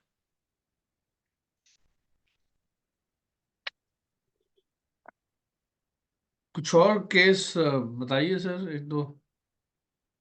देखिए ज्यादातर जो cases होते हैं इसमें कोई दो राय नहीं, आप भी कहते हैं काफी केसेस में मेरे साथ कहते हैं मीडिया का प्लेटफॉर्म शेयर किया आपने। जैसे जब श्रद्धा मर्डर केस था, श्रद्धा मर्डर केस में प्राइवेट डिटेक्टिव हम लोग भी कहते हैं काम कर रहे थे, आप लोग भी काम कर रहे थे, पुलिस अपना काम कर रही थी, और उसमें सबको शक था। लेकिन होता क्या है कहते हैं अमर जी की इन्वेस्टिगेशन के अंदर जब तक फोरेंसिक एक्सपर्ट और स्पेशली इन्वेस्टिगेटर दोनों की टीम और दोनों के माइंड और स्टेट एकदम एग्जैक्ट मिलके काम नहीं करेंगे। क्योंकि देखिए प्राइवेट डिटेक्टिव बोलता है, श्रद्धा मर्डर केस में आपने देखा था कि हुआ क्या था भाई, जैसे इन्वेस्टिगेटर वहां पहुंचता है सबसे पहले वो देखता क्या है कि उस कमरे के अंदर एक बहुत बड़ा फ्रिज रखा हुआ है। बड़ी हैरानगी की बात होती है भाई, फ्रिज यहाँ क्यों आएगा, फ्रिज का क्या रोल है यहाँ पे, इतने बड़े फ्रिज का क्या रोल है, 2 आदमी रहते हैं तो ये किसके दिमाग में आया सबसे पहले, एक इन्वेस्टिगेटर के दिमाग में। तो इन्वेस्टिगेटर के दिमाग में अगर ये बात आ रही है तो साथ साथ ये बात भी आ रही है कि क्या इसके अंदर कोई ऐसी चीज तो नहीं रखी गई जिसका एविडेंस हमें आज मिल जाए। क्योंकि नेचुरली अगर आप फ्रिज को 1 साल के बाद धो के 10 बार धोते हैं, 10 बार उसको ऐसे ऐसे कहते हैं केमिकल से धोते हैं जहाँ पे किसी तरीके का कोई एविडेंस ना रहे, तो वहां पे फिर एविडेंस बाद में तो मिलना बहुत मुश्किल हो जाएगा। किसी भी केस को अगर एविडेंशियली साइंटिफिकली अगर प्रूफ ही नहीं कर पाएंगे तो बचने के रास्ते तो फिर क्रिमिनल्स के पास हजारों हैं, क्योंकि हमारे वकील साहब तो बचाने के लिए बैठे हुए हैं। तो ऐसे में मुझे ऐसा लगता है कि अभी जो हमारा फॉरेंसिक एक्सपर्ट है उसको और अपडेट होने की जरूरत है, बेहतर अपडेट होने की जरूरत है। क्योंकि आने वाले टाइम के अंदर सबसे ज्यादा जो क्राइम का स्टाइल है वो इंटरनेट ही होगा, और इंटरनेट पे मुझे लगता है कि फॉरेंसिक एक्सपर्ट अभी हम लोग इंटरनेशनल लेवल पे थोड़ा सा अभी हम लोग कमजोर हैं। क्योंकि जहां तक मैं देख रहा हूँ कि हम लोग जब बाहर जाते हैं तो वहां पे जो इंटरनेशनल इन्वेस्टिगेटर्स हैं, स्पेशली फॉर कहते हैं इंटरनेट पर जो काम कर रहे हैं, रिसर्च जिसको बैकग्राउंड हम लोग कहते हैं, रिसर्च बैकग्राउंड और साइंटिफिकल कहते हैं प्रूफ करना मर्डर केसेस के अंदर, ये दोनों बिल्कुल एकदम डिफरेंट कहते हैं स्टेजेस हैं। और दोनों डिफरेंट स्टेजेस होने की वजह से फॉरेंसिक एक्सपर्ट को अभी बहुत ज्यादा अपडेट होना है। केसेस तो बहुत सारे हैं, अगर हम केसेस पे बात करने ले जाएंगे फॉरेंसिक एक्सपर्ट के लिए तो इतने केसेस हैं कि मैं सुनाते सुनाते बहुत टाइम निकल जाएगा। लेकिन हाँ, ये मैं समझता हूँ कि फॉरेंसिक एक्सपर्ट और प्राइवेट डिटेक्टिव को मिलकर मिलजुल के काम करना चाहिए। सर हमारे स्टूडेंट्स जो है जब पूछते हैं what is your goal, what is your career prospect, वो बोलते हैं कि हम डिटेक्टिव बनना चाहते हैं। तो as a MSc forensic science और बीएससी फॉरेंसिक साइंस क्या चैलेंजेस आ सकते हैं? देखिए, जहां तक मेरे को 35 ईयर से ज्यादा एक्सपीरियंस हो चुका है अपने इस प्रोफेशन के अंदर, मैं समझता हूँ कि मेरे पास भी कम से कम ज्यादा नहीं तो 100-150 लोग तो मेरे पास भी आके जा चुके होंगे, सीखने के नियत से आए। और आ, उसमें से 1-2 ही लोग डिटेक्टिव बने। डिटेक्टिव आपकी बॉडी के अंदर होता है, हर एक इंसान के अंदर ना ये होता है, क्या है, जिज्ञासा जानने की, कहते हैं इच्छा दूसरे के बारे में या किसी और के बारे में। हर इंसान कहते हैं कहीं ना कुछ जानना चाहता है, दैट्स इन्वेस्टिगेशन। लेकिन मुझे लगता है कि private detective bond private detective होता है, उसे बनाया नहीं जा सकता। इसको अगर लॉजिकली हम समझें तो आप हीरा हीरा ही निकलता है, पत्थर को हीरा बनाना थोड़ा सा मुश्किल है। आप उसको ग्रूमिंग कर सकते हैं, चमका सकते हैं, लेकिन फिर भी आप उसको उतना बड़ा हीरा नहीं बना सकते। और जो आपका फोरेंसिक एक्सपर्टाइज है, ये तो एक साइंस है, ये तो एक लिटरेचर है जिसे आप पढ़ते हैं, रोज समझते हैं, आपको पता है कौन सा केमिकल किस केमिकल से मिलने के बाद क्या करेगा। वो सारी की सारी जो एक स्टडी है वो किताबों में है। लेकिन प्राइवेट डिटेक्टिव की स्टडी किसी किताबों में नहीं है। प्राइवेट डिटेक्टिव के लिए कोई बुक नहीं है कि आप इसको पढ़ें और प्राइवेट डिटेक्टिव बन जाए। ऐसा कोई लिटरेचर इस दुनिया में नहीं है कि आप इसको पढ़ेंगे और प्राइवेट डिटेक्टिव बन जाएंगे। प्राइवेट डिटेक्टिव आपके इंटरनल इंटेलिजेंस ही है, आपके इंटरनल विजडम है। आप किस तरीके से काम करते हैं, कितना गहरा सोच सकते हैं, कितनी डेप्थ में जा सकते हैं, कितने आयाम है आपके सोचने के, कितने आयाम है आपके, कितने ऑप्शन पे आप कहते हैं सोच सकते हैं। That is the private detective.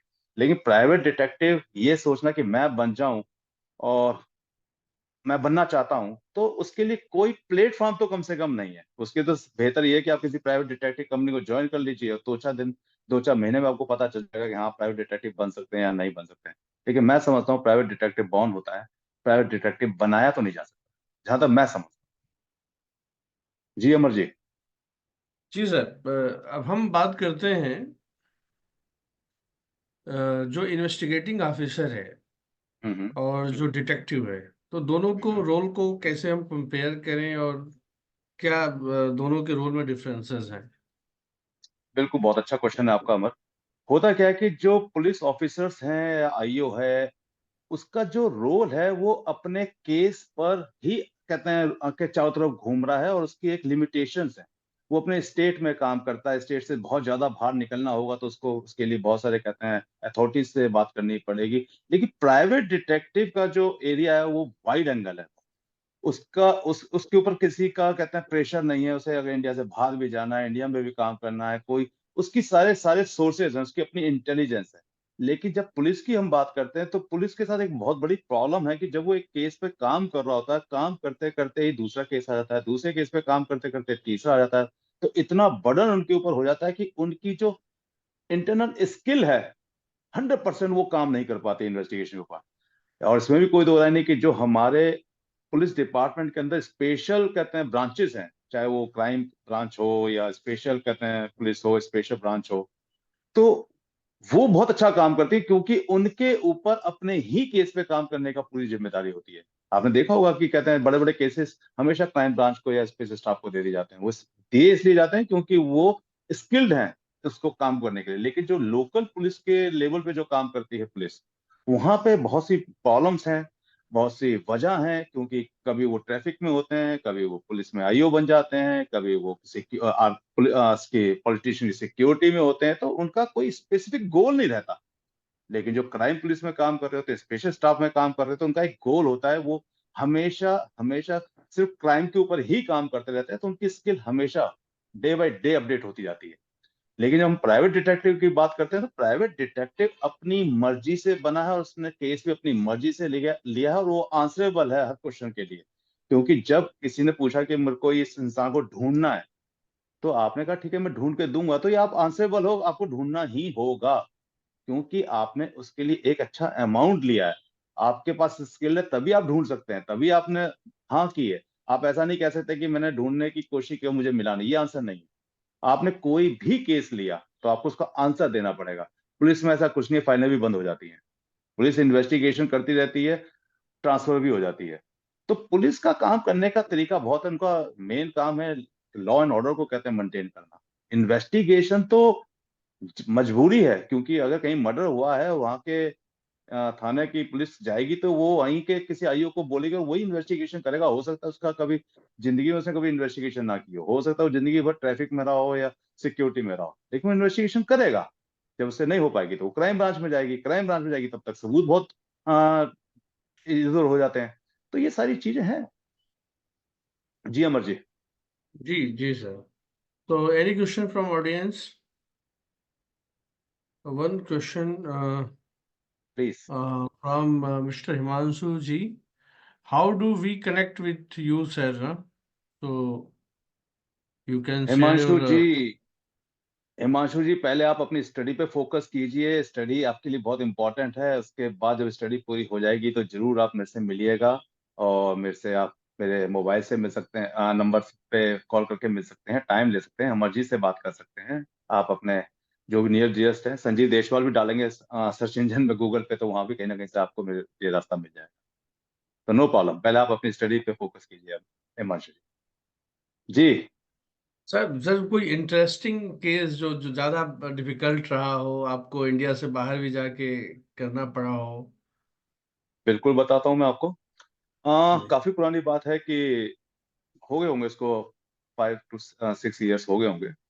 A, Dubai का ही केस है। दुबई में बहुत ज्यादा फ्रॉड होते हैं, उनके इंटरपोल के केसेस भी मेरे पास इसलिए बहुत ज्यादा आते हैं क्योंकि वहाँ पे क्या है, हमारे इंडियंस कहते हैं बिजनेस मैन है, इंडियन कम्युनिटी बहुत है दुबई के अंदर, मैं पाकिस्तानी कम्युनिटी बहुत है, बांग्लादेशी कम्युनिटी बहुत है।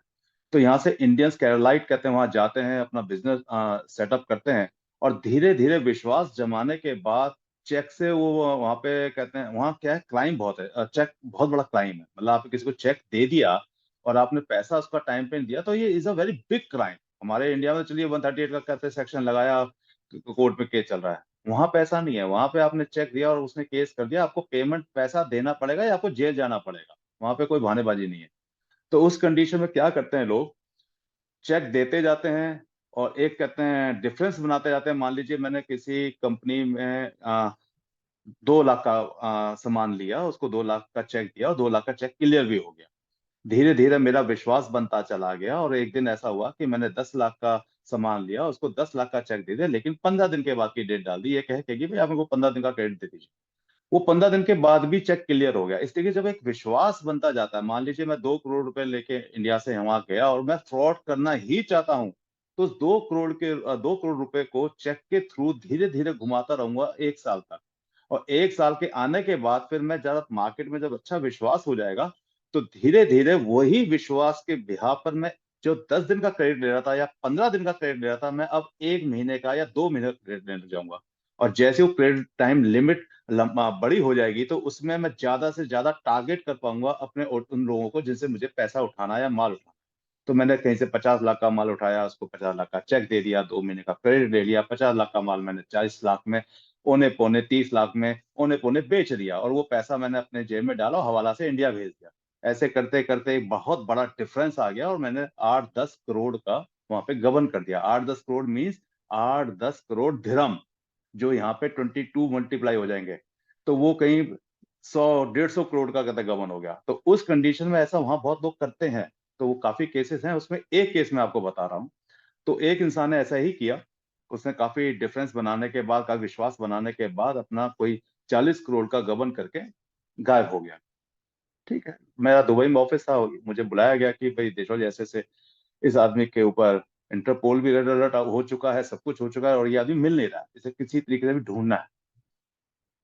हमारे पास इंफॉर्मेशन सिर्फ ये थी कि उसका पुराना पासपोर्ट था, जो पासपोर्ट नेचुरली दूसरा भी बन चुका होगा पासपोर्ट, और वो पास जिस एड्रेस पे था वो एड्रेस कब का खाली भी किया जा चुका हो। नेचुरली जो इंसान इस तरीके का क्राइम कर रहा है वो अपने पीछे के सारे जो एविडेंसेस हैं उनको डिलीट करता चल रहा है। तो हमने कानपुर में टीम को भेजा और पता किया कि भाई यहाँ पे कहते हैं इसका बैकग्राउंड क्या, तो पूरी फैमिली का जब बैकग्राउंड निकाला तो पता चला कि वहाँ पे उसकी 2 सिस्टर थी, उसकी मदर कहते हैं काफी एजेड थी, उसके फादर का हलवाई का काम था। ये सारी इंफॉर्मेशन गैदर हुई। जो इंफॉर्मेशन गैदर करने के बाद फिर हमने पता किया कि देखिए जब आदमी कहीं रहता है तो वहाँ उसका एक क्या कहते हैं हम लोग, एक राशन कार्ड बनता है जिससे वो राशन लेता है। ये छोटी सी एक इन्फॉर्मेशन थी कि वो लोग काफी अमीर नहीं थे, उनका एक राशन कार्ड भी था। राशन कार्ड जब आप कहीं जाते हो तो आप ट्रांसफर कराते हो।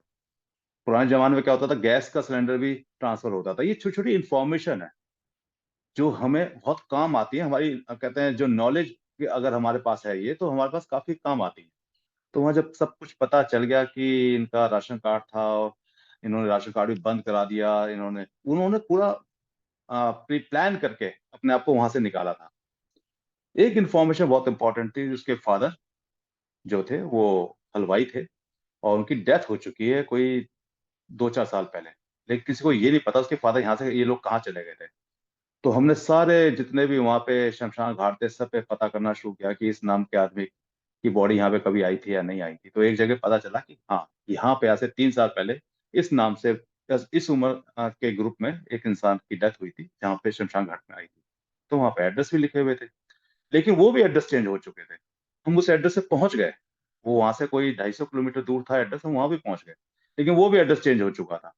फिर वहां से इंफॉर्मेशन निकाली तो पता चला कि इसकी जो मदर है उनकी डिस्क स्लिप हो गई है, और वहां पे वो ऑपरेशन कराने वाले हैं, और किस हॉस्पिटल में ये नहीं पता। ये एक इन्फॉर्मेशन मिली। हमने कानपुर के हर हॉस्पिटल में जहां जहां इस तरीके की कहते ऑपरेशन होते हैं सब जगह टीम भेजनी शुरू करी। अंत में एक जगह हमें पता चला कि यहाँ पर वो लेडी एडमिट है और उसका ऑपरेशन कल है। रात के 12 बज रहे थे, हमने अपनी टीम को अंदर भेजा पुलिस के साथ कि भाई कहते किसी से मिलना है, और उस लेडी का नाम लिया। तो वहां जाके देखा तो वो लड़का वहां बैठा हुआ है जो भागा हुआ था कई सालों से। फोटोग्राफ हमारे पास सब कुछ थे। तो हमने उसको बोला कि बेटा यहाँ पे कोई डॉक्टर की तरफ से आए हैं, कोई प्रॉब्लम तो नहीं है ऑपरेशन में, और सब ठीक है। इस तरीके से करते करते उसे नीचे ले आया और फिर गाड़ी में बिठाया, और हमने कहा कि बेटा तुम ऐसे भागे हुए हो, हमारे साथ कहते हैं क्राइम ब्रांच चलना है, तुम्हें वहां जाके बैठ के तुमसे बात करनी है। मीडिया से बात हो चुकी थी, सबसे बात हो चुकी थी। पार्टी से बात की, पार्टी बोलती है कि अगर आप इसको दुबई ले आते हैं तो वो हमारे ज्यादा फार बेटर होगा, क्योंकि अगर आपने इसको वहीं पे अरेस्ट करवा दिया तो ये डिपोर्ट करने में हमें कई साल लग जाएंगे और हो सकता है पैसा भी ना मिले। तो हमने उसके सामने दो ही कहते हैं विकल्प रखे कि हम पुलिस तो साथ में बैठी हुई है, अगर आप कहो तो हम आपकी गिरफ्तारी डालते हैं, या फिर आप दुबई चले हैं, लाला जी के पैरों में पड़ के माफी मांग लेना और उनके पैसे को धीरे धीरे करके दे देना। वो हमारी दूसरी बात के लिए तैयार हो गया, हम उसे दुबई ले गए। दुबई हमें पता था रेड अलर्ट है, इमिग्रेशन पे ही धरा जाएगा, और वही हुआ। जैसे हम एयरपोर्ट पहुंचे हमें पता था कि यहाँ पे इन्वेस्टिगेशन अलाउड नहीं है, दुबई में इन्वेस्टिगेशन, प्राइवेट इन्वेस्टिगेशन अलाउड नहीं है। वहाँ पे आप किसी और कंपनी के कहते हैं बैकग्राउंड में काम कर सकते हैं। तो हमने भी वहाँ पे अपने कहते हैं कंसल्टेंसी खोल रखी थी, तो हम लोग पीछे हो गए। जैसे वो इमिग्रेशन में एंट्री करता है तो उसको नहीं पता था कि उसके खिलाफ ऑलरेडी FIR है। तो इमिग्रेशन पे उसको पुलिस ने अरेस्ट कर लिया। अरेस्ट करते ही वहां पे सबसे बड़ी अच्छी बात है कि जैसे कोई क्रिमिनल अरेस्ट होता है तो जिस केस से जुड़ा हुआ है उसके जो भी कहते हैं विक्टिम वगैरह हैं उन सबको कॉल चली जाती है। तो हमारे क्लाइंट को कॉल चली गई कि जी जो आपने FIR कराई थी, जो आपने अपना एम्प्लॉय बताया वो यहाँ पर है इस वक्त पुलिस स्टेशन में, तो आप आ जाइए। मुझे भी फोन आ गया कि पेशवा जी उसको अरेस्ट कर लिया। मैं ठीक है, नो प्रॉब्लम। और उसके बाद फिर उसको अरेस्ट करा के फिर उससे पैसा रिकवर किया। ये बहुत लंबी प्रोसेस। तो कहने का मतलब ये है कि इन्वेस्टिगेशन में आप कितने आयाम पे काम कर सकते हैं, कितना विजडम है आपके पास, कितनी आपके पास नॉलेज है, छोटी से छोटी नॉलेज प्राइवेट डिटेक्टिव के लिए बहुत इंपॉर्टेंट, बहुत इंपॉर्टेंट। जी अमर जी। जी sir, thank you so much for your thank you session, sir. for discussion on role of private investigation, private investigator. Thank you very much for thank accepting you. our invitation, and see thank you you sir. soon in offline mode at our institute. Thank you. Sure sure brother, thank you. Okay. So, dear participants, we are going for a break for 45 minutes. Next session from 6 p.m. That one be last session. And actually, Immediate Resource Person will connect from US. So we will wait till that time. So next session from 6 p.m. Indian Standard Time. Thank you very much. IT team, please host the meeting.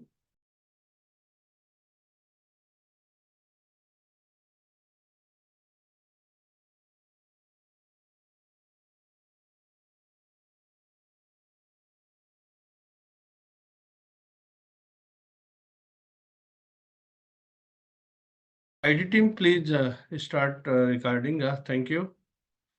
So, dear participants, our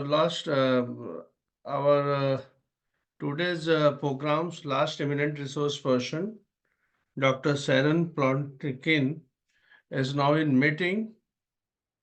A very good morning, doctor. Good morning. How are you all? I am good. We are doing well. Thank you. So, Shrutika, please introduce to Dr. Sharon. So, good morning, everybody. My name is Dr. Sharon Plotkin, and thank you so much, Dr. Dr. Mishra, for inviting me. I'm so happy that we have these friendships and connections and networking. I was invited through Dr. Barry Fisher to join you all, and it's not my first time with you, so thank you for inviting me back. I guess I had enough information to convince you to invite me back. So thank you for that. And I am a crime scene investigator here in Florida. In the United States, been doing that for about 21 years, and now I'm an educator as well. So I teach crime scene to law enforcement all over the country and all over the world. So thank you very much for inviting me again today, and I look forward to sharing with you some interesting techniques in shooting reconstruction and some of the technology and science that's out there. So thank you again for inviting me. Thank you very much. Yeah. Now you can start your session. Okay, so I know I can share my screen, so I'm going to share my screen real quick and make sure everybody can see me, or see Yes. the presentation, I should say. So let's see. All right, so can you all see this presentation? Yes, ma'am. Okay, terrific. Okay, and I love questions, so please jump in. You don't even have to wait. You can jump in and stop me at any time. So, okay, and all right. So, again, my topic is going to be on shooting reconstruction, and I know that the topic for the conference this year, of course, as always, is current trends in forensic science education and career goals. So like you, when I'm an educator, my ultimate goal is not only to educate our students to be effective crime scene investigators upon graduation, but to assist them in gaining employment. And with that, that's how I structure my lectures and curriculum. So let me jump in to the presentation. So again, this is who I am. I'm also proud to say that I've actually published a couple of textbooks. I'm currently writing another chapter for a book for Dr. Henry Lee. And I am currently working on another textbook that I'm trying to, I'm updating mine, but I'm trying to get another textbook out there. So again, thank you for inviting me. So this is what we're going to be talking about today. Reconstructing of crime scenes is important questions to ask when we respond as law enforcement. And everybody can hear me fine, right? You all can hear me well? Yes, you are audible. Yes, huh? ma'am. Okay, terrific. Thank God for the internet, right? So I happen to be in a very rural place in Florida, so I'm so happy and thankful for my friend who got really good internet service. So reconstructing shooting scenes is very important for us in law enforcement when we respond to scenes that have firearms evidence and shooting reconstruction. And looking at our methodologies will help us to answer a lot of really important questions, such as determining the flight path of projectiles, placing people on the scene, success of locating further evidence, such as projectiles, casings, trace evidence, DNA, and more. And I'm going to be teaching you about this methodology and the different ones that we use. And then I'll talk also about the science behind it as well. So let's talk some basics. All right. We always have to go back to some of the basics because I really don't know what you all know as far as firearms goes. And it's important to know some of the basic or introductory information because our databases are based on knowing this knowledge. So when we look at firearms, we talk first about our types of firearms that are out there. So what we have is semi-automatics. And what happens with semi-automatics is they actually eject the casing out of the firearm. And based on the side of the ejection port will depend on where casings will land. Because we've actually done some casing studies, because in order to determine where casings land, we also can determine where our shooters will be located. So there have been many a crime scene where it wasn't only about the cluster of casings that we call these, but also trying to get additional evidence like shoe wear impressions, if I'm looking for DNA or some other evidence that I'm looking for. So when you look at the top right picture, you'll see that the slide is back and you will see, I think you can see my mouse, that this is what we call the ejection port. So on these guns, they're on the right side, which means the casings, when they're pushed out, in order, and that's the mechanism of the firearm, pushing out the casing, the spent casing, the bullet goes forward, the casing ejects, and then the mechanism of the gun pushes up a new live round into the magazine. And in ejecting the firearm, the casing out of the firearm, we have three components that we can look at to enter into what's called NIBIN, and I'll be talking about that shortly. So these are semi-automatic weapons, and these are our revolvers. Now with revolvers, all of your live rounds with the casing stay in the firearm, so they're not ejected out. And by not ejecting out, we don't have the same information that our NIBIN system requires, which is three components again of ejecting the firearm casing out of the firearm. So in this example, we have a revolver, and when you look down at the bottom picture, you see, how many do you all see? Let's make sure you're seeing my PowerPoint. How many rounds do you see in the cylinder of this revolver? How many? Anybody jump in? You can throw it in a chat. Do we see 6? How about that? Are we seeing 6? So with that, of these, 4 of them are spent, meaning that they have been discharged. In that sense, when you look at these, you will see there's a dimple on the back. That is the firing pin striking the back of the casing of their live round, sending the bullet forward, and the casing stays in the revolver. So I've handled casings. I've had cases. I've handled cases where the firearm is in the hand of a deceased person, and the cylinder placement of the spent casing was not where it should be. So in cases like that, your case can turn so quickly from a suicide, what appears to be a suicide, to a homicide. So casing placement in revolvers is important for us as crime scene to determine what had happened, but these are not going to be able to be entered into a database which links firearms to each other. So that's your revolvers. All right, we call these revolvers. So in what I just taught you with the dimple, can you see if any of these have been spent, meaning the firing pin struck the back and the bullet was discharged? Can you see that? And if you can, how many? Can you see how many were spent? Anybody? If you want to throw it into the chat, I'm one of those people that even on a Zoom, we can still have a conversation and we can still interact. But in this particular case, none of these have actually been discharged because there is no firing pin dimple on the back. That again could be critically important for investigators when we go out, because again, I have a deceased person holding a gun in his hand, and I had this exact case where the gentleman that was deceased was holding a gun in his hand. There were no spent casings on the scene or in the gun, but he was deceased on the sofa. And the crazy thing about this case, and there's a lot of people that are involved in this process, was he actually died of natural causes, holding the gun, contemplating suicide. It threw us way off. I thought we were definitely working a homicide, but I knew we had to wait until the medical examiner rendered an opinion. And indeed, the gentleman that had died had no self-inflicted gunshot wounds, and he had no gunshot wounds at all. So that's why information like this could be so important to the case. When we unload a revolver, we use the hands on a clock so that we can articulate to the jury how important it is to understand the placement of these casings in our revolvers.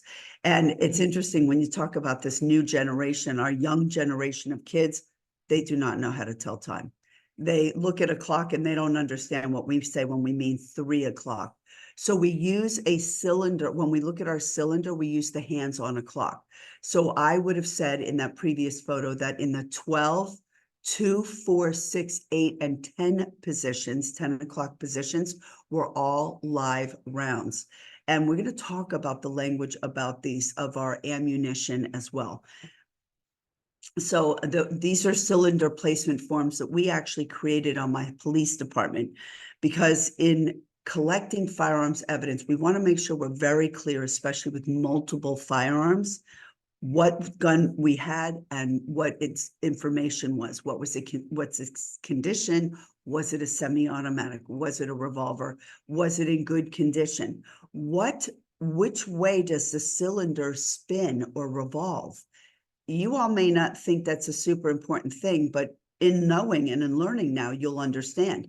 If a gun rotates in a clockwise position, then the placement of your rounds will be important, especially if we have one spent casing inside the revolver and it's not in the 12 o'clock, but it's actually in the 6 o'clock position. You're like, that can't be possible. You can't have fired the gun 2 or 3 times, even though it is possible. It is possible. I even handled that type of case where, depending on where the bullet would strike the brain, would depend on if somebody could continue to pull the trigger. So again, my medical examiner became a very important component of the case, because I had a case with 2 gunshot wounds to the head. And what we needed to find out was if any one of them could have been debilitating or incapacitating. And could the person have continued to pull the trigger a second time? And in my one particular case, no, she could not, which is what helped in charging the son with her murder as well as her husband, which was his mother and his father. But in another case, when I had a man who had killed his wife, and I'm sorry, I hope, Dr. Mishra, you warned people prior to me talking that I was going to be this kind of lecturer. So hopefully, I hope I'm not offending anybody. That's sort of who I am. Is it still okay, Dr. Mishra? We're okay? Yes? Yes, yes. Okay, good. So in another particular case, when this man murdered his wife, he used a revolver to shoot her. And what he had done is he had shot her 5 times, and he left 1 round inside the cylinder for himself.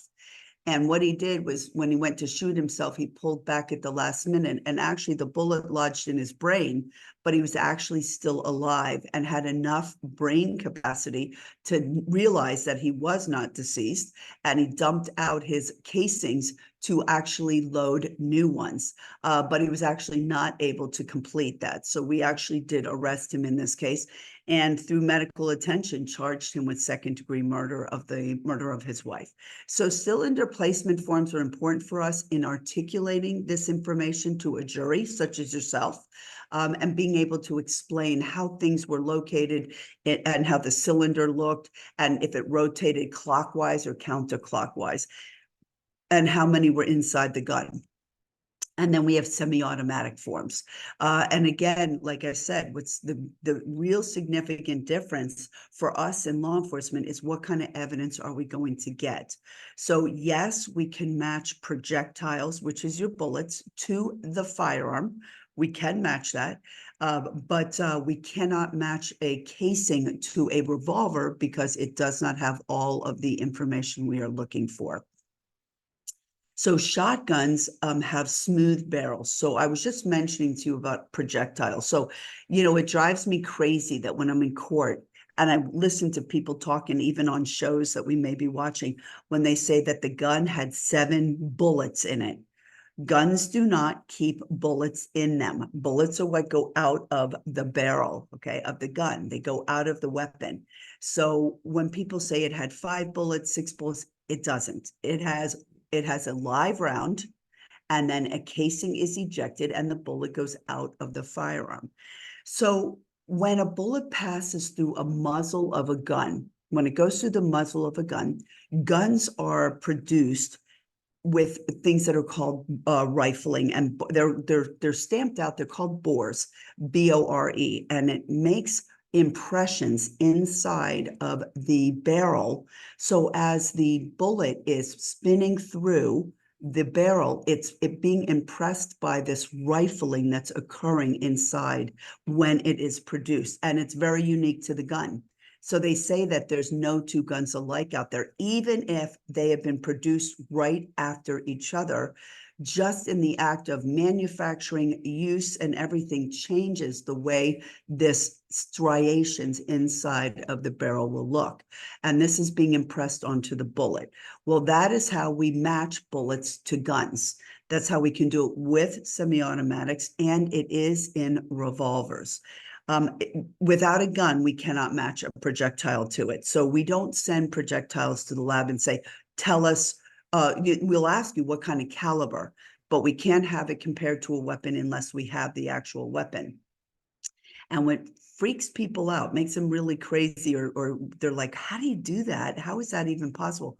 We are allowed to use the evidence that is with that gun to simulate the most likely outcome of that case. So we will use the ammunition from a murder weapon that went with the murder weapon. So if I have a semi-automatic and it has 4 live rounds still in the magazine, which we push up into the base of the gun, the handle where we hold, it's called the grip.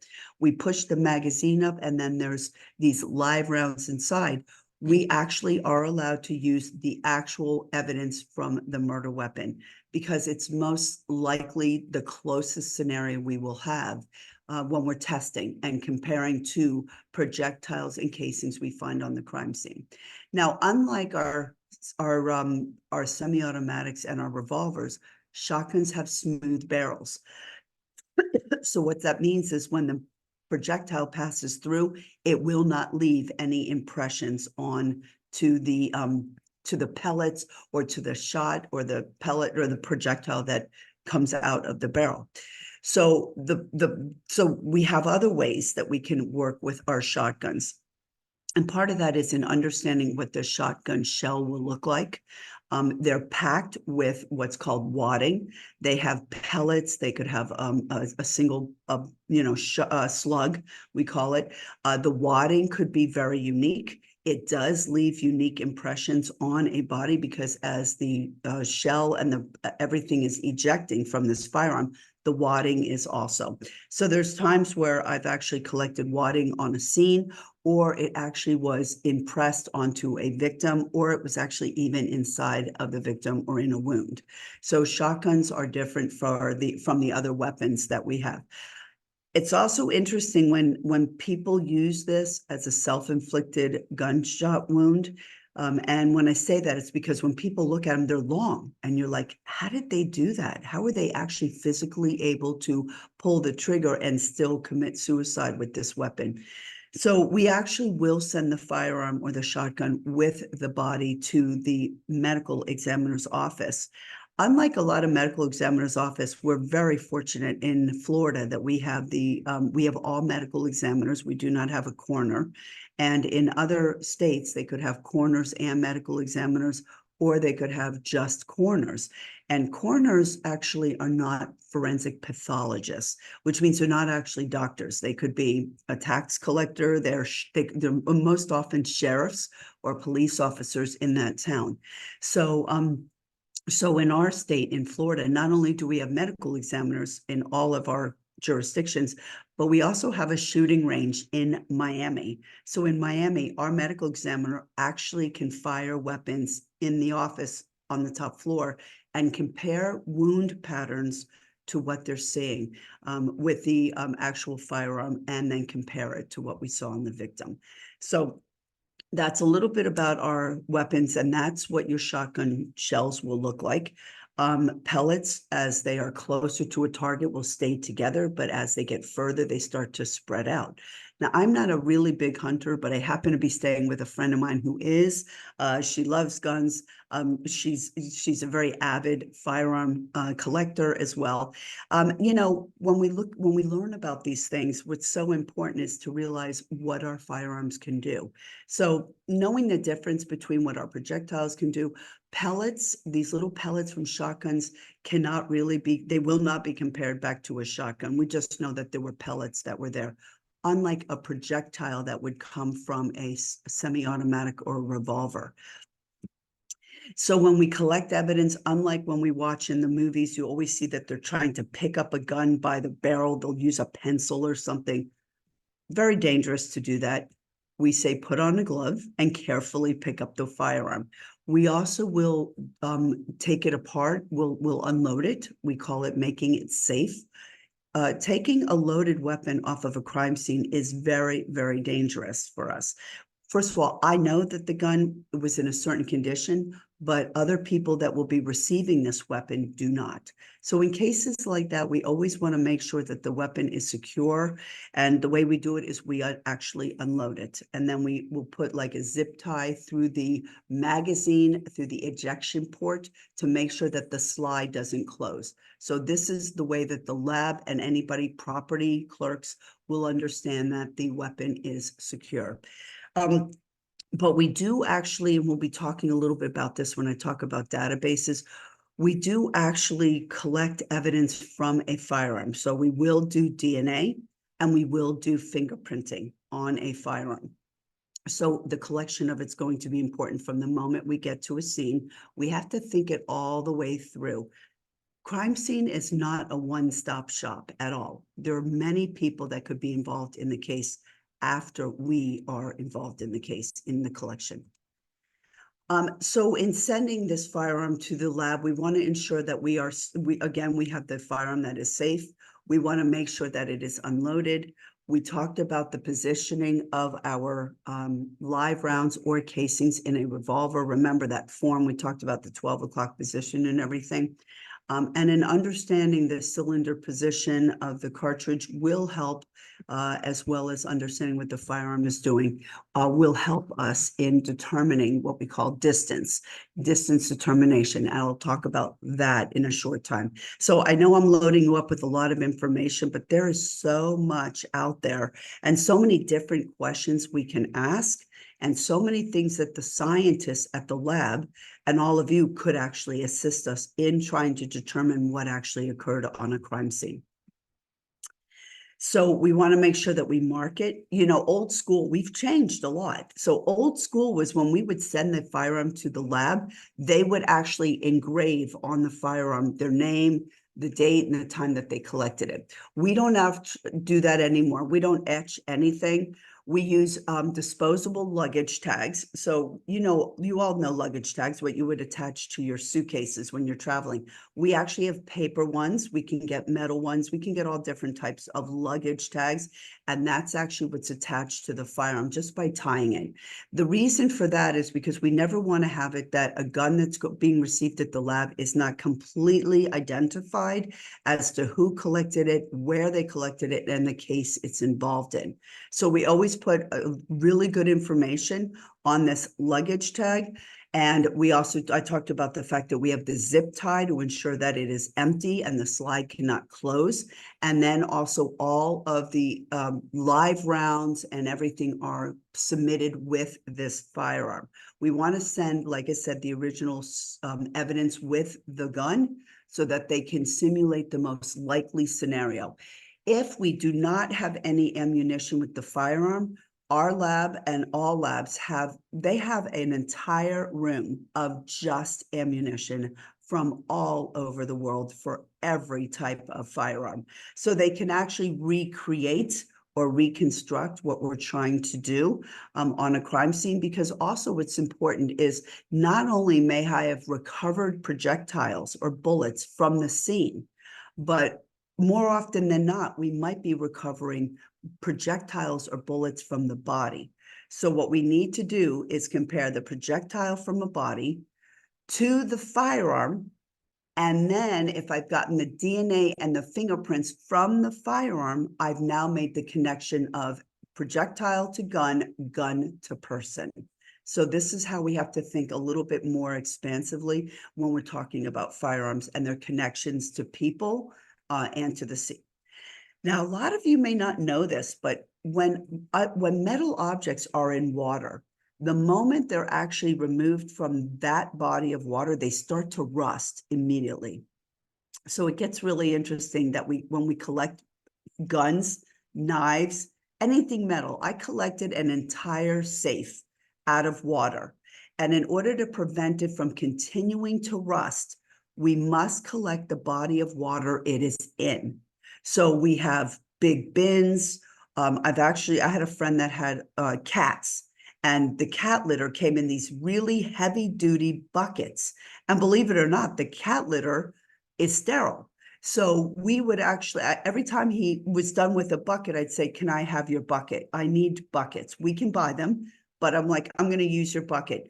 Now, remember, most likely my DNA and even my fingerprints might be gone on the firearm. So collecting the gun in water is just made to ensure that I do not have the gun continuing to rust. Now, there have been studies that even a gun that has been in water will still fire. It was a study done out of the Broward Sheriff's Office, and it was wonderful. It was actually a 9 and a 40. They had it in brackish type of water, and they showed even months later that certain guns actually performed better, even though they were still in water. So we must always collect the sample of water and the body of water that the firearm is actually in. And we must cover it, so it must be completely submerged in that. So if I have fished out guns from lakes, I have fished out guns from salt water. I've even fished them out of a toilet bowl.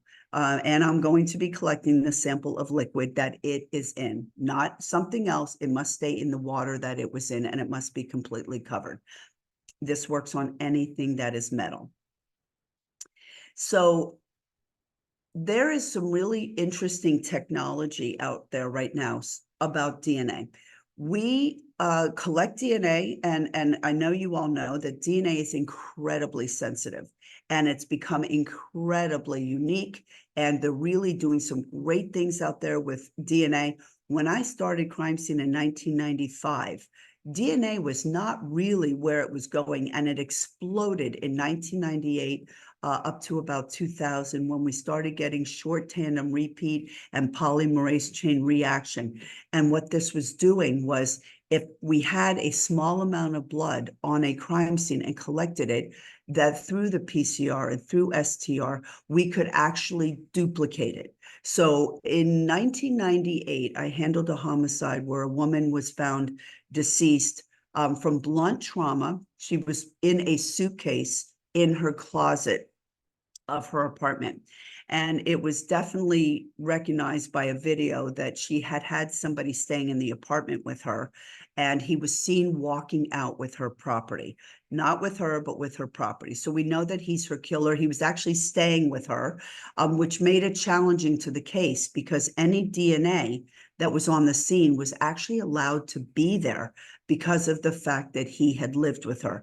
But she had blunt trauma and she was put into the suitcase and most likely died of what we call positional asphyxiation, which because of the position of her neck, she could not breathe inside the suitcase. So when I swabbed what I found was a pool cue stick. That's, the game pool. When we play, it's the long wooden stick we hit. I think y'all have pool, I think, POOL. It's a tabletop billiard game.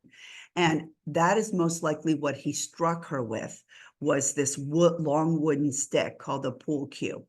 I swabbed it for DNA in 1998. And in 2003, when we got this subject in custody, we did not have any DNA to compare to him because it had all been used up in 1998. So with this new, with these new techniques and the new technology and the new language and everything that was going along with DNA, we were able to duplicate it. So had we been able to do that, I would have had enough to compare to him. So knowing this, DNA is very, very sensitive. So we're very careful about how we collect our evidence.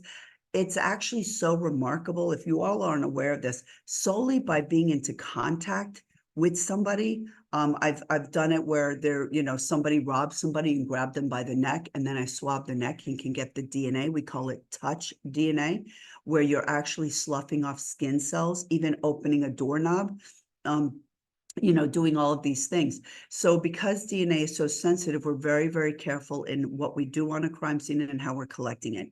So DNA on casings and fingerprints on casings we always did it, but we were very rarely getting a very good result. So there's something new out there, and it's called MVAC. And I want to say new. I mean, it's been around for a while. Some agencies believe in this, some don't. It is very expensive to do, which is pretty much like how all our techniques go and how the analysis goes. But it's called wet vacuum. The MVAC system is based on a vacuuming type system. So what it actually does is it uses sterile water, and instead of a swabbing traditionally, it actually uses suction, and with this purified water will actually suck this DNA off of the casing, off of a brick. We're actually doing great with very porous textured surfaces. And what happens is we're being able to develop enough of a profile because we're using this technique to collect it rather than our traditional swabs that we've been doing. So the focus of it is that it's using these microscopic particles in the collection of the cells, pathogens, chemicals, allergens, particulates, and other microscopic particles. And what they're doing is they're looking at the potential market, including our forensics, where it's actually being used in the collection of these microscopic particles. So MVAC is really, really good technology. It's been more successful in the collection of DNA in areas that we have not been successful in. So if you need more information, you can always reach out to me, but this is MVAC. It is made by a company. So there's one system and you see it there. It's the MVAC system. And again, it's using that suction with purified distilled water in order to collect it. And then it filters through onto paper, and then this paper is collected and sent to the lab. Again, because DNA is so sensitive, it becomes an expensive venture because each time you do this suction and each time you use it's a canister, it really looks like a hand vac a lot of times, like your little hand vac that we all use in our homes. But in using it, it runs about 150 American dollars for every time you use it. So even on one article of clothing, the front is done separately from the back. it will cost you about $300 just for one article. So a lot of agencies don't have this equipment because it's expensive, but there are agencies out there that are doing the work for other agencies. So MFAC's helping a lot of us with this microscopic particles of DNA we're looking for. So let's talk about what our DNA is going to do.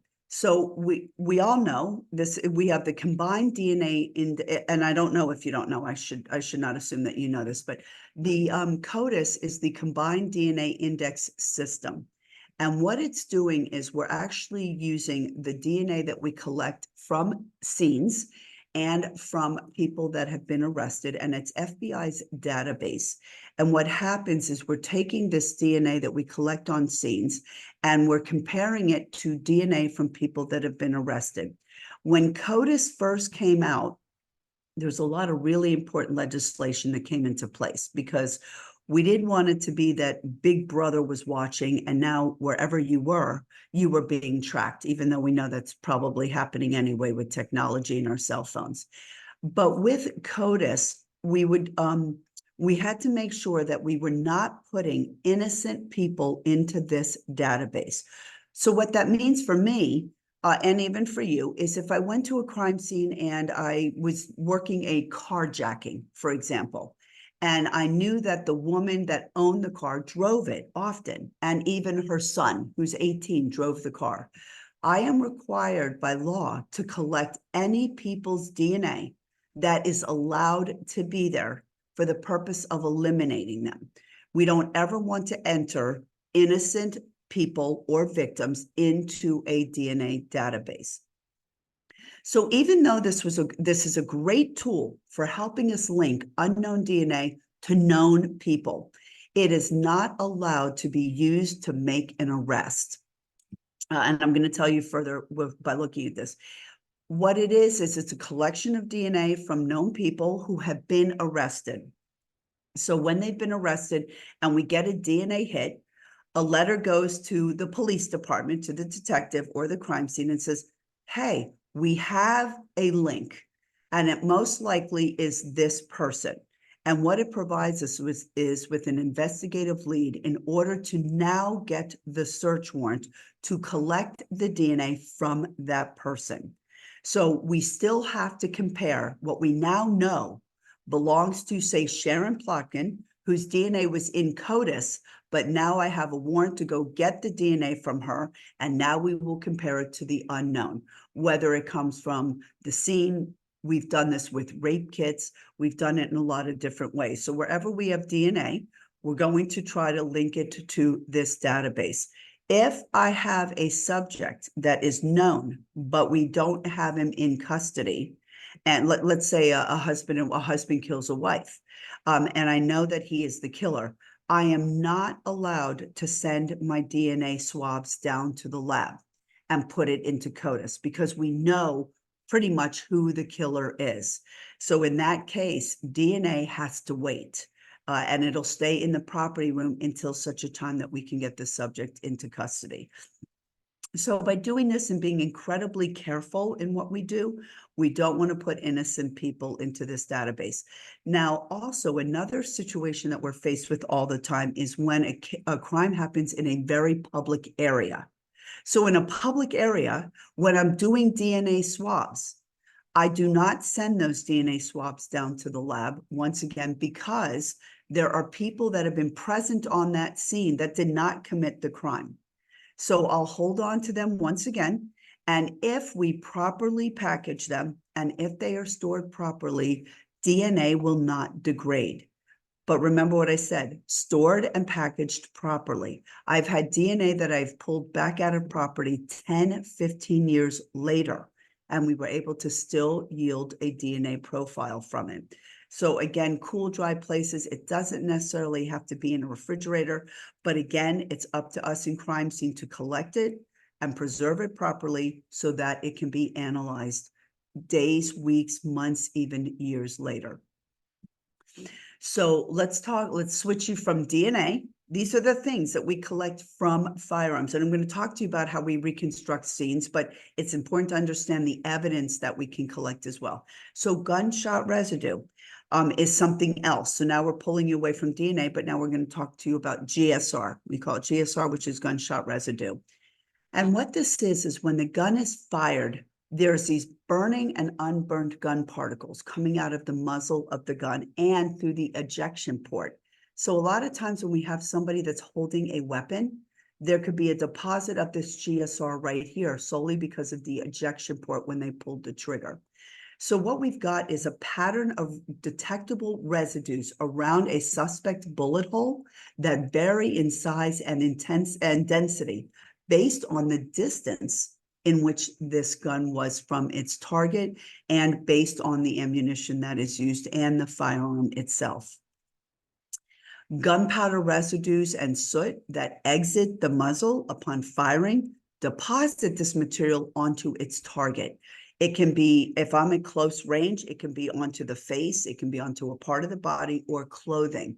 And I had already told you this, that the medical examiner's office has its own firing range. So two different people will be involved in this process. A medical examiner is the one that will look at the body and do the firing in their range to compare the pattern to what is the most similar to what we see on the body. What we use is two different things that they use, I should say. They can use white paper at different distances or pig skin.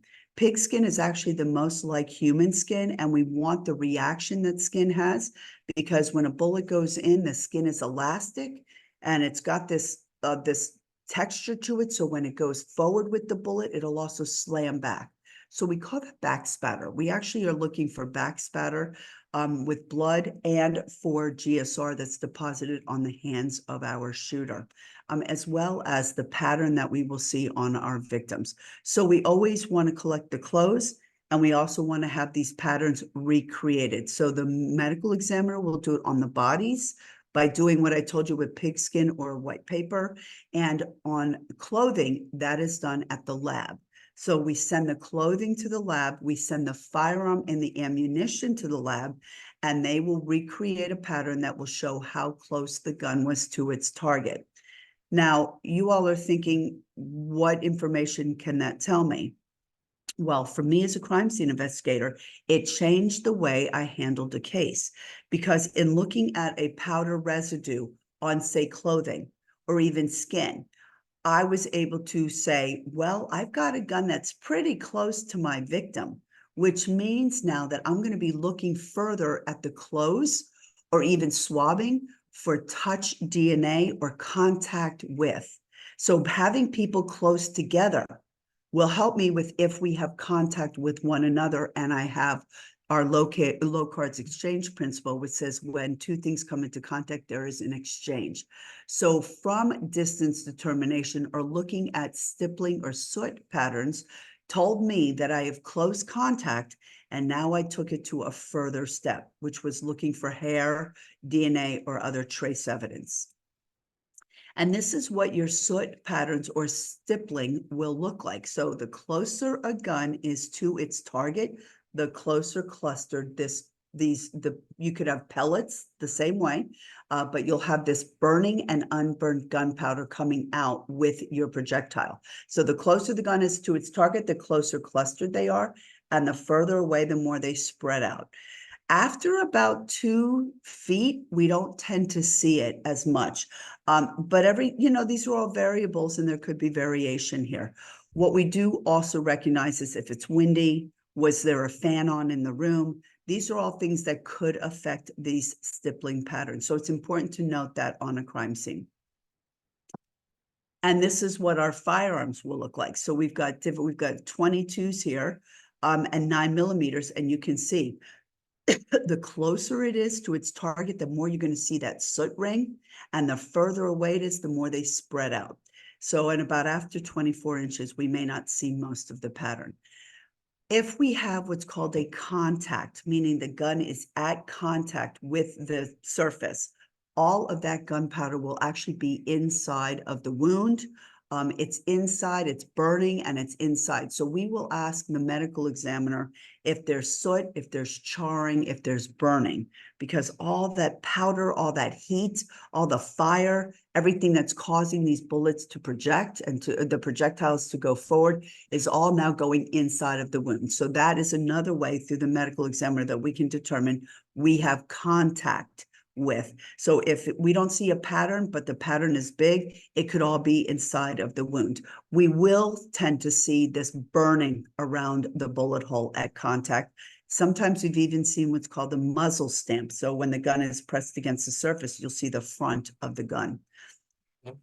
So gunpowder deposits, and this is what we were talking about when you look at these articles of clothing, how close they could be to its target. So pictures are important, but what I'm looking for additionally is if they're close, can I get contact with the shooter? So now I'm going to look for hair trace, fibers, and DNA. And that's what your stippling patterns will look at close range. This is within 3 inches. And then further apart when they start to spread out. So you don't see that soot and charring, but you see that it's spreading out a little bit further. So we could easily have 6 to 9 to 12 inches here. So when we look at our distance determination, this is what I was telling you. When we ask our lab or we ask our medical examiner to determine where the gun is in relationship to its target. So not only could it be to clothing or to people, but to surfaces, because this shows up on walls, it'll show up on cars. Again, it's burning and unburned. So you want to be able to see how close your gun is to its target. So there are policies in place with the lab, and they're going to determine what they're actually willing to do. So they'll tell you, but I can tell you this. One thing that we learn in crime scene, well, we learn a lot of things, but a lot of things, this one thing is that in doing distance determination, it is a one-time shot deal. They cannot replicate it twice. They've got to do it with they'll do it and they'll do it on the clothing too. And they use chemicals, and these chemicals can destroy DNA, and it can destroy any trace that we're looking for. So before we ever send it down for distance determination, we need to make sure that we're doing all of the other things first. But in doing this, the only way they can do it is to actually have the gun. Sometimes if they don't have the ammunition, they'll do it without it. They'll use their own, which is new. Ammunition differs whether it's old or whether it's new. It can lose some of its power or oomph, as I tell you, or its energy. So they always want to simulate or reconstruct the most effective patterns by using the actual ammunition with the firearm. So prerequisites for doing distance determination is we need the victim's clothing, the suspect weapon, and any evidence or information indicating the type of ammunition used. So if we don't have ammunition with the firearm, we can tell the firearms examiner, by the way, I found 9mm casings, I found 40 caliber casings. So I will tell them the type of ammunition. But you all, if I have a 9mm firearm on the scene and there's 40mm casings, I know that I have 2 weapons that were used on that crime scene. But if there isn't ammunition with the firearm, it is important to tell them what kind of ammunition we found on the scene. They can also restore serial numbers.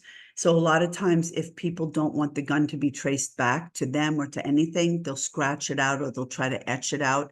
But the firearms people at the lab actually have effective techniques in restoring these numbers so that we can actually start to track them. ATF has a tracking system that we actually know from the time the gun was made to how it is purchased and who might belong to it. The problem that we face is that guns could be, sold on the street and they aren't using a formal system of, hey, by the way, I bought a gun, and reporting that they purchased the firearm. So there isn't paperwork or anything with it. But they'll use acid washes in order to bring up these serial numbers. In the United States, it is a felony to have a firearm without a serial number on it. So when it's etched out, and if we arrest somebody, that's an additional charge. So there's things that the lab can do when it comes to our firearms evidence. They can tell us if the gun is operational. We are required to do that every time. So if we have a firearm on a scene and it gets really crazy, I could have somebody who's deceased who's holding a firearm in their hand, and the lab will determine that the gun was not fireable at all. It was not operational. So the gun is always tested to make sure it meets manufacturer standards. There have been cases that there was one particular case, and it was I think it was in Massachusetts, where the father said he was holding his 1.5-year-old daughter, and he had a gun in his hand.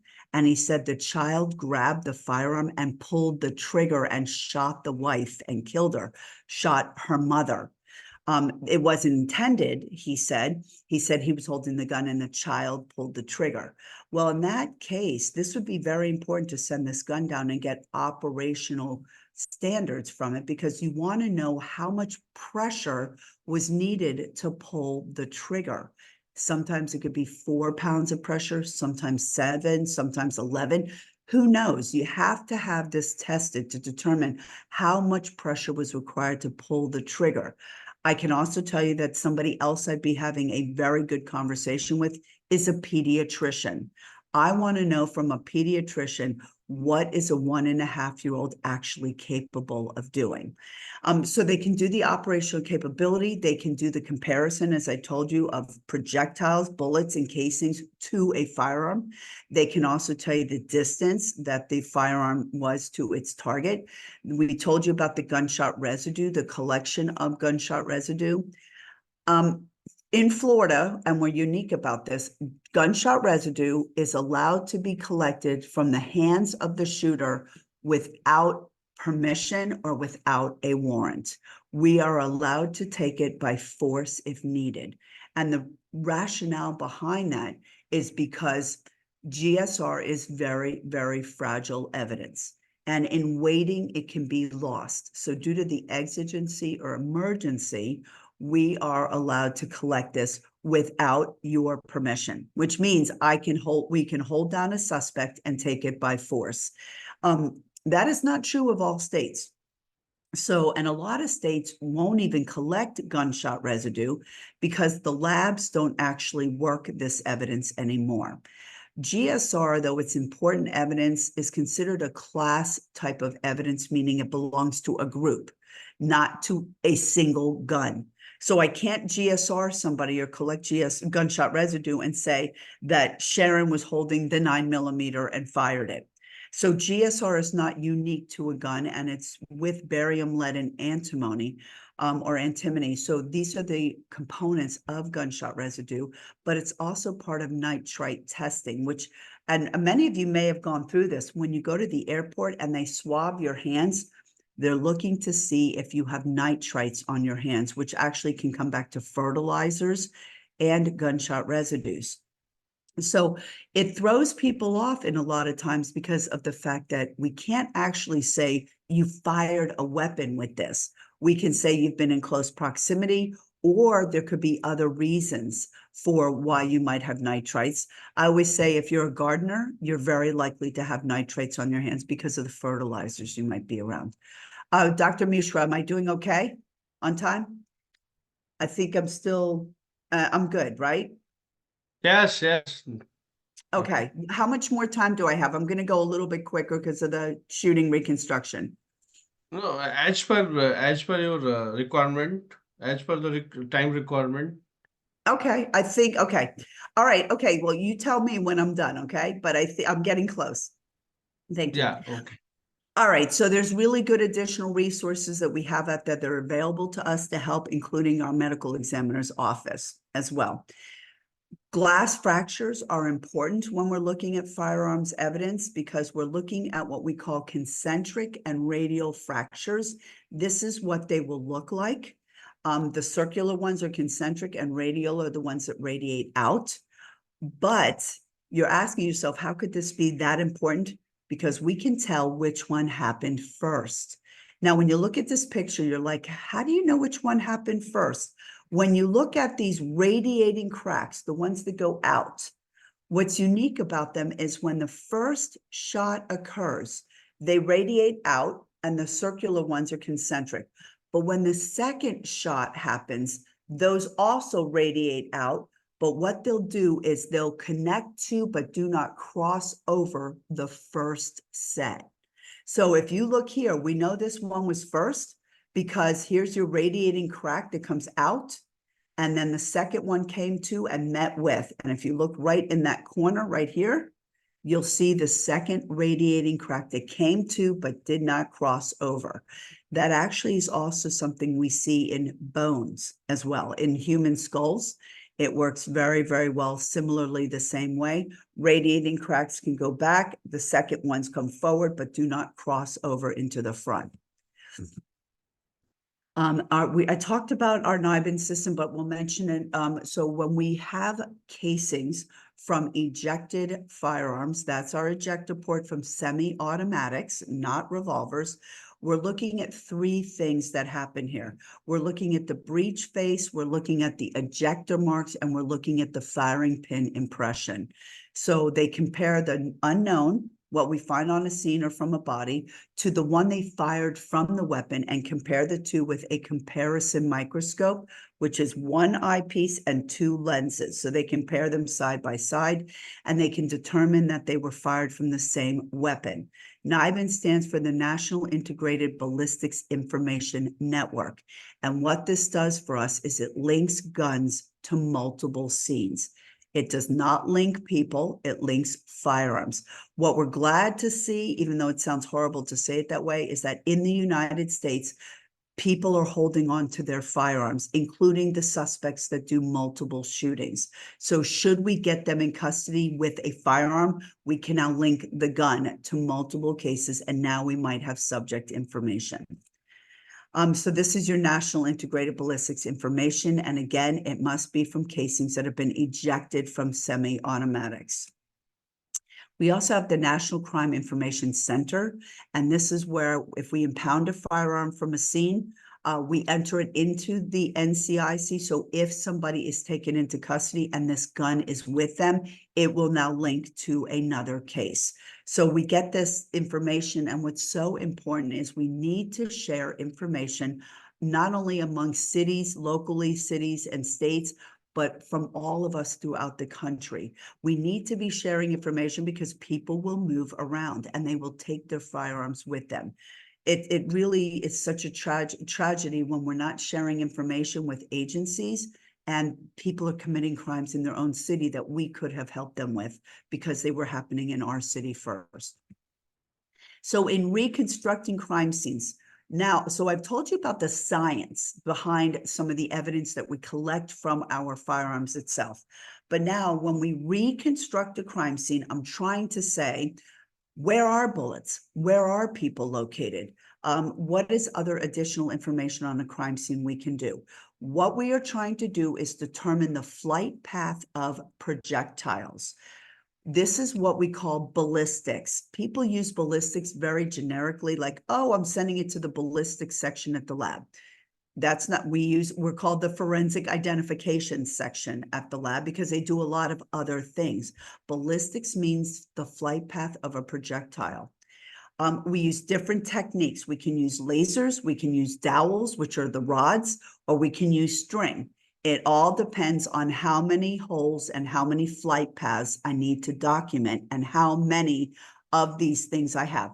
I don't have 50 lasers, but I have 50 rolls of string. I don't have, 30 dowel rods, but I could use string instead. So there's a time and a place for each one. Lasers are great inside houses. They're really good indoors. But again, if I have a lot of bullet holes, I don't like to mix techniques. So using lasers, and it depends on where you want to shop for them. Dr. Petler, Laura Petler, makes a fabulous kit called the Kaleidoscope. It's very comprehensive. It comes with 12 lasers. She's got red, blue, and green. So blue is the newest laser out there. Still working out the kinks. I'm not a total lover of blue, but green was the latest technology before that, and it shoots out a stronger beam of light. So it made it so we didn't have to be in complete darkness. And your colors will look like that. And this is how we do it. And good crime scene people know how to take pictures. So we will choose different colors for different reasons. We could use a different color because of different people in different locations, or flight paths. I could have one going this way and one going this way, and I denoted that with different colors. So we can use multiple lasers on one scene. And again, we have to have 2 points of reference in order to use lasers. So we'll have, a wall going into another wall. That's my flight path. If I ever have bullets that are shot into a car and the windshield's blown out, I can't do this because I don't have a way that it entered because the glass is all disturbed or broken. So it's only when glass is intact. Now, could I have it entering into a seat? Yes. So I can do a dowel rod there. But now if it went into the rear seat and went into the trunk of a car, now I've got 2 points of reference to show that flight path. But if I don't have the 2 points, I can only put the dowel rod or the string through to show you how it entered into the seat. And that's what our rods will look like. We take a lot of measurements because we want to tell you how high up, where was it located in the wall or in the seat.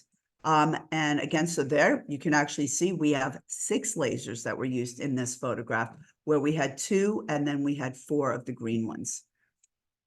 There we used 4 greens as well. And then different perspectives. We want to be able to show you a different perspective if we're trying to show you as a juror what the bullets actually did. These bullets are in motion. They're striking surfaces. They could be striking people. In police contact shootings, they're going to want to know which bullet may have been, which bullet was shot, and who did it. Which was it, an officer? Was it a suspect? And where were they actually located? So not only do we use lasers or dowels, dowels are used on human bodies. So at the morgue, at the ME's office, they will actually use dowel rods in the body to show you how the bullets entered, and actually which bullet may have been the one that killed them. So we use dowel rods, and then to denote how the information is imparted to you, we do what we call tent cards. So I like to put these on the dowel rods to explain this to you. So when you look at this, you see 4 different bullet holes, but what did they do? So we know they entered the front front driver window, but it actually went through the car and did a flight path. So we'll call it a flight path. And then it re-entered into the front passenger door. So when you've got somebody sitting in that driver's seat, you are really showing exactly what these bullets could have done or did do. And they totally did this. But could they have entered the body and exited this way? Absolutely. So that's why bodies will always be doweled as well. And then the exits. We always want to show the entire flight path that I have. If this goes out into space, I couldn't tell you, but I can tell you that this flight path is going in this direction. And if it's in walls, it'll tell me where bullets will be located.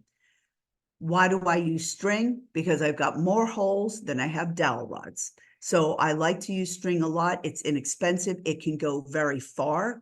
Dowel rods can continue to be attached to each other, but a lot of times they start to bow because of the weight or the distance that they have to go.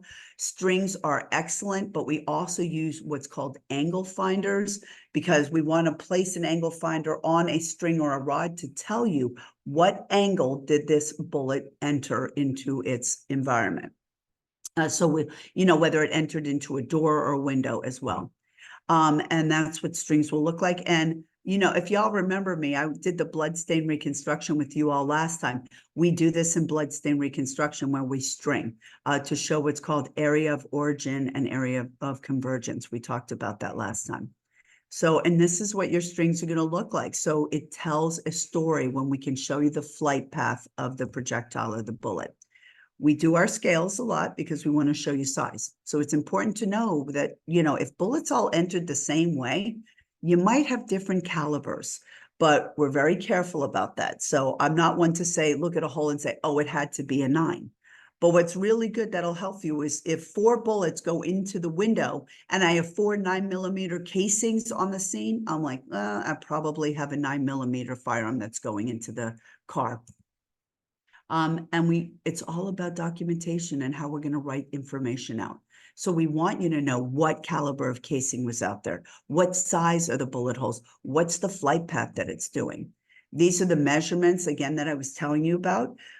We always want to take measurements of the height. We want to show you how far what its flight path has been, in order to be able to tell you the angle in which it happened. If an officer said that we were fighting for the gun, I was down on the ground, I pulled my weapon out and I fired. And so what we should see is an upward trajectory. We also know by looking at projectiles, what is our entries and our exits. When entries go into a surface, they tend to be round and smooth. And as they're going through and exiting, they're blowing out and they're spinning. So by doing this, we have what's called beveling and cratering. So we'll get this blowout where the edges of an exit are sharp and blown out. So we know by looking at bullet holes if they're entries or exits. If we don't know, don't guess. All right. There have been times where I'm like, I cannot reconstruct that one. I don't have the information I'm looking for. And some things can actually alter or change, such as another intermediary target where something goes through something else and actually could change what your defects look like. And this is what your strings could easily look like. And there's a lot of them. So it also comes in colors. We have different color strings to denote different people, different trajectory, maybe even a different caliber size. And that's what it can look like. So it gets pretty active when we do this and how many holes you may have. And I'm just about done. So considerations when we reconstruct crime scenes is whatever you're going to do, you choose the right technique and you choose the technique that's going to show it best without looking chaotic and disorganized. So we want to have a method to our madness. And I always say, find order in chaos. So I will use strings if I have a lot of holes. I'll use lasers if I have a couple of holes and it's inside of a house. Indoor scenes are perfect for lasers, but 2 points of reference. We talked about the fact that green is a better technology and we can see the laser better. There's something called photo fog that actually we spray and it lets us see this laser beam better. It's actually baby oil in a suspension. So it looks like a fog, but it helps us to see these beams. We document every projectile area. So a car with 10 bullet holes or 10 flight paths, let's say 10 flight paths, which means it entered, exit, went through something, and then could have re-entered. Probably will take me 10 to 12 hours to do. It's not only about determining the flight path, but now I'm trying to recover the bullet. So I got to find the bullet. And then we always use scales to show size. So these are my references. I wanted you to know that everything that I presented here today was research-based, peer-reviewed, not by my opinion only, but also a lot of experience and a lot of training in this area. So thank you very much for that. Is there any questions? Is there anything? I hope this is what you were looking for. I hope I taught you something new. Shooting reconstruction is very effective and it's helped me a lot on cases to solve them. So is there any other questions? Dr. Mishra, anything? Thank you, Doctor. Thank you very much for your session. Very insightful session. Knowledgeable session in the field of forensic ballistics in crime scene investigation and how to collect the physical evidences. Thank you very much. Now session is open for question and answer. Audience, you can ask if you have any doubt, any question. And they can always email me as well. I always appreciate that. So if you would share my email, that would be terrific. Yeah, sure.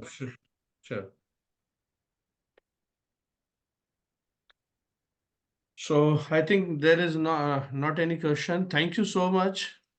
You elaborate very well. Thank you. Thank you for accepting our invitation. Always. Well, thank you all for what you do. And thank you for the importance of teaching and educating. I truly appreciate the opportunity to be here. Thank you very much. All right. Have a nice day. Thank Have you. a wonderful day.